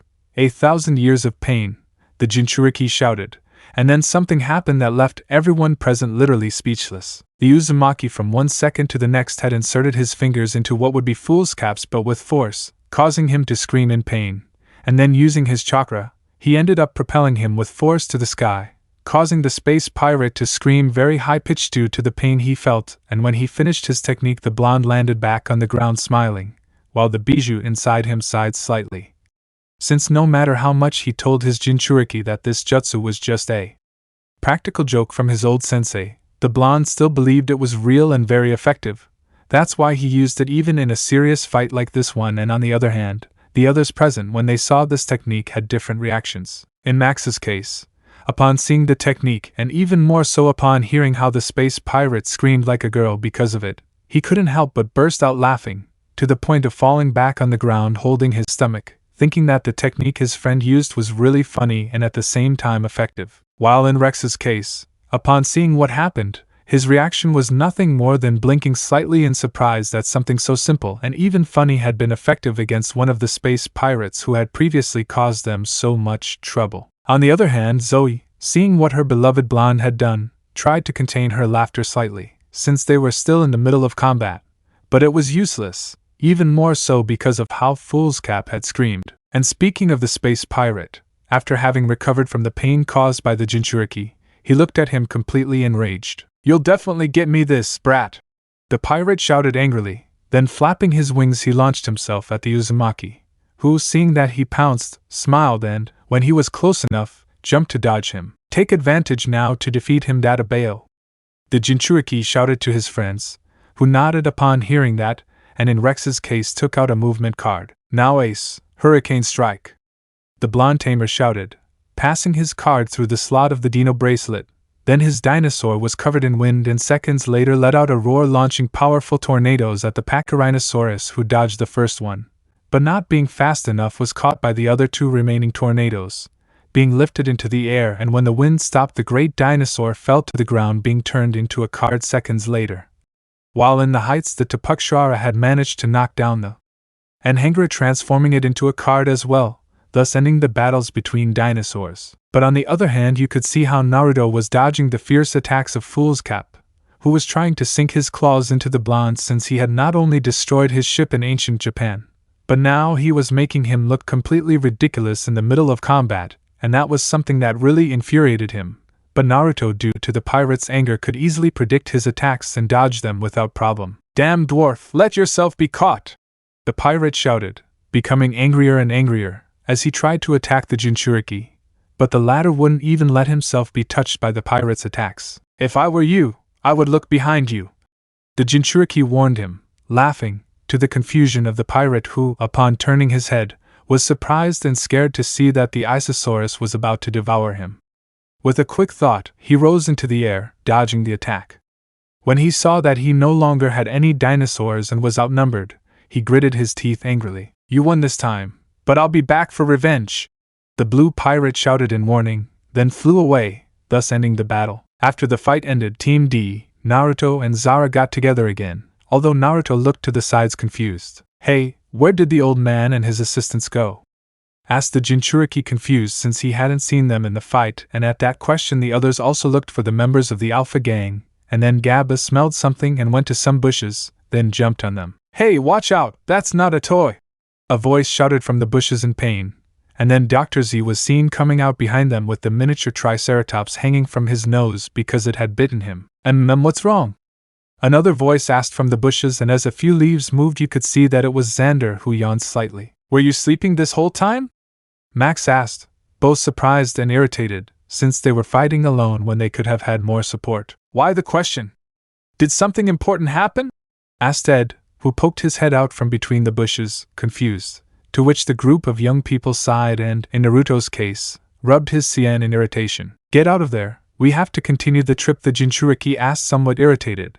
But then he was surprised to feel someone hugging him from behind, and when he looked he saw that it was Princess Zara, who was smiling sweetly. Edo, Zara-chan, what's wrong? He asked, somewhat uncomfortable because of the hug. Once again you saved me from danger, Naruto-kun. This is my way of thanking you, the brunette princess replied with a smile. Then, taking advantage of the proximity, she gave a soft kiss on the cheek to the Jinchuriki, who upon receiving it was practically frozen in place, while the Alpha gang, seeing that, was surprised. But Max, seeing that, got nervous and unconsciously looked at his two friends, who upon seeing the kiss, in Zoe's case, had a slight twitch in her eye, while she squeezed her hand tightly. When she saw that once again the princess was snatching his blonde from him, and in Rex's case, even with his calm personality, upon seeing that kiss he unconsciously hit a nearby tree, while clenching his teeth. And for once I thought everything was going to be okay, Max thought nervously as he saw how a kiss from the princess had once again caused so much trouble. Zara-chan, why you didn't have to do that, said Naruto, blushing, and at the same time angry, not because of the kiss, but because of the mockery he was hearing from his bijou, who was really annoying with his laughter. I wasn't, but I wanted to, the princess admitted, blushing a bit, as she separated from the blonde, then went with the Isosaurus, who lowered his head to receive his friend's caresses. It seems that Genie is ready. We better go now, the princess suggested, smiling, as she climbed onto her dinosaur's head and it carried her onto its back. After everyone gathered and mounted Genie, he began to walk through the desert. The trip was mostly relaxed. After all, unlike before, there were no sandstorms that trapped them. The only inconvenience was a small quicksand trap in which Max fell while trying to make Genie walk. But Naruto managed to get him out of it using his clones as a rope to get the brown-haired boy out of the sand, thus saving his life, to his gratitude. But apart from that fact, the trip was very calm, so much so that they soon reached the city of Zara, which caught the attention of the travelers since it was named the same as the princess. But she clarified that one of her ancestors baptized the city, and at her birth her father called her Zara in honor of the city. Once we get there, what are we supposed to do, Zara?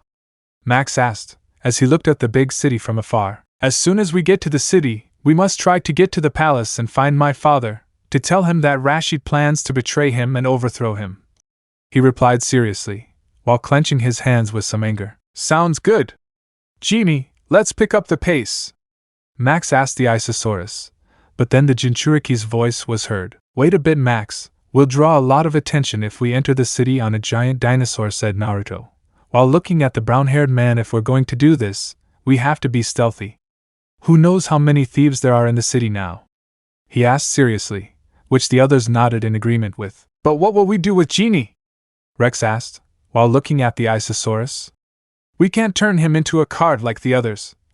He made his point, which caused concern in the others. There's another oasis nearby. Genie can stay there while we're in the city, the princess suggested, to which the Isosaurus roared softly. Great idea, Zara-chan, praised the Jinchuriki, smiling, while the Isosaurus changed course and the princess herself blushed a little at the Jinchuriki's praise, and Zoe for her part again had a fit of jealousy, throwing withering glances at the princess, almost as if she wanted to finish her off just by looking at her, something that did not go unnoticed by the Alpha gang, who were behind everything. After a few minutes and help from a few dozen clones of the Jinchuriki, the great Isosaurus ended up almost completely buried, only having his head and long neck out of the sand to be able to drink and eat comfortably, while the rest went to the city.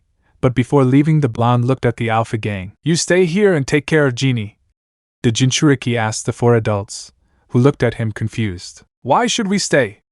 Dr. Z asked, somewhat irritated at being left behind. If a lot of us go to the city, we'll attract more attention. Plus, some space pirate could appear around here and Genie wouldn't be able to take on any of them alone, the Jinchuriki replied seriously.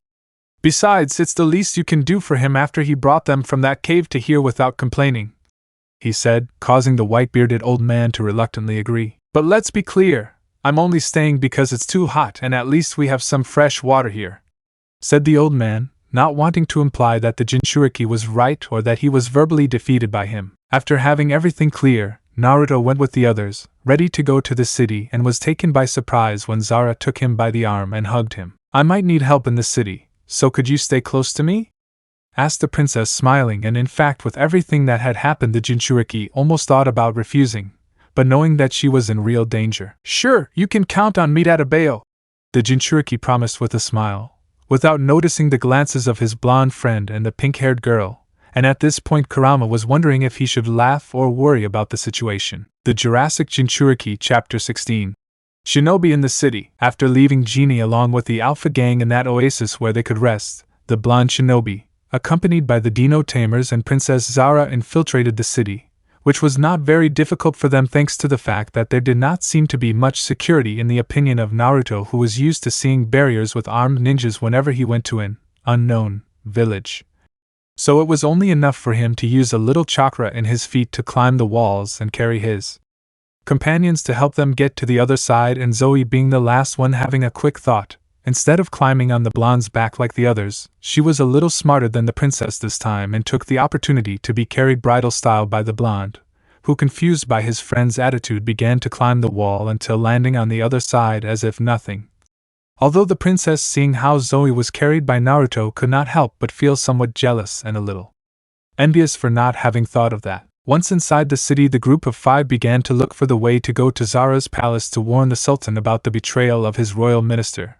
But before they could do anything, Naruto could hear the sound of wood and glass breaking, which caught his attention, and as he walked to a corner he looked out seriously, noticing something that surprised him and the rest of his group. They were the 39 thieves who were not only in the city, but seemed to have total control of the city, because they consumed like animals and took whatever they wanted without caring at all, some even going so far as to beat those who tried to contradict their orders, something that made the Jinchuriki growl angrily. "Why are those idiots here?"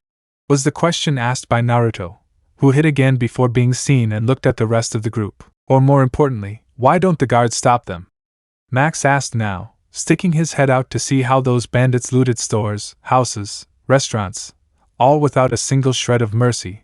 Although at that moment Zoe's voice caught their attention, and when they turned to her they noticed that there was a sign for Zara on a wall with a reward of 500,000 gold coins, and when they analyzed the sign they saw that it was a wanted sign. And now they even treat their princess like a criminal?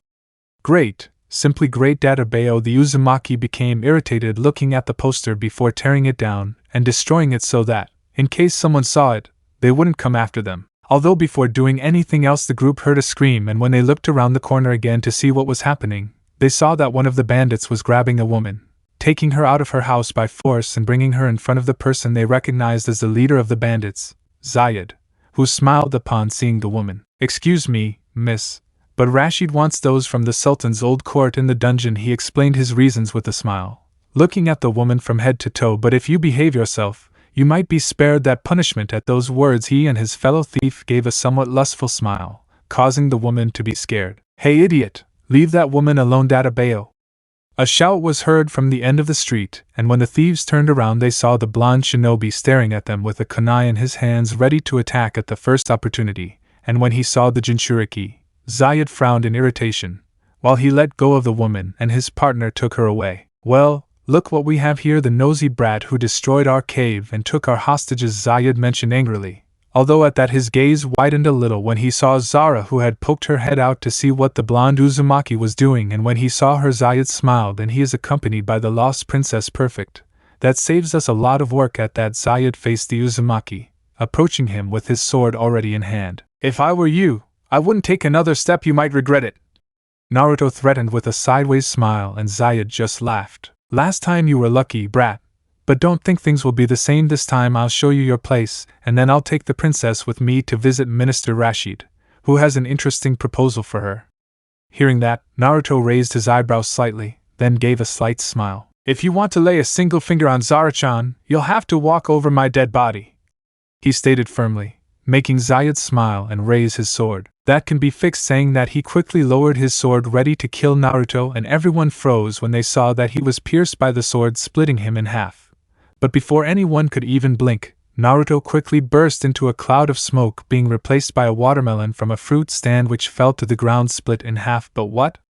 He looked at the watermelon lying on the ground before turning around only to feel a punch in the face that made him lose his balance, and by the force of it he was pushed enough to fall to the ground. The one who threw the punch was none other than Naruto himself, who smiled before landing on his own feet, seeing the bandit lying on the ground. Kawarimi no jutsu done to perfection. Databeo. Naruto smiled, seeing that his tactic had worked perfectly. Then with a jump he went to the two halves of watermelon and took them, returning them to the post where he replaced himself. But he didn't have time to breathe even, since the other thieves, seeing their fallen leader, began to gather around Naruto ready to finish what their leader had started. Although before he could throw the first blow, Naruto had already jumped on them and placed his feet on the head of one, retracting his legs, and then he pushed off, pushing with his feet the bandit, on which he landed, causing him to fall on another of his companions, and the shinobi smiled at the surprise of these gentlemen.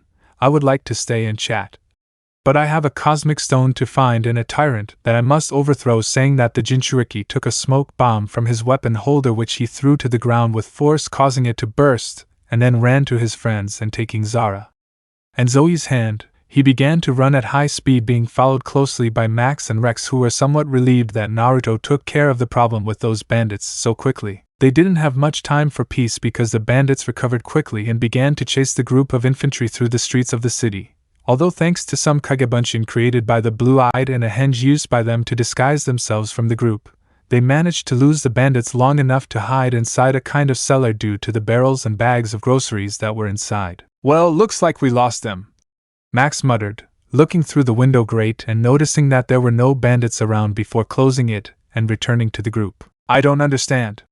What happened to the city? Did we arrive too late? Were the questions of the distressed princess, who sat on a few bags, clutching her hands together, shivering with nerves caused by worry for her father. Hearing these questions, Naruto thought about it for a few moments before smiling. I think I have a way to find out. At those words, everyone turned their gaze to the blonde Jinchuriki, who was smiling in his own way. We just need one of those bandits. At that, he approached to look through the window grill and saw what he was looking for. Perfect. He smiled in a macabre way, scaring his companions a little, and then made some hand signs. Henge no jutsu. A cloud of smoke covered the blonde Uzumaki, and then his image was replaced by that of one of the bandits who attacked previously, and then smiling he left, leaving everyone confused. A few minutes later, the Jinchuriki returned in his normal form, carrying an unconscious and tied-up bandit whose face was all swollen from the blows the Jinchuriki gave him until he was knocked out, something that made everyone sweat slightly because of how exaggerated the Uzumaki was. Even Kurama thought he had gone a little too far, but of course he didn't complain, since it was fun to see how the bandit was beaten by his Jinchuriki. This guy will be our source of information. The Uzumaki clarified his doubts, then took one of the barrels in the place and tore off the top and bottom of it, emptied its contents, and then with the help of the wind tamers and lightning, put the bandit inside the barrel in such a way that he couldn't move freely. Well, we have him trapped, and with no chance of escape now. What, Naruto? Max asked, looking at the shinobi, who smiled and extended his hand and then slapped the bandit hard. That echoed even, causing everyone to have a slight grimace of pain, and the bandit, due to the slap, woke up in great pain. Less screaming and more information, friend. What's going on in this city? Why do the bandits have control of everything? And where is Zara-chan's father? The questions came out of the shinobi facing the thief, who simply looked away. I'd rather die than say anything to a brat like you, he said, and in fact Naruto, instead of getting irritated, smiled, taking out a kunai and placed it on the bandit's neck, just pointing at the jugular, making the bandit pale with fear as he felt the cold metal about to cut his skin. Okay, I'll talk, shouted the bandit on the verge of urinating from fear. Then the Uzumaki moved the kunai away. Rashid overthrew the Sultan, and together with my companions we locked all the guards in the palace dungeon so they wouldn't interfere, and the Sultan is with them. He answered all the questions, hoping to save his life. And what does Rashid want with Zara-chan?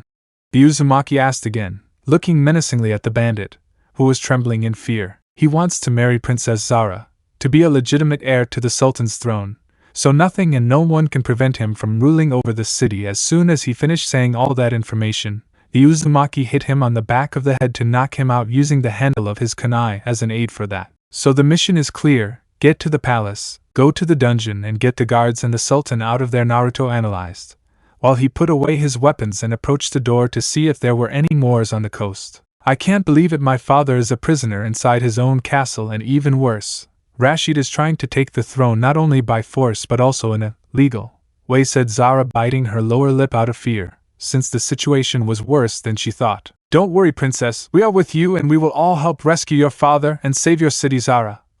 Max spoke with a smile that gave confidence to Zara, who smiled a little and nodded. But first we'll have to see how to go unnoticed to get to the palace. Even with my shinobi skills I can't take care of the 38 thieves and protect them at the same time. Besides, if we use the dinosaurs we could cause a bigger uproar. The Uzumaki analyzed the situation after checking that there was no one there. What if we try to get some civilian clothes? That way we'll go unnoticed for a while to get close enough to the palace, Zoe suggested with her characteristic animated smile. And thinking about it, Naruto nodded with a similar smile. It's an excellent idea, Zoe-chan, but I have a way to improve it. At those words everyone looked at Naruto, who looked at the unconscious bandit. Instead of using civilian clothes, why don't we try using the guard clothes that the bandits use now? With it we will not only go unnoticed, but they will not attack one of their own. At that idea everyone else nodded, smiling. Agreeing with Naruto's plan, who made a hand sign again and transformed into an exact copy of the now unconscious bandit. With this appearance we will cover this bandit, and no one will suspect, and one of you can wear his clothes. Saying that, the blonde went to the barrel where the bandit was trapped, and with a kick broke the wooden prison and began to take off his clothes, leaving him only in his underwear. Only seconds later he locked him inside the sacks full of camel food, and that bandit's clothes were taken by Max, who, like his two friends, returned their dinosaurs to their carts. Okay, let's go rescue the Sultan and take back the city, Max stated with a smile, as he left looking like one of the guards, followed by Naruto using his henge, while behind them were followed by Rex, Zoe and the princess, who were on alert in case they saw any other bandits. 20 minutes later, the mission was a success, in truth, because thanks to Naruto's skills and his henge, he was able to trick and knock out 3 other bandits without problems and steal their uniforms. Then they all went to the palace, but due to the number of soldiers inside they had to move away to think of a plan B. Do you see anything, Rex? Max asked his friend, who was using binoculars brought by the brown-haired man to see inside the palace. The situation was not encouraging at all, since it was full of bandits disguised as guards, blocking all entrances and exits to the palace. Nothing good, there are only guards in the entire area. Every entrance and exit is sealed by them. Even disguised we won't be able to enter without being discovered, Rex replied, while returning the binoculars to Max, who put them in his clothes. But couldn't Naruto-kun knock out the bandits again to avoid that problem? Asked Zoe, looking at the blonde shinobi who was without the henge and was holding his stomach, which was emitting slight sounds that caught the attention of the others. I could do it, but hunger right now won't let me think, the blonde replied, blushing in embarrassment, while holding his stomach. Before anyone could say anything, the same sound appeared in Zoe, then in Max, Rex, and finally in Zara. Naruto is right. We haven't eaten anything since dawn, and at this point I even have trouble thinking clearly. Rex supported what his friend said, while holding his stomach as well. So why don't we go to a store in town and get some food? Max suggested, also hungry after all those hours without food. But with what money? No one packed any money before coming. The weed tamer explained the problem, and everyone sighed upon hearing that. Why don't we take some of the money from that treasure? I'm sure we could pay for a whole banquet, Max complained as his stomach began to growl, and at that, the Uzumaki opened his eyes suddenly. Damn, I had forgotten. That shout altered the others, who turned to look at him confused, and the Uzumaki, smiling, took out his trusty frog wallet, from which he took out many pieces of gold and diamonds. I completely forgot that I had taken part of that treasure, he smiled when he saw all the money he had, and with that he could surely buy food to feed Abijah. You had that money all along, and you just now remember it? Max complained, on the verge of tears because of the pain in his stomach from hunger, and the Uzumaki laughed nervously. Gomen, Max, with everything that happened, I didn't even remember that I still had my trusty Gamachan. The Uzumaki apologized, taking out enough money to buy something to eat, and then put away his wallet, without noticing the looks the others gave him for the way he called her. Well, anyway, thanks to Naruto now we can buy some food, Rex smiled, while the rest nodded and got up to go shopping, although Max noticed that Zoe seemed a little nervous, so he narrowed his eyes. Zoe, jump a few times, Max asked with a fixed gaze on her friend, who got nervous by what she was asked. You heard right. Jump a few times, repeated the lightning tamer to her friend, who slightly bit her lip out of nervousness, which caught the attention of the others, and Zoe resignedly began to jump slightly, causing some pieces of diamonds and gold coins to escape from her letter holder, causing everyone to be surprised. I knew it. You took part of the treasure too. Max accused her friend with a smile, and she sighed. I'm sorry, I couldn't help it. They're just so pretty, and since they had so much treasure I didn't think it would do any harm to take some. She apologized, embarrassed. But then she felt a hand on her shoulder and turned to look at Naruto. Don't worry, Zoe-chan. In the end I did the same thing, so it's okay, Naruto said with a smile, and Zoe's eyes lit up a little. While the Jinchuriki laughed a little. In the end we were thinking the same thing, Databeo. It shows that we are close, he said with total innocence, without knowing that those words made Zoe even happier for saying that the two of them were close, and while Zara was a little discouraged. Okay, enough talking, let's go eat, Max said with a smile before the whole group nodded and then left. 30 minutes later, the group consisting of Naruto, Max and Rex had separated from Zoe and Zara to go get the food they would need, and after a while they ended up meeting up carrying the 3 large bags full of food of all kinds, bread, meat, vegetables, fruit, among others. Don't you think it's too much? I don't think we can eat that much food, Zoe commented, a drop of sweat running down her neck as she saw everything they'd bought. What's left we can give to Elga. That way she'll have us on her good side for a while, Max responded with a lively smile. But Rex became alert when he saw one of the guards, and everyone covered themselves so as not to be recognized and greeted him as if nothing had happened, so as not to attract attention when he passed by. They were about to leave when suddenly Max's attention was caught by a street show in which a teenager of at least 15 or 16 years old seemed to be selling some magic lamps with a real genie inside them, and for the demonstration he hit the tip of the lamp he was carrying, which began to give off smoke, and when it disappeared a supposed genie that granted wishes had appeared, which caused many people to start buying like crazy. Max, let's go, we don't have time to waste, Naruto called to his still transformed friend, while he carried the bags of food to leave, but the brown-haired boy looked excitedly at the supposed genius. Oh come on, can't we just buy one? Max asked excitedly like a kid at Christmas. Just imagine how easy our lives would be with a genie who grants us wishes. He began to fantasize about all the food they could buy, or how easy it would be to find the missing cosmic stones. Max, he's just a street artist. That genius thing isn't really real, Naruto mentioned, trying to open his friend's eyes, who changed his expression from one of excitement to one of discouragement. But then when all the buyers left he looked up and approached the street artist who was collecting all the gold they collected, and when he felt Max's presence he turned to look at him. Can I help you with something, kid? He asked him directly, finishing gathering the gold, and Max looked at him sternly. Did you scam those people to keep their money?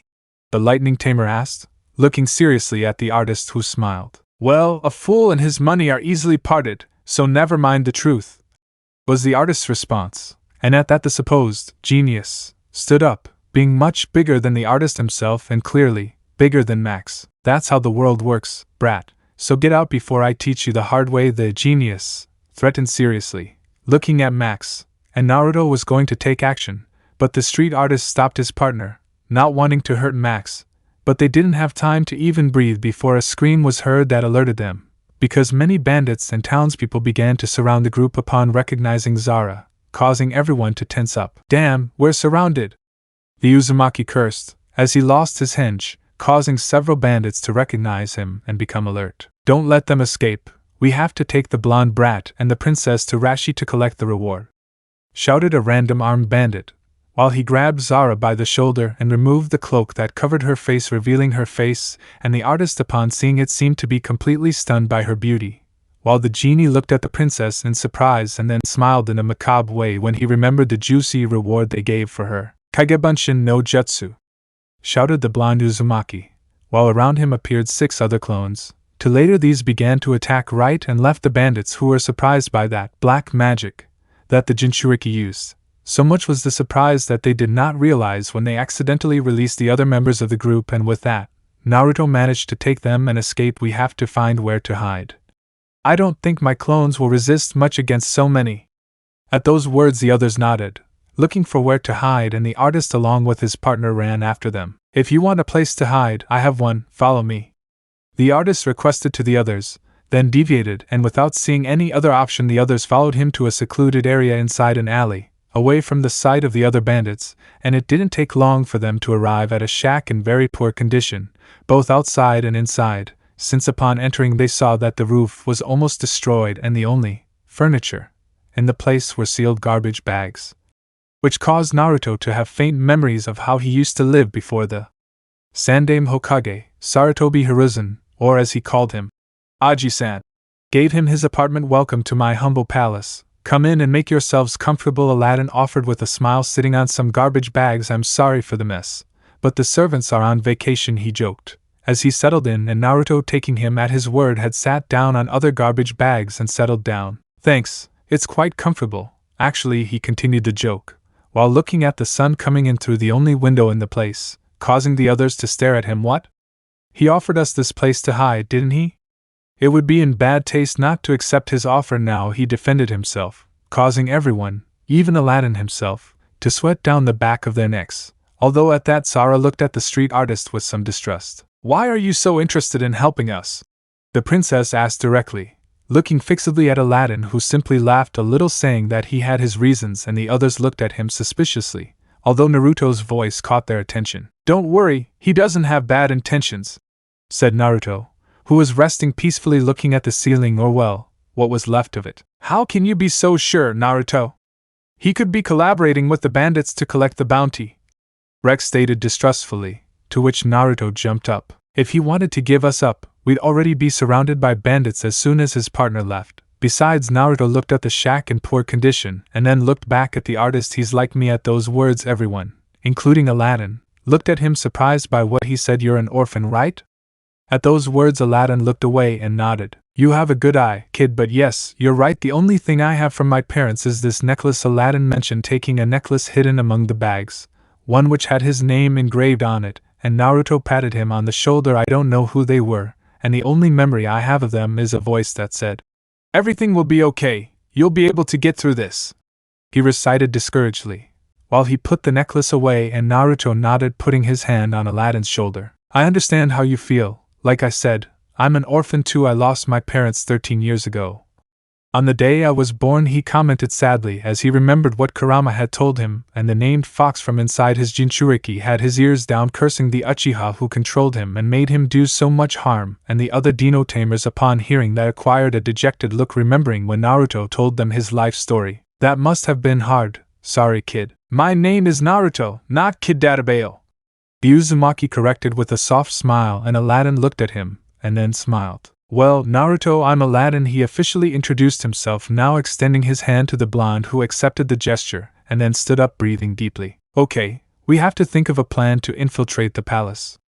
Now disguising ourselves won't work anymore because everyone will be on alert now that they know we stole their outfits. So we have to think of a plan B, said the Uzumaki, looking at his friends, the princess, and even Aladdin. Well, there is a way to enter the castle, the princess mentioned, drawing the attention of the others. I'm not sure if it exists, but it is rumored that there is a secret passage that leads to a room inside the palace. If we manage to find that entrance, we will be able to infiltrate without problem. She explained her idea with a smile, encouraging the others, and Aladdin, thinking a little, snapped his fingers. Now that you mention it, I know exactly where it is, Aladdin said with a smile, drawing the group's attention. It's outside the city walls.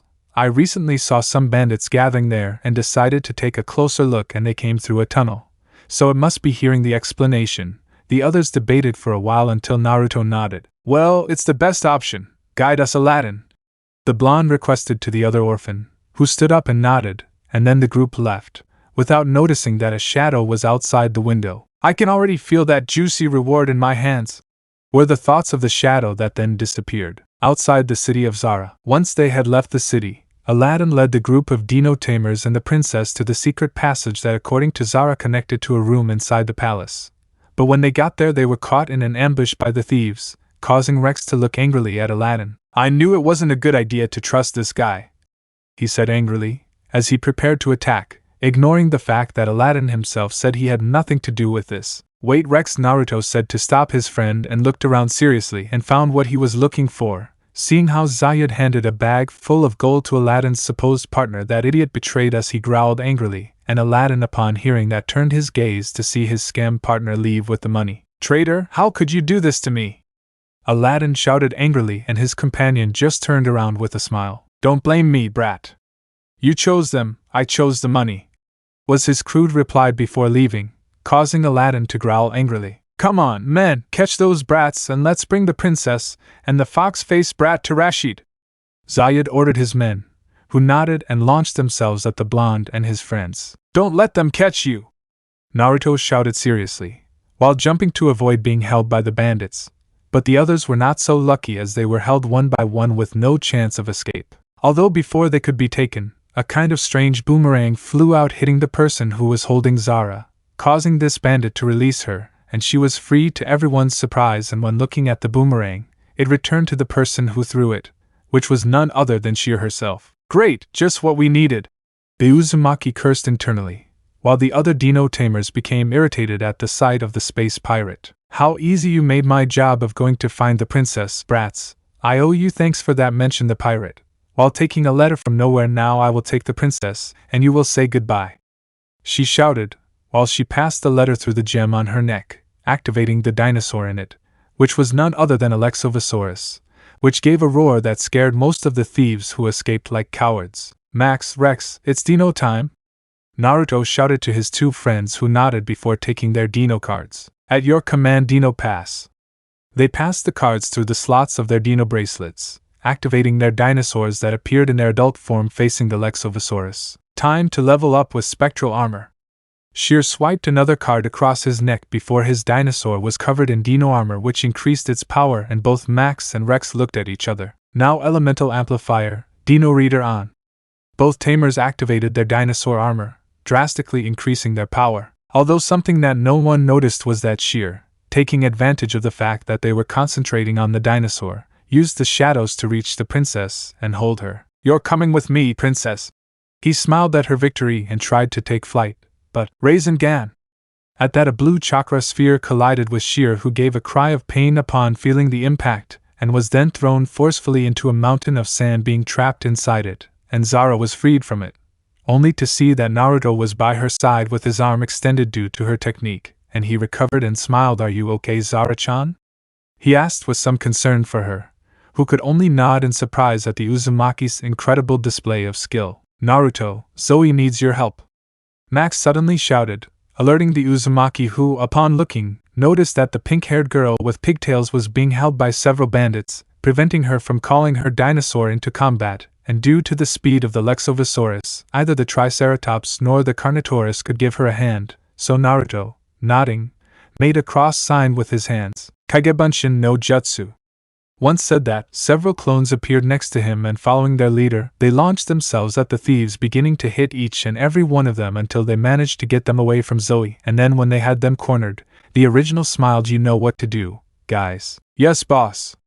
All the clones nodded at the head, then together with the original they began to attack the thieves, first each one giving a punch to the bandit's face, causing them to become disoriented, and then the remaining clones got under them. Uzumaki Naruto's clones hit the bandits with an upward kick, causing them all to be lifted into the air, to later see the original Naruto with his crimson eyes smiling. "Naruto Renden!" The original finished, giving a strong downward kick to each of the bandits, and due to Kurama's help, they went straight to the sand, where they ended up buried, if not dead from the impact. Once he finished his combo, Naruto fell and his eyes returned to normal. At the same time, the clones disappeared and the original walked towards Zoe, helping her get up, since due to the surprise he left her like a statue when he saw that combo. "Zoe-chan, are you okay?" asked the Uzumaki, worried about the pink-haired girl, who somehow managed to nod, and then an idea crossed her mind and she blushed. "I am fine, Naruto-kun, thanks for saving me," Zoe thanked with a smile. Before imitating Zara's actions, and to the Jinchuriki's surprise, Zoe approached him and gave him a sweet and soft kiss on the cheek, then separated, completely blushed from the embarrassment she felt, but she had a huge smile of happiness for having achieved it. While in the case of the Jinchuriki, he was completely turned into a statue due to what happened. It even seemed that his brain had completely disconnected, and he unconsciously brought his hand to his cheek as if he wanted to feel that sensation again. "Oh, but just look, the pink-haired brat finally dared to do something," was the comment given by Kurama, who smiled pleased by what he saw. At the same time, he could notice how the princess seemed to be just as surprised as Naruto, but you could also see the sadness in her eyes when she saw how Naruto reacted. "Well, I shouldn't worry, after all. It's clear who the brat will end up with," smiled the great Kyubi no Kitsune before lying down, wanting to see more of this spectacle. While in the Dino combat, you can see how now Rex and Max had used the cards Hurricane Strike and Lightning Strike, managing to easily defeat the Lexovisaurus and obtain its card, making both smile triumphantly before returning with Naruto and Zoe, noticing the looks of both, which confused them. Did something happen?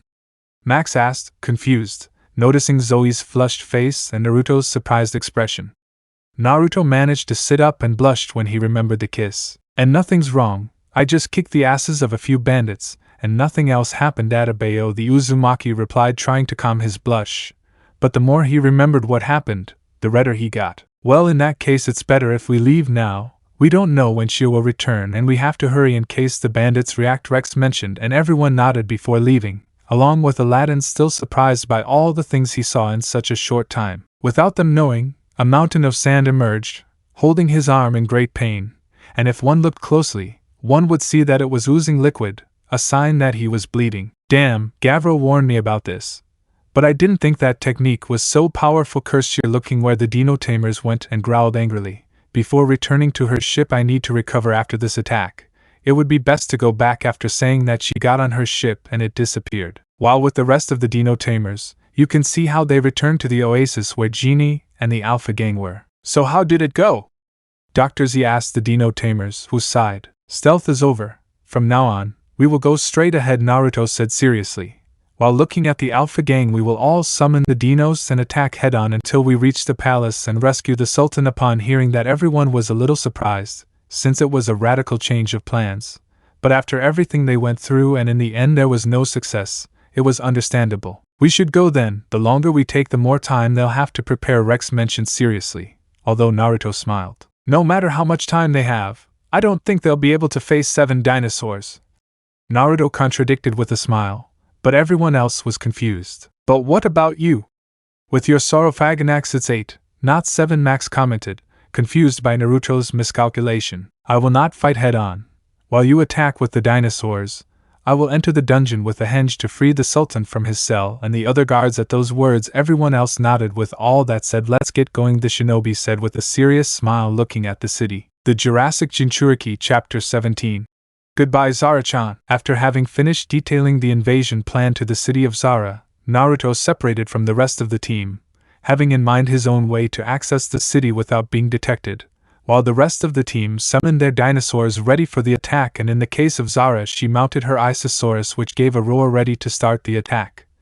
Although before starting, Max noticed something that left him confused and looked to the sides. Hey, has anyone seen Aladdin? Max asked, confused when he didn't see the other member of his team, and when he realized he was missing, everyone looked for him until Xander called and made them turn around, and they noticed him pointing at something in the sand. I think that boy ended up following Naruto. He gave his hypothesis, seeing how in the sand there were 2 pairs of footprints. One pair was Naruto's, who had separated from the group, and the other was Aladdin's, who had followed him while the group was preparing. Why would Aladdin leave with Naruto? He's safer with us, Max asked, confused by his new ally's decision, although the rest didn't have an answer to that, and then they felt a slight tremor and then turned to see the Isosaurus Genie advancing towards the city. Hey Zara, wait for us, he shouted, calling the princess before making Gabu run towards the city, an act that was imitated by the rest of the Dino Tamers. Although Zoe took one last look at where Naruto had gone. Please take care, Naruto-kun, Zoe thought with concern for the blonde, before moving forward with Paris to catch up with the rest of the group. While this was happening, you could see how in the middle of the desert the young Jinchuriki was running at full speed through the stifling terrain, looking for the secret entrance that connected directly to the palace. But then he felt a strange presence, and confused he turned to see that someone was following him, which confused him, and he stopped his walk to turn to see Aladdin, who was somewhat tired of chasing Naruto through the desert. Aladdin? What are you doing here? You're supposed to be with the rest, Adebayo asked the Jinchuriki, looking at the brunette, who took a moment to catch his breath, and after taking a deep breath he sat up again, looking at Naruto. I thought you might need a little help rescuing the Sultan. After all, the palace will be full of thieves who will block your way, he replied seriously, which caused Naruto to look at him in confusion and was about to reject his offer of help, but his tenant intervened. Let him come with us, Naruto. Hearing that, Naruto became confused, and immediately the Great Fox answered his unasked question. While with your Kagebunshin you could defeat those thieves, you will have to save your chakra in case one of those pirates shows up again, Kurama reminded him seriously, to which Naruto thought about it, and had to admit that his partner was right. Okay, Aladdin, you can come with me, but listen, if one of the flying demons appears again, you will hide, understand? He asked without hesitation, to which Aladdin nodded, accepting the condition, which made Naruto smile and extend his hand to Aladdin, who shook it. In that case, welcome to the team Databao, he announced with a smile, before letting go of his hand and turning around to start running, now with Aladdin following him. So what's the plan, Naruto? The brunette asked curiously, while the blonde Jinchuriki pointed at something in front of them, and when Aladdin looked he opened his eyes, seeing that they were heading to the secret passage that they were previously going to use to go to the palace. And Naruto, I don't know if I have to remind you, but the passage collapsed. There's no way to use it, he reminded the blonde, who didn't lose his smile, confusing Aladdin. After reaching the secret passage, the blonde Jinchuriki analyzed with his eyes the state of the passage, and when he moved a few rocks that obstructed the way, he could see that it seemed to have no end, so Aladdin advanced a few steps. I told you, Naruto, the passageway is destroyed. There's no way to use it, he stated, looking at the Jinchuriki, who just smiled with emotion. Only the entrance and the tunnel that was accessed are destroyed. The inside was not affected, he responded to what Aladdin said with a smile, causing confusion in his companion, and then he made a cross with his hands. Kagebunshin no Jutsu. One of his shadow clones appeared, surprising Aladdin, and then he put his hand near the clone, which began to send chakra to it, creating a sphere Rasengan. He launched his technique against the stone wall, causing it to bury itself inside and being inside the rocks. Naruto, with the help of Kurama, sent more chakra to it, causing the Rasengan to end up exploding as if it were a grenade, causing many rocks to be thrown out and the tunnel to begin to open. This is how we will access the tunnel, he finished saying his plan, smiling at the surprised Aladdin, who blinked speechlessly at what he saw. Come on, don't stay there, we have to move on, Databao. After saying that, the blonde repeated the process with his clones a couple of times until they managed to reach the other side of the entrance to the secret passageway. Once inside the passage, Aladdin could see that Naruto was right in the end, since the inside of the passage was completely intact. At most there were a few rocks obstructing the passage, but nothing that was a cause for concern. Okay, now we'll just follow the passageway until we reach the palace, and when the others start the distraction, we'll rescue the Sultan. The blonde explained his plan to Aladdin, who nodded, and then they both began to run inside the passageway towards the palace. Inside the Sultan's palace, currently you could see how inside the palace everything was chaos. The thieves, now dressed as guards, ran from one side to the other because from the outside the dinosaurs had started the attack against the palace, using the great strength of the leader genie to penetrate the great walls that defended the palace, and once inside, the dinosaurs were in charge of scaring away the thieves who approached to attack, which made Minister Rashid, who was the leader of these, irritated by not being able to face those monsters, as he called them. Although oblivious to this, inside the throne room you could see how one of the tiles located in the center of it began to move slowly, then it rose a little, showing Naruto and Aladdin, who looked to the sides in search of possible enemies. But when they didn't see any, they removed the tile and left. First Naruto, who after doing so held out his hand to Aladdin to help him, and then once inside, they both hid behind some curtains, watching as the thieves, now in guard suits, ran from one side to the other. Then they felt a tremor which made them flee. Perfect! The others are already distracting the thieves with the dinosaurs. It's our best chance to go after the Sultan, Naruto whispered, looking where the thieves were leaving before looking at Aladdin, who nodded, and they both came out from behind the curtain before taking positions against the wall and sticking their heads out, seeing that everything was clear, to which Naruto signaled Aladdin to follow him. When leaving the throne room, both had to be very stealthy to avoid being detected by the thieves. Naruto even had to use his climbing technique to avoid being detected on more than one occasion, although in the middle of the search he felt a tremor twice as strong as the last time, and for a few moments it seemed that everything was over, but nothing could be further from the truth, since the tremor was repeated, and this time Naruto could feel more intensity than before. What the hell are you doing? The point was to distract the thieves, not destroy the palace. Databao, Naruto thought nervously, watching how the tremors made the structures crack, and some even ended up falling from their place, and then his dino reader began to emit a sound, and then Naruto activated it. Hey, what the hell are you doing? More than distracting, it seems you want to destroy the palace. He searched for answers, seeing the image of Max on the other side of the screen. Naruto, this is bad. Sheer is back and now he has Genie under his control. He's very strong and we need your help, he shouted in panic, before the communication was suddenly cut off, causing the blonde to open his eyes, cursing internally. Naruto, you have to go with your friends, don't worry about the Sultan, I'll take care of rescuing him, Aladdin suddenly spoke, looking at Naruto, who looked at him tensely. Are you sure you can get it out? He asked, unsure, but Aladdin didn't hesitate and nodded firmly, which made the Jinchuriki think about it, until another tremor occurred which made him curse internally. Okay, but just in case Kagebunshin no Jutsu.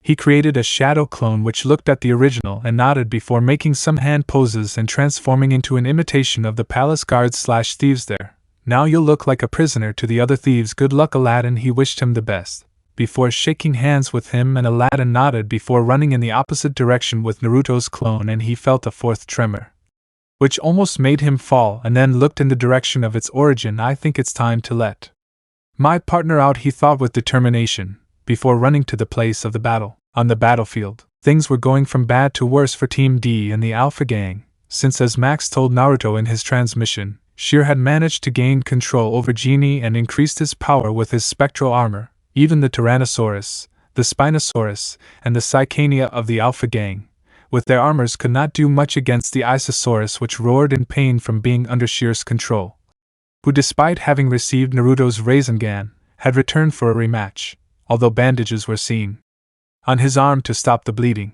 although that did not stop the fact that she now possessed one of the strongest dinosaurs due to its great size and strength, in addition to the fact that she had managed to capture the princess and threatened to use her precious genie to destroy the city, if she did not tell him the location of the cosmic stone, which had terrified Zara.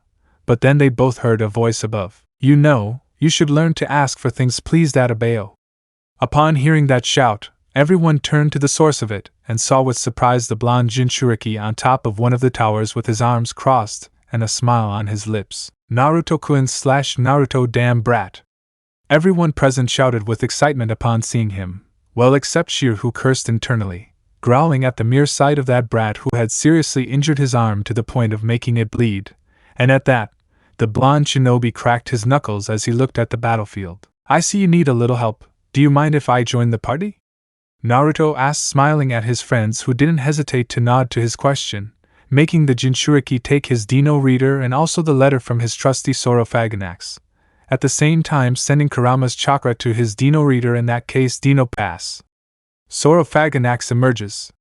The blonde shouted with a smile, before his card was activated and an intense crimson-red glow appeared from it along with a ring of fire which burned part of the structures, and followed by this, the great Saurophaganax made an appearance, giving a powerful roar before landing behind Genie's back. Hey, I think it's time to go all out, he shouted to his friends, who nodded when they heard that, and Naruto took the moment to jump onto his dinosaur. Ready for this, friend?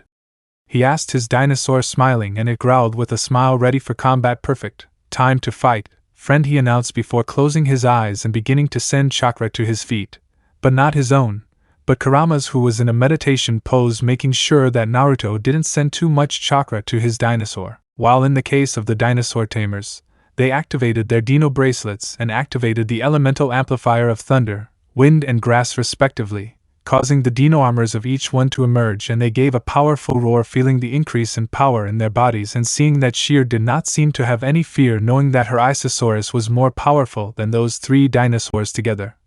But then she felt a chill run down her back, and when she turned around she saw with surprise how from the body of the Jinchuriki and also from the Saurophaganax a large amount of reddish energy began to emerge, better known as Kurama's chakra, which swirled around the dinosaur, creating a chakra blanket over it, similar to the one Naruto possessed when he was in the Valley of the End fighting against his rival.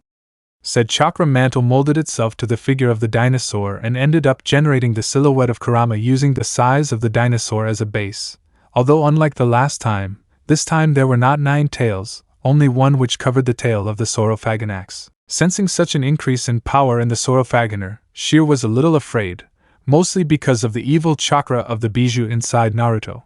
But he didn't want to accept defeat just like that and took the attack card that Seth gave him for the Isosaurus. Don't think you can beat me now, brats. Genie, use Hydro Cutter.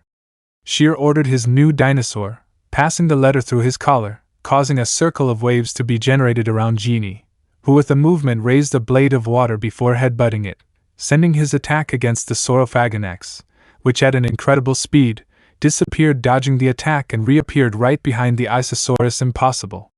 How did he manage to get so fast? he asked with anger and surprise at seeing the speed of the Sorophaganax, making Naruto smile. Well, it doesn't matter. Genie, use Hydro Cutter again. He forced his dinosaur to launch its attack against the other dinos again. Seeing the water blades against them, Gabu, Ace and Paris tried to dodge them, although some of the blades managed to get close to them, making them fall, which made their tamers worry and more when they saw Genie preparing another attack against them. But before launching it, the Sorophaganax intervened in the attack, colliding with the Isosaurus, and thanks to the strength granted by Kurama's cloak managed to push it enough to deflect the blade away from the other dinosaurs, before jumping away.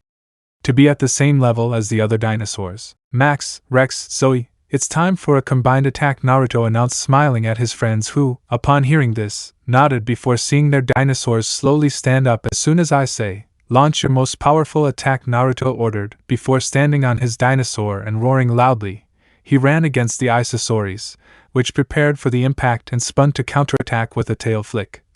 But the Sorophaganax was faster, and in one jump landed on the Isosaurus, using it as momentum to jump until it was right behind its back. Now, all together, Naruto shouted, taking an attack card that Dr. Z gave him. Now, friend. Meteor Shower!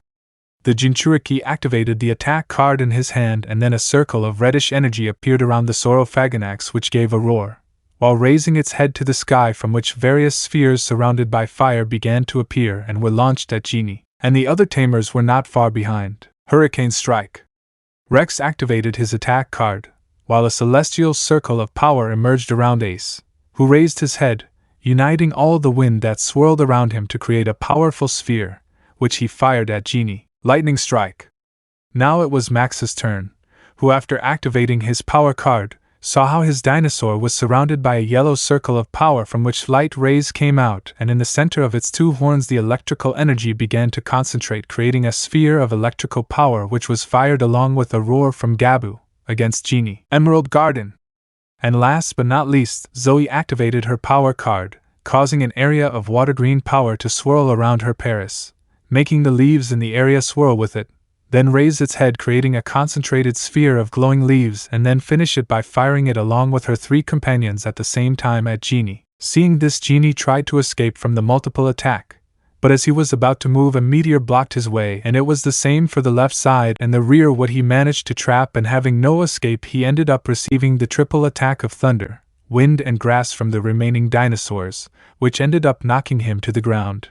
And then his armor exploded, and with his last breath he let out a last roar into the air, which Naruto could understand as a "Thank you, friends," from the Isosaurs, before he fell and became a card. But to everyone's surprise, next to Genie's card was the Cosmic Stone, in this case red, causing Naruto to react. That's why I felt the Cosmic Stone so close all the time. It was inside Genie, he thought with surprise, seeing the stone from afar. Naruto, this is no time to be surprised.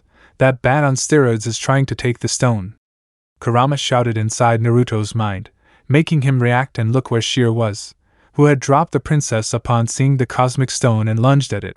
Although a second scream made him turn around, and he saw that Zara ended up in free fall after being dropped by Shir, and seeing that the blonde gritted his teeth looking at Zara before Shir, who was getting closer to the Cosmic Stone, and then cursed internally, starting to run towards Zara. Kagebunshin no Jutsu. He shouted with all his might, creating a few dozen clones which formed an improvised ladder, which Naruto began to climb, until he reached the last of his clones and propelled himself towards Zara, catching her in his arms bridal style and spinning around, ending up clinging to one of the palace walls, thus saving Zara's life from that fall and leaving her surprised due to the impact of ending up in free fall and now out of nowhere being in the arms of her beloved blonde. Although on the other hand Shir smiled, pouncing on the stone, and when she was about to get it, to her misfortune a huge foot ended up on it, causing her to step back and see the Sorophaganax, which gave a powerful roar at Shir, who felt a little scared, not by the roar itself, but by the appearance of the dinosaur that still had the Kurama cloak, and his eyes changed to crimson with slanted pupils and a great thirst for blood, which forced her to retreat and fly away from there, cursing for not having obtained the stone in time. While in the case of the Jinchuriki, he began to walk down the palace wall until he reached the ground, where he carefully placed the princess he was holding in his arms,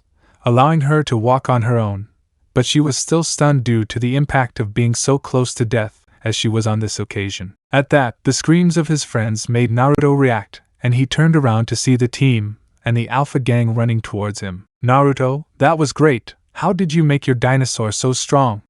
Max asked, excited to see the fire dinosaur wrapped in Kurama's chakra and even more so by how strong it had become, which made Naruto laugh. It's true, I've never seen a dinosaur be so fast. Not even Ace managed to have that speed, and that's despite being the fastest of the team, Rex reaffirmed with the same excitement as his friend, only without showing it as much. It was actually very simple, easier than I thought it would be. I just had to, He asked, confused, feeling someone hug him, and when he turned his head he noticed that it was Zara who clung tightly to the Jinchuriki, which confused him. Edo, Zara-chan, are you by?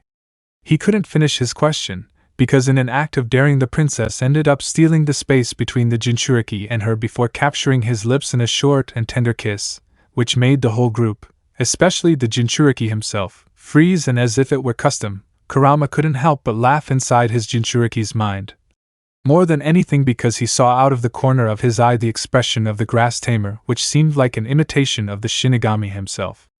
Due to the thirst for blood that she released because of her jealousy, which made the others around her take a step back nervously. After the kiss ended, the princess slowly separated from Naruto, but unlike other times, this time she stayed hugged to him, grateful to have him close, although the blonde still did not assimilate what happened to him, until a mental blow from his bijou made him react, and blinking he looked at Zara, who smiled excitedly and gratefully. Again, you ended up saving my life, Naruto-kun. Thank you very much, the princess thanked with a smile, clinging to her blonde knight, who didn't know how to react anymore. It was nothing, Zara-chan, whispered Naruto, reciprocating the hug, feeling extremely nervous for some reason, while Zoe, who was watching this from behind, turned around and left silently, causing the rest of the team to look at her and then at Naruto in an awkward silence. At that, the sound of footsteps approaching was heard, and when they looked they saw that they were the true royal guards, accompanying the Sultan and Aladdin himself, who was smiling at having completed his mission of freeing Zara's father,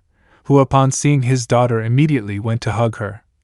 A gesture that was reciprocated by her, and Naruto looked at Aladdin before giving him a smiling sign, silently telling him that he did a good job, a sign that was returned by Aladdin. After this, taking advantage of the confusion, Naruto went to see his dinosaur, which was the only one that had not yet been turned into a card, and it looked at him smiling while Kurama's cloak disappeared from him and Naruto stroked its head. You did great, friend, good job, he praised with a smile, making his dinosaur roar slightly. Now do you think you could give me what you have under your foot?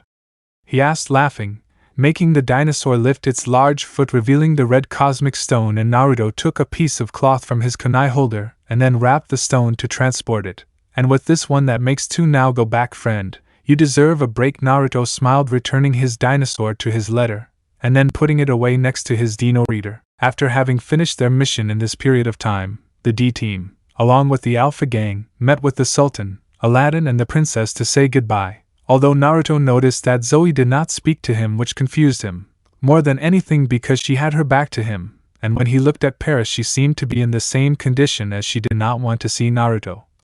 Something that made him blink without understanding what was happening. Young foreigners, I owe you my most sincere thanks, said the Sultan with a smile, looking at the group of travelers. Thanks to you not only was Rashid's coup d'etat stopped, but you have also prevented my precious daughter from suffering at the hands of those thieves. For that and more, thank you very much. He thanked the travelers, bowing to them, who felt strange for receiving so much praise from the Sultan. And you, young man with golden hair, he said this while looking at Naruto, who blinked in confusion. My daughter has told me everything you have done for her. You have my complete gratitude for how much you have helped her these days, and after thinking about it for a while, at my daughter's request, it would be an honor for me if you stayed in the palace and were my heir to the Sultan's throne, he stated with a smile, while Zara smiled behind her father and the entire group, and now literally everything, including Aladdin himself and even Kurama himself, would remain completely frozen of surprise. Nanny?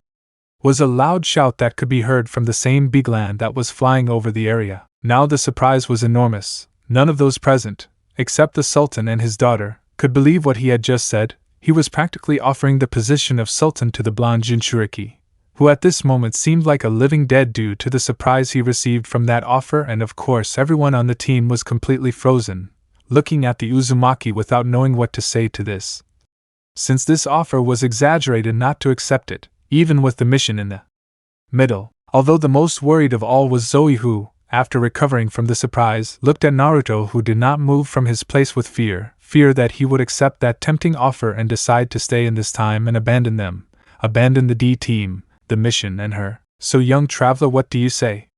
The Sultan's voice made the Uzumaki react a little and he stared at the man in front of him still surprised without knowing what to say about what he said. Being Sultan would be the same as being Hokage, or not?